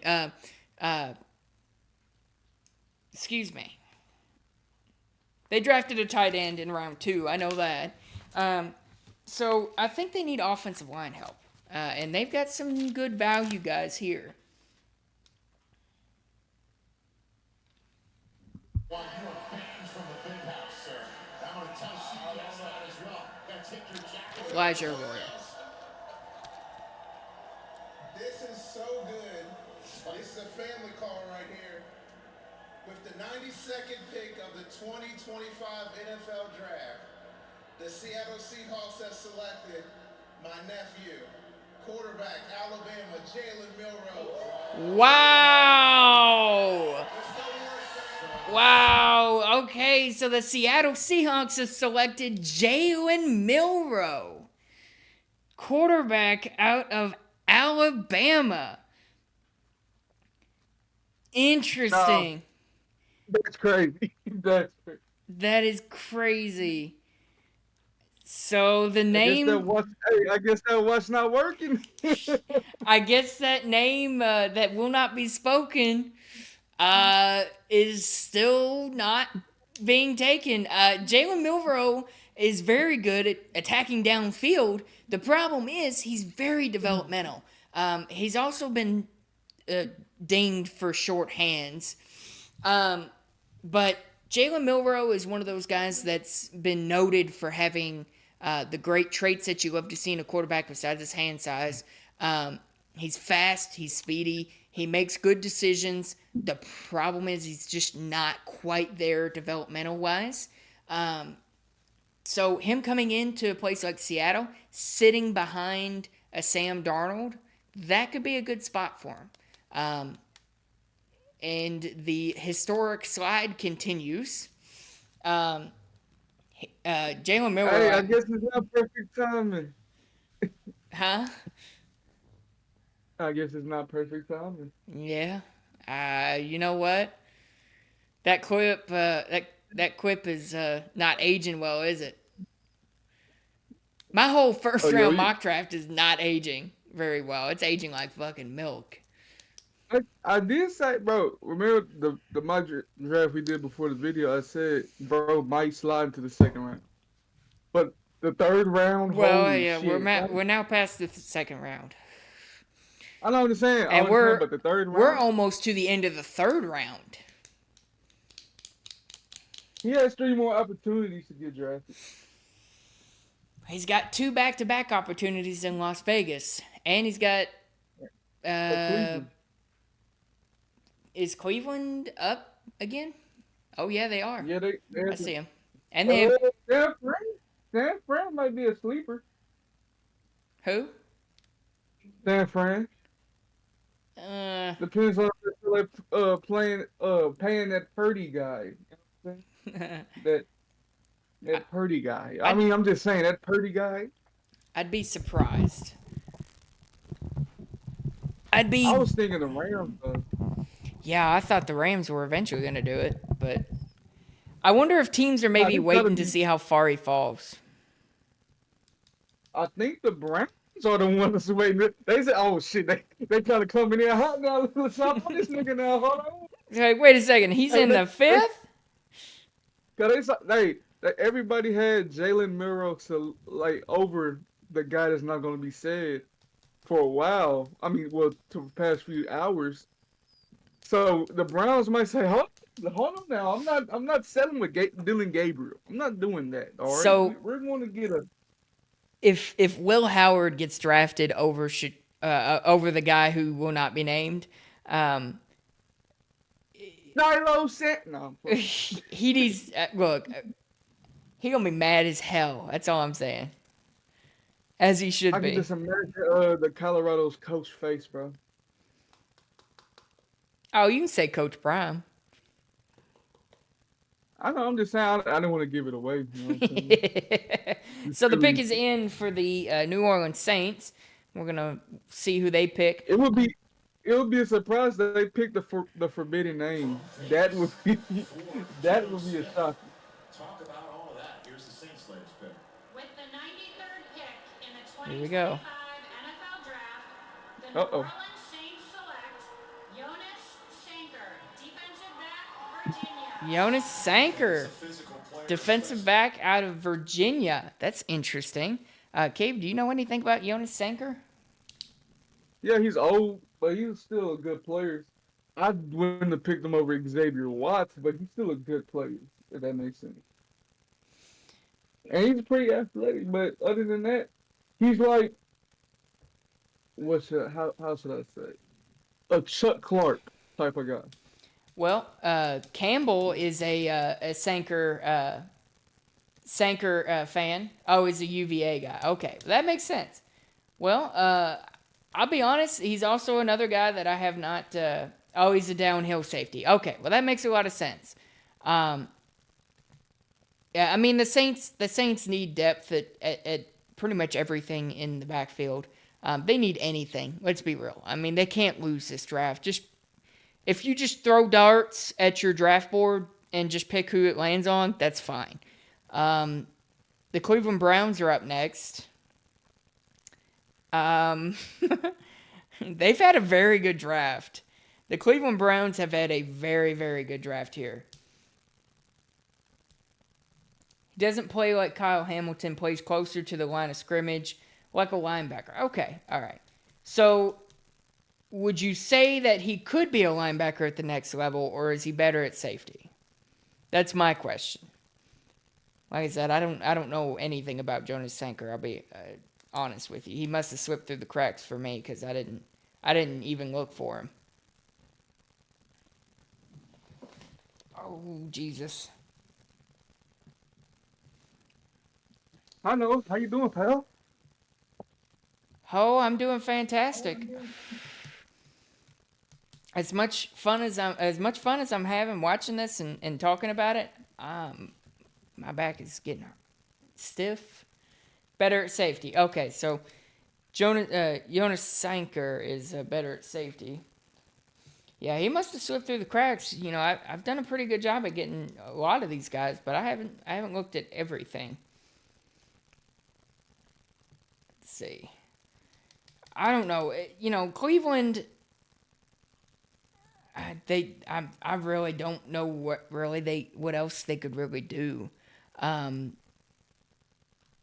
You know, they got a receiver, they got a linebacker, maybe some offensive line depth, but I don't really think they need it either.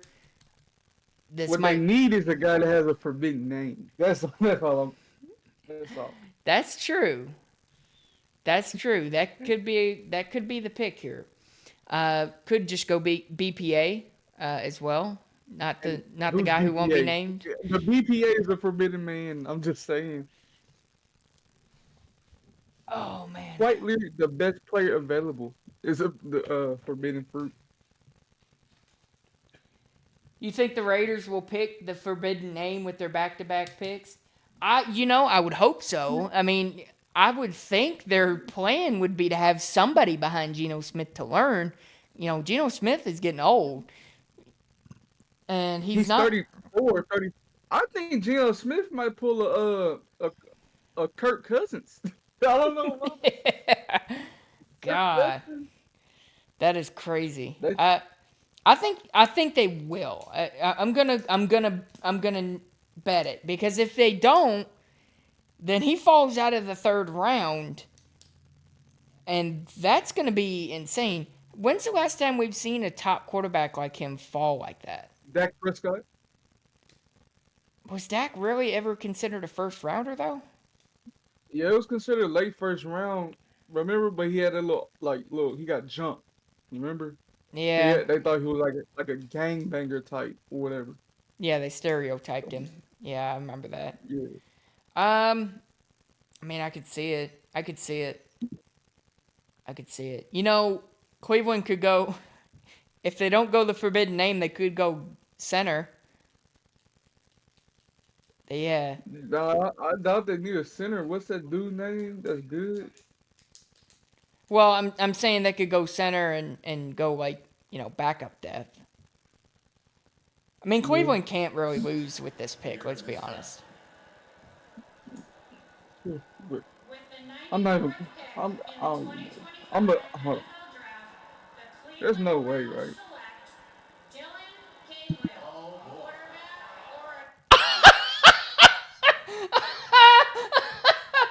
Okay, so with the 94th pick, Get the fuck outta here. the Get the Cleveland fuck outta Browns here. select Get the fuck out of here. quarterback Dylan Gabriel from Oregon. That is hilarious. Wow. Okay. No, they trolling. They trolling. Yeah. Did they forget that bro is not like, you know what I'm saying? Like drafted? You know what I'm saying? Okay, so Bro, their first bullet point was undersized. Yeah, so I did a video on Dylan Gabriel. He is extremely undersized for the position. He's a 6-year college player, so he's older. He has the experience you want to see, but even with 6 years in college, he still makes very, very basic mistakes. This is not a good pick for the Cleveland Browns. I mean, if you're going to take any quarterback other than the forbidden name, you take a guy like Will Howard, you take a guy like Quinn Ewers. Why would you take Dylan Gabriel? That is insane to me. What in the world? The guy who will not be named has got dirt on all of these NFL executives. I ain't gonna lie. If I'm bro, I'm putting the damn calculator how many times they do this shit, bro. Wow. Will Tom Brady get his guy? Wow. Will Tom Brady finally get the forbidden man? Get the fuck out of here. Never would have. This must be a concerted effort by the NFL too. It's very possible at this point. Look, I'm saying... Did Shador walk in every room and call every GM broke? I guess.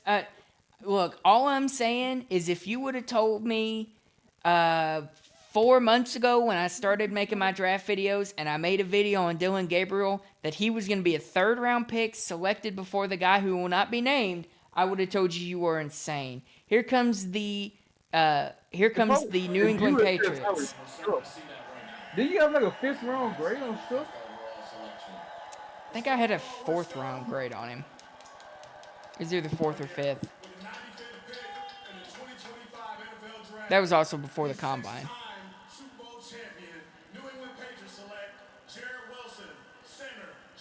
Okay, that's a good pick.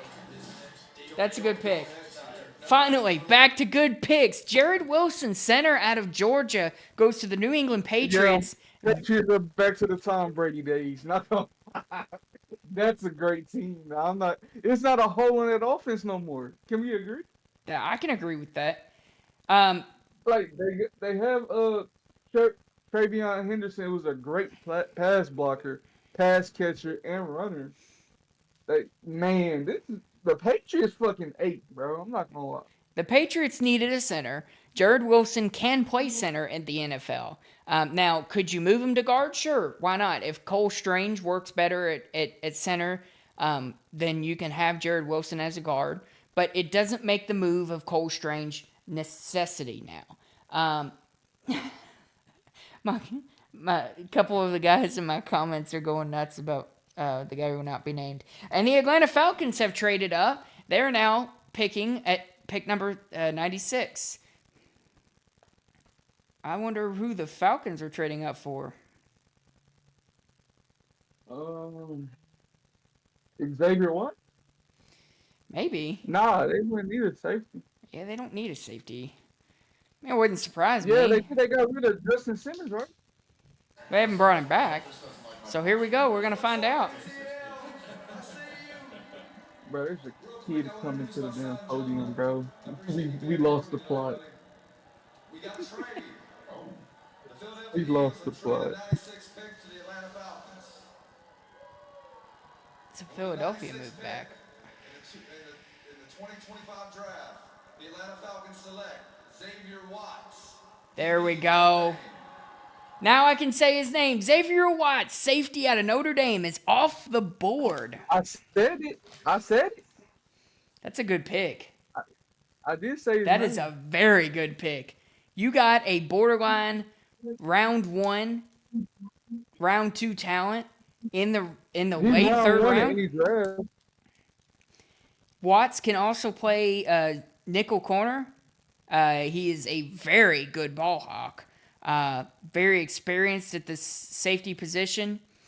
That is a great pick for the Falcons. Wow. That is, damn it. That is a great pick.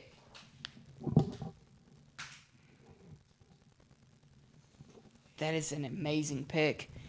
You know, the Falcons, they're not looking so hot. They're not looking so bad either. And the Houston Texans have traded up.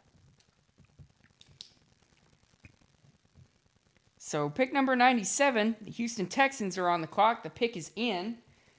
Who are the Texans picking? Maybe an offensive lineman again? Bro, if James Pierce and Jalen Walker are just like 50% of what they're supposed to be, dang a lot, they're back. I'm not gonna lie. Got so much gratitude and love for all the Okay, bro. all the Texans fans. If bro don't get drafted in this third round, I'm sucking dick. All right. You have my word. All right. Come on, man. Have traded the 97th pick to the Houston Texans. And with the 97th pick in the 2025 NFL Draft, the Houston Texans select Jalen Smith, defensive back, Southern California. Jalen Smith. Okay, that's a good pick as well. Jalen Smith, cornerback out of USC. Corner. Yes. Hey, real ones remember, bro, from Coach Snoop, J-Rock. Real ones remember him from Coach Snoop, Netflix show, right? So, J-Rock. Jalen Smith is now going to be the cornerback 2 of the Houston Texans. He is a great ball hawk. I will give him that. Can play good man coverage, good zone coverage, good all-around corner. The Raiders have back-to-back picks at 98 and 99. This should be it. Should be it. This should be it for the forbidden man. The forbidden name. That is a great pick by the Texans. I can't understate how good that pick is. That's great. Wow. It's been one hell of a night, guys, and it is almost over. It's almost over. We have, looks like 4 picks left. It's a very good pick. Let me do this. Here we go. Yeah, we got 4 picks left. So Las Vegas has back-to-back picks in San Francisco, Philly, Minnesota. If I'm Las Vegas, I'm going receiver again. I would do that. Or maybe go corner. And the name who will not be spoken. If I hear any other name other than the guy who will not be spoken of, I'm gonna start questioning what's gonna happen to him. No, bro, he had to be in there saying some outrageous stuff. He had to be flexing. Like, yeah, bro, you should draft me because I'm richer than you. Well, like, and bro, here's the thing. If Las Vegas doesn't take him, the only team left that needs a quarterback of any kind is Pittsburgh. Pittsburgh. Oh, we're in a tough nut. And the Browns just took Gabriel. right? That is insane Fucking to me. Dickheads, bro. That That's is just crazy. That is insane to me. I never would have thought I'd see Dillon Gabriel in a Browns uniform. He is, you know what? Dillon Gabriel is the most Browns quarterback possible, though. He plays like a Brown. From Dart, bro, I never would have thought from Dart to Gabriel, like all those between Dart and Gabriel, I never would have thought it was over the Forbidden Man. You know what? This is going to age like milk, I bet. But I'm going to say Will Howard will be the next quarterback taken. I'm going to say the Forbidden Man is going to be the offensive rookie of the year. There's no way that the nigga doesn't come out here and balls, bro. There's no way. He's finna take somebody's job, bro. That's what's finna happen. So, they coming up. Are they? Not yet. I'm telling y'all, bro, if he don't go third. If Las Vegas wants to do something, if they want to do something different with one of their picks, Josh Farmer is an amazing defensive tackle. I'm surprised he's still on the board. Deion Walker is still there too. I didn't think he'd fall out of the third round. I'd be very, very surprised if he did. I wonder if maybe Minnesota might look to take him, though.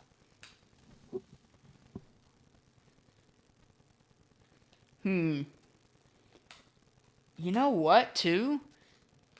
Pete Carroll might not like the attitude that someone may bring to the organization, too.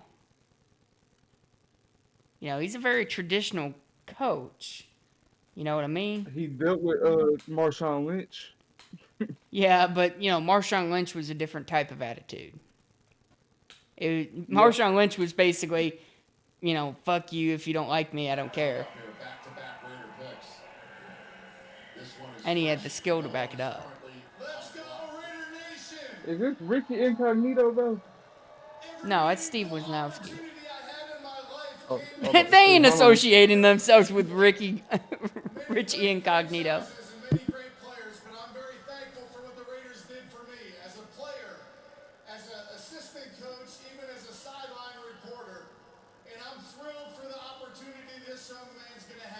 Uh-oh. The Raiders, we say, once a Raider, always a Raider. Uh-oh. And this man's going to have a great career with the 98th pick in the NFL 2025 draft. The Raiders, the Las Vegas Raiders, select Caleb Rogers. Okay, Caleb Rogers, offensive guard out of Texas Tech. He's very polished. I do know a lot about him. Caleb Rogers is a very polished offensive lineman. What did bro do in the pregame meetings, bro? Huh? What did bro do in the meetings, bro? Because they don't even need offensive line help, bro. They do. They need offensive guards. They got Powers and Powers is the center. They got Andre James at guard. Or is it the other way around? Other way around. Yeah. Powers isn't that great either. He was a rookie. Yeah, he wasn't very great. I don't know. I don't mind the pick. Rogers is very polished for what he is. He's good in pass protection, good in run blocking. If he develops better, he's a 4-year college starter at Texas Tech. If he develops good, he could become a serviceable offensive lineman for the Raiders. All right. if I'm the Forbidden Man, I'm on the verge of tears, bro. Here's Not pick gonna lie. number 99. The last chance I feel that the Forbidden Name can go. I am so thrilled. He's coming right back out. What an opportunity they have. Extra Wisniewski. With the 99th pick in the 2025 NFL Draft, the Las Vegas Raiders select Charles Grant, tackle. Hey! All right. That's Charles Grant, offensive tackle out of William and Mary. Hey, Cabe. Just wanted to let you know the Las Vegas Raiders took a extremely developmental guy out of a D2 level school before they took the guy who will not be named. Oh no, livid, bro. Like that's so crazy, bro. What did this nigga do in the pre-draft meetings, bro? What did he do that said, no, I cannot have this kid on my football team, bro? What did he do? That is a very good pickup for the excuse me, for the Raiders. If Charles Grant can really take that step up to the next level, because that's a massive jump going from D2 to the NFL. That's impressive to do as an offensive lineman, though, in the third round. If he can take that next step, he could be a very good offensive tackle. The San Francisco 49ers are still on the clock. The pick is not in, so that's interesting. Maybe they're working on a trade. Do you think the Steelers move back in? No, they're not at the top. Do they really need to trade up? Yeah, because you never know. A lot can change in a night. Well, I mean, I guess, but all the other teams have their quarterback. I'd be very surprised. Las Vegas is at the start of round 4. So, the pick is in for the San Francisco 49ers. I need to go ahead and do this. Pick number 100, 101, and 102. I only had, because I miscounted how many picks were actually in the third round, I had 96 picks in the third round, forgetting that there's additional picks for comp picks.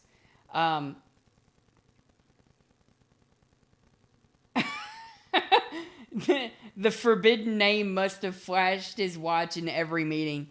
Dude, he's got something on these GMs.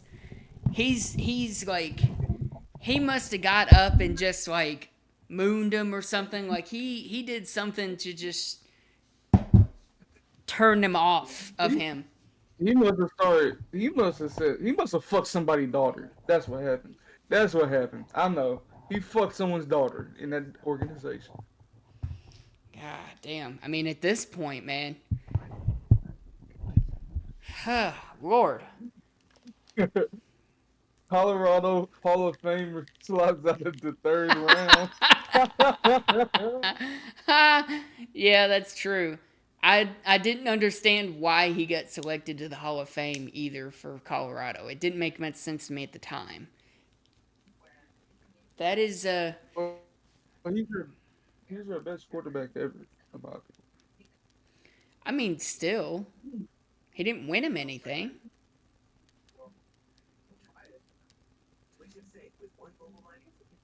I ain't gonna lie. If I'm the Forbidden Man, my chest is hurting. My chest. Well, have you burning noticed? out of anger. Have you noticed they haven't shown any pictures or like videos of him now? I can imagine They that. use bro simply for the ratings, bro. Not gonna lie. I can imagine that draft room is very, very quiet now. It's probably very extremely quiet. Now they're showing off Mike Green and everyone getting selected. Something that somebody else won't know right now. Either 4th round or undrafted, which is crazy to say. I don't think he'd go undrafted. That would be in that. It's pushing that he might go undrafted because the No. teams needing quarterback are disappearing, bro. So Like, here we go. The 49ers pick is in. Eagles, so they're on the clock now with the Niners, the third to last pick.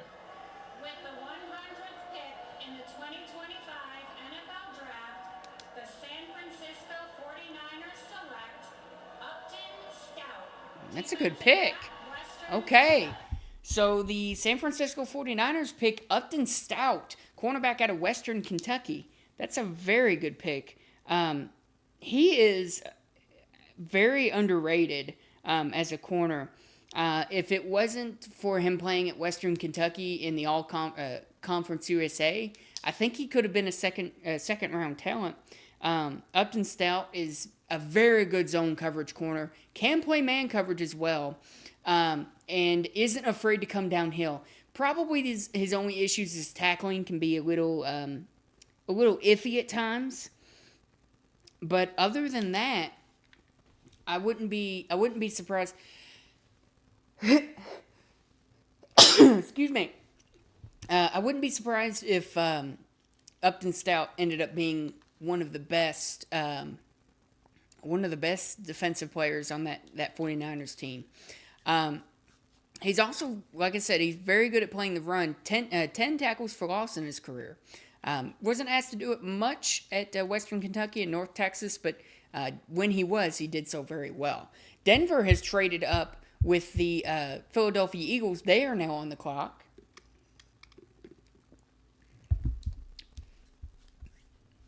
Getting cotton mouth. Good Lord. And the Denver Broncos pick is in. We are almost there. Almost there. As we approach 5 hours. Campbell's, Fat Theo, I appreciate you guys sticking through with me. And there's somebody apparently else in here.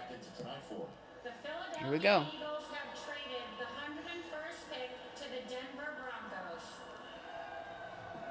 With the 101st pick in the 2025 NFL Draft, the Denver Broncos select Savion Jones. Interesting. So the Denver Broncos select Savion Jones, defensive end out of LSU. I think that's a reach to me. Let me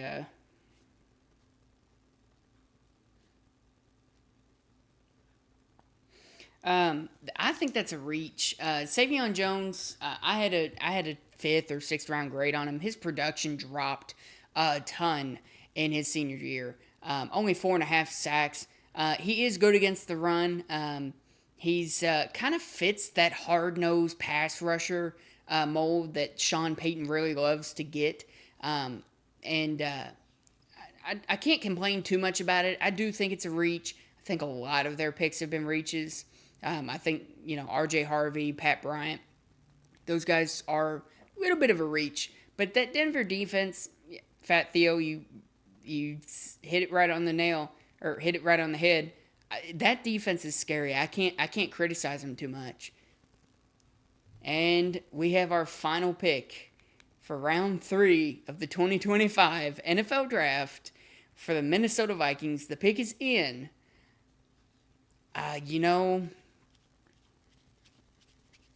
Maybe tight end? I don't know. I mean, I know they have TJ Hawkinson. You could maybe get like a loot. No, that's way too high. Interesting. Let's see. Maybe a tight end, maybe a, defensive lineman. Defensive tackle could be good. Corner.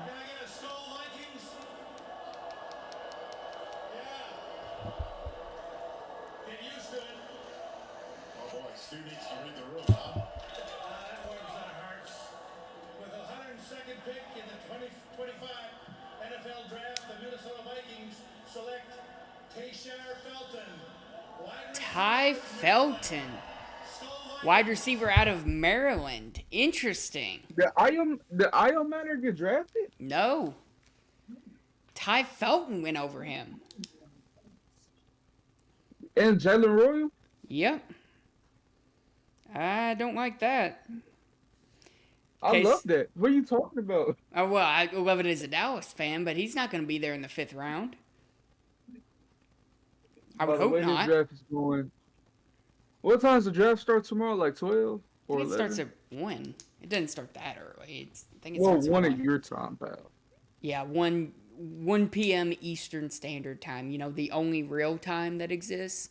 So, that... Buddy, you realize the other side of the world is like over a day ahead of us. How can you say that's the real time, pal? So... No. We're not going to do that. No.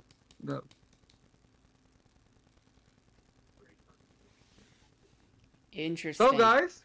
It's been a very interesting draft. So, Cabe, you want to stay on and go over the picks with me real quick? Won't take too long. From the 2nd round to 3rd round? Yeah. Won't take too long. Bet. All right. So, we were going to do this earlier. We started off with a bang with the Cleveland Browns. Carson Schlesinger, linebacker out of UCLA, absolute stud. Number 34, Jaden Higgins, wide receiver, goes to the Texans. Nick Amanawari goes to Seattle, safety out of South Carolina. Quinshon Judkins shocked everyone, being the first running back off the board to the Browns. Jonah Savai, offensive guard out of Arizona, goes to the Dolphins. Travion Henderson, the other running back out of Ohio State, goes to the Patriots. Luther Burden III, wide receiver to the Bears. 40, we had the shock of the draft. Tyler Shook, quarterback to the Saints. TJ Sanders, defensive tackle to the Bills. Mason Taylor, tight end to the Jets. Alfred Collins, defensive tackle, 49ers. Donovan Ezeraku, edge rusher out of Boston College to the Cowboys. I'm not going to try and say his last name. JT Tiomo, defensive end to the Colts. Terrence Ferguson, tight end to the Rams. Will Johnson stopped his slide with the Cardinals. Ariante Irsay goes to the Texans. Demetrius Knight Jr., linebacker, to the Bengals.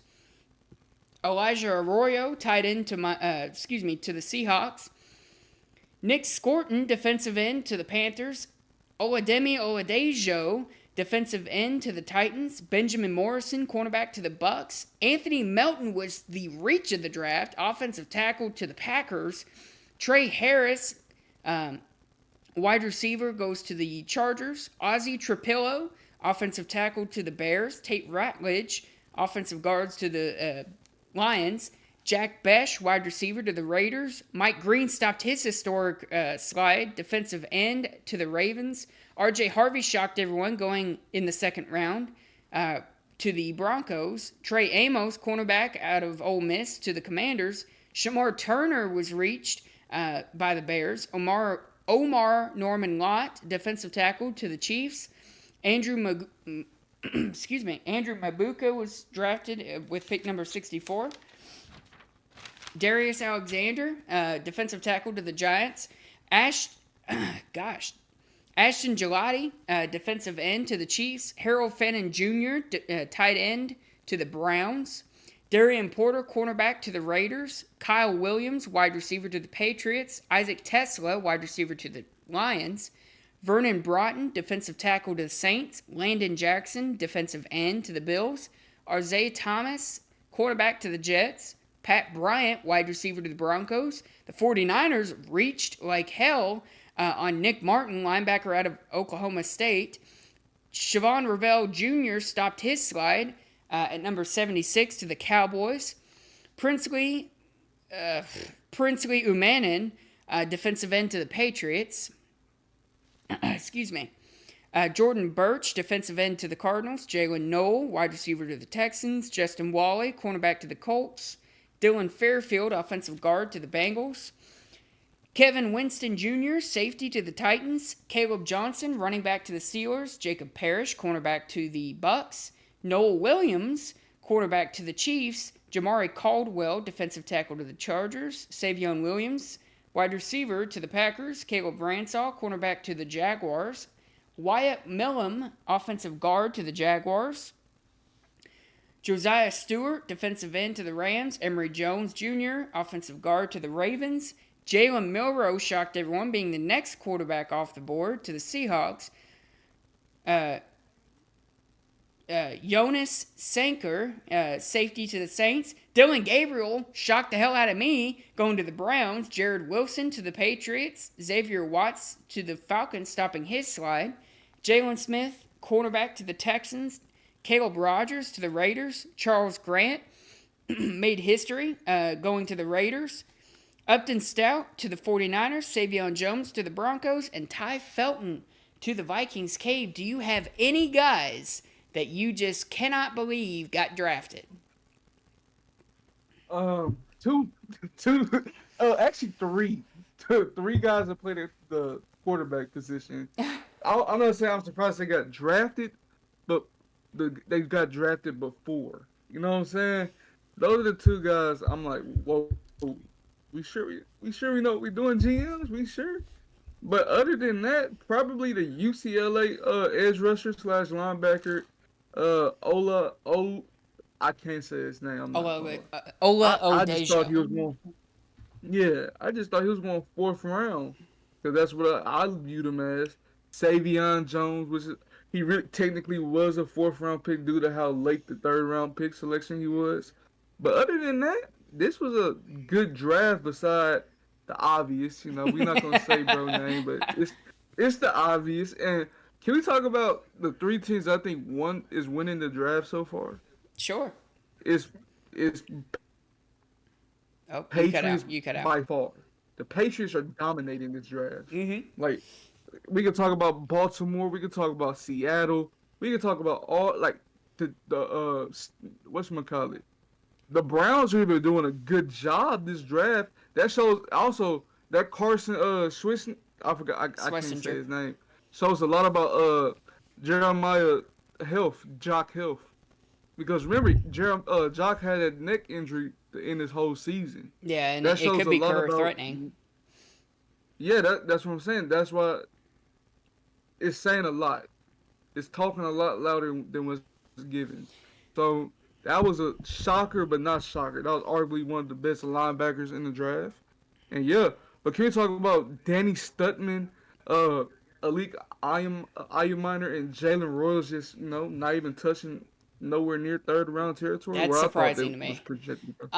Can I give you a quick loser for the draft? The Forbidden Man. Oh. Well, no, I mean like a team. I mean he's the obvious loser, but I'm gonna go with 2. I'm gonna go with Green Bay because the one year they decide to stock up with wide receivers, they do so in a year they don't need wide receivers. Drafting both Matthew Golden and Savion Williams. I don't really understand the fit there. When they have obvious holes at cornerback, they decided to not draft a corner. It just doesn't make a whole lot of sense to me for them to ignore that. They need some pass rushing help. They haven't gotten it. They got an offensive lineman, and they reached like crazy. Anthony Belton was a 6th round graded prospect, and you drafted him in the 2nd round. That's insane. That's a crazy reach to me. And the second loser, I gotta say, I lost my train of thought. I'm not gonna lie. I'm trying to remember it real quick. Oh, probably the Saints. You drafted Tyler Shook in the 2nd round. You drafted a safety. I can see Jalen Milroe going there before Tyler Shook. Yeah. But if you're going to go quarterback, why not the 20th best player in the fucking draft? Just a thought. It's just a thought. You feel me? Yeah. Like am I lying? Is it just not a thought? It is. I mean, the Broncos have been kind of all over the place, but they they don't need to fill any holes per se. They're not doing it to fill holes. I think they're kind of just loading up on talent. The Texans confuse the hell out of me. They have obvious offensive line need, and they draft 2 receivers. And not to mention Denver drafting Savion Jones and Pat Bryant, both reaches in my opinion.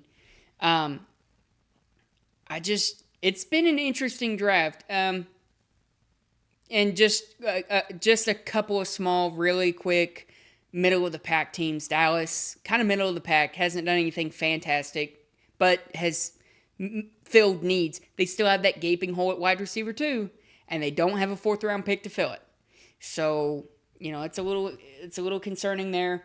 The Saints, I have no idea what they're doing. To be honest, they're kind of middling, and the Jets started off really strong. The Jets have had a pretty good draft. The Cardinals, in day 2, but other than that, I think day 3 is really going to define what team happens. I'm going to go ahead and say the guy's name. I don't know where the hell Shador is going to go. You would think he goes in the 4th, but at this point, Shiloh might get drafted before this nigga. Just the thought of that shit happening is the funniest shit I could ever imagine, bro. I'm scared. Just imagine Shador's face seeing Shiloh get a call before that nigga, bro. Oh my gosh. The Jets did do the best. You're right. Yeah, the Jets are a clear winner too. They got Membu in the 1st round. Mason Taylor, right? Yeah, Membu, Mason Taylor, and they got Isaiah Thomas. Yeah, they are winners. Yeah. Okay, well, the Cowboys are winners too. Yeah, they're doing pretty good.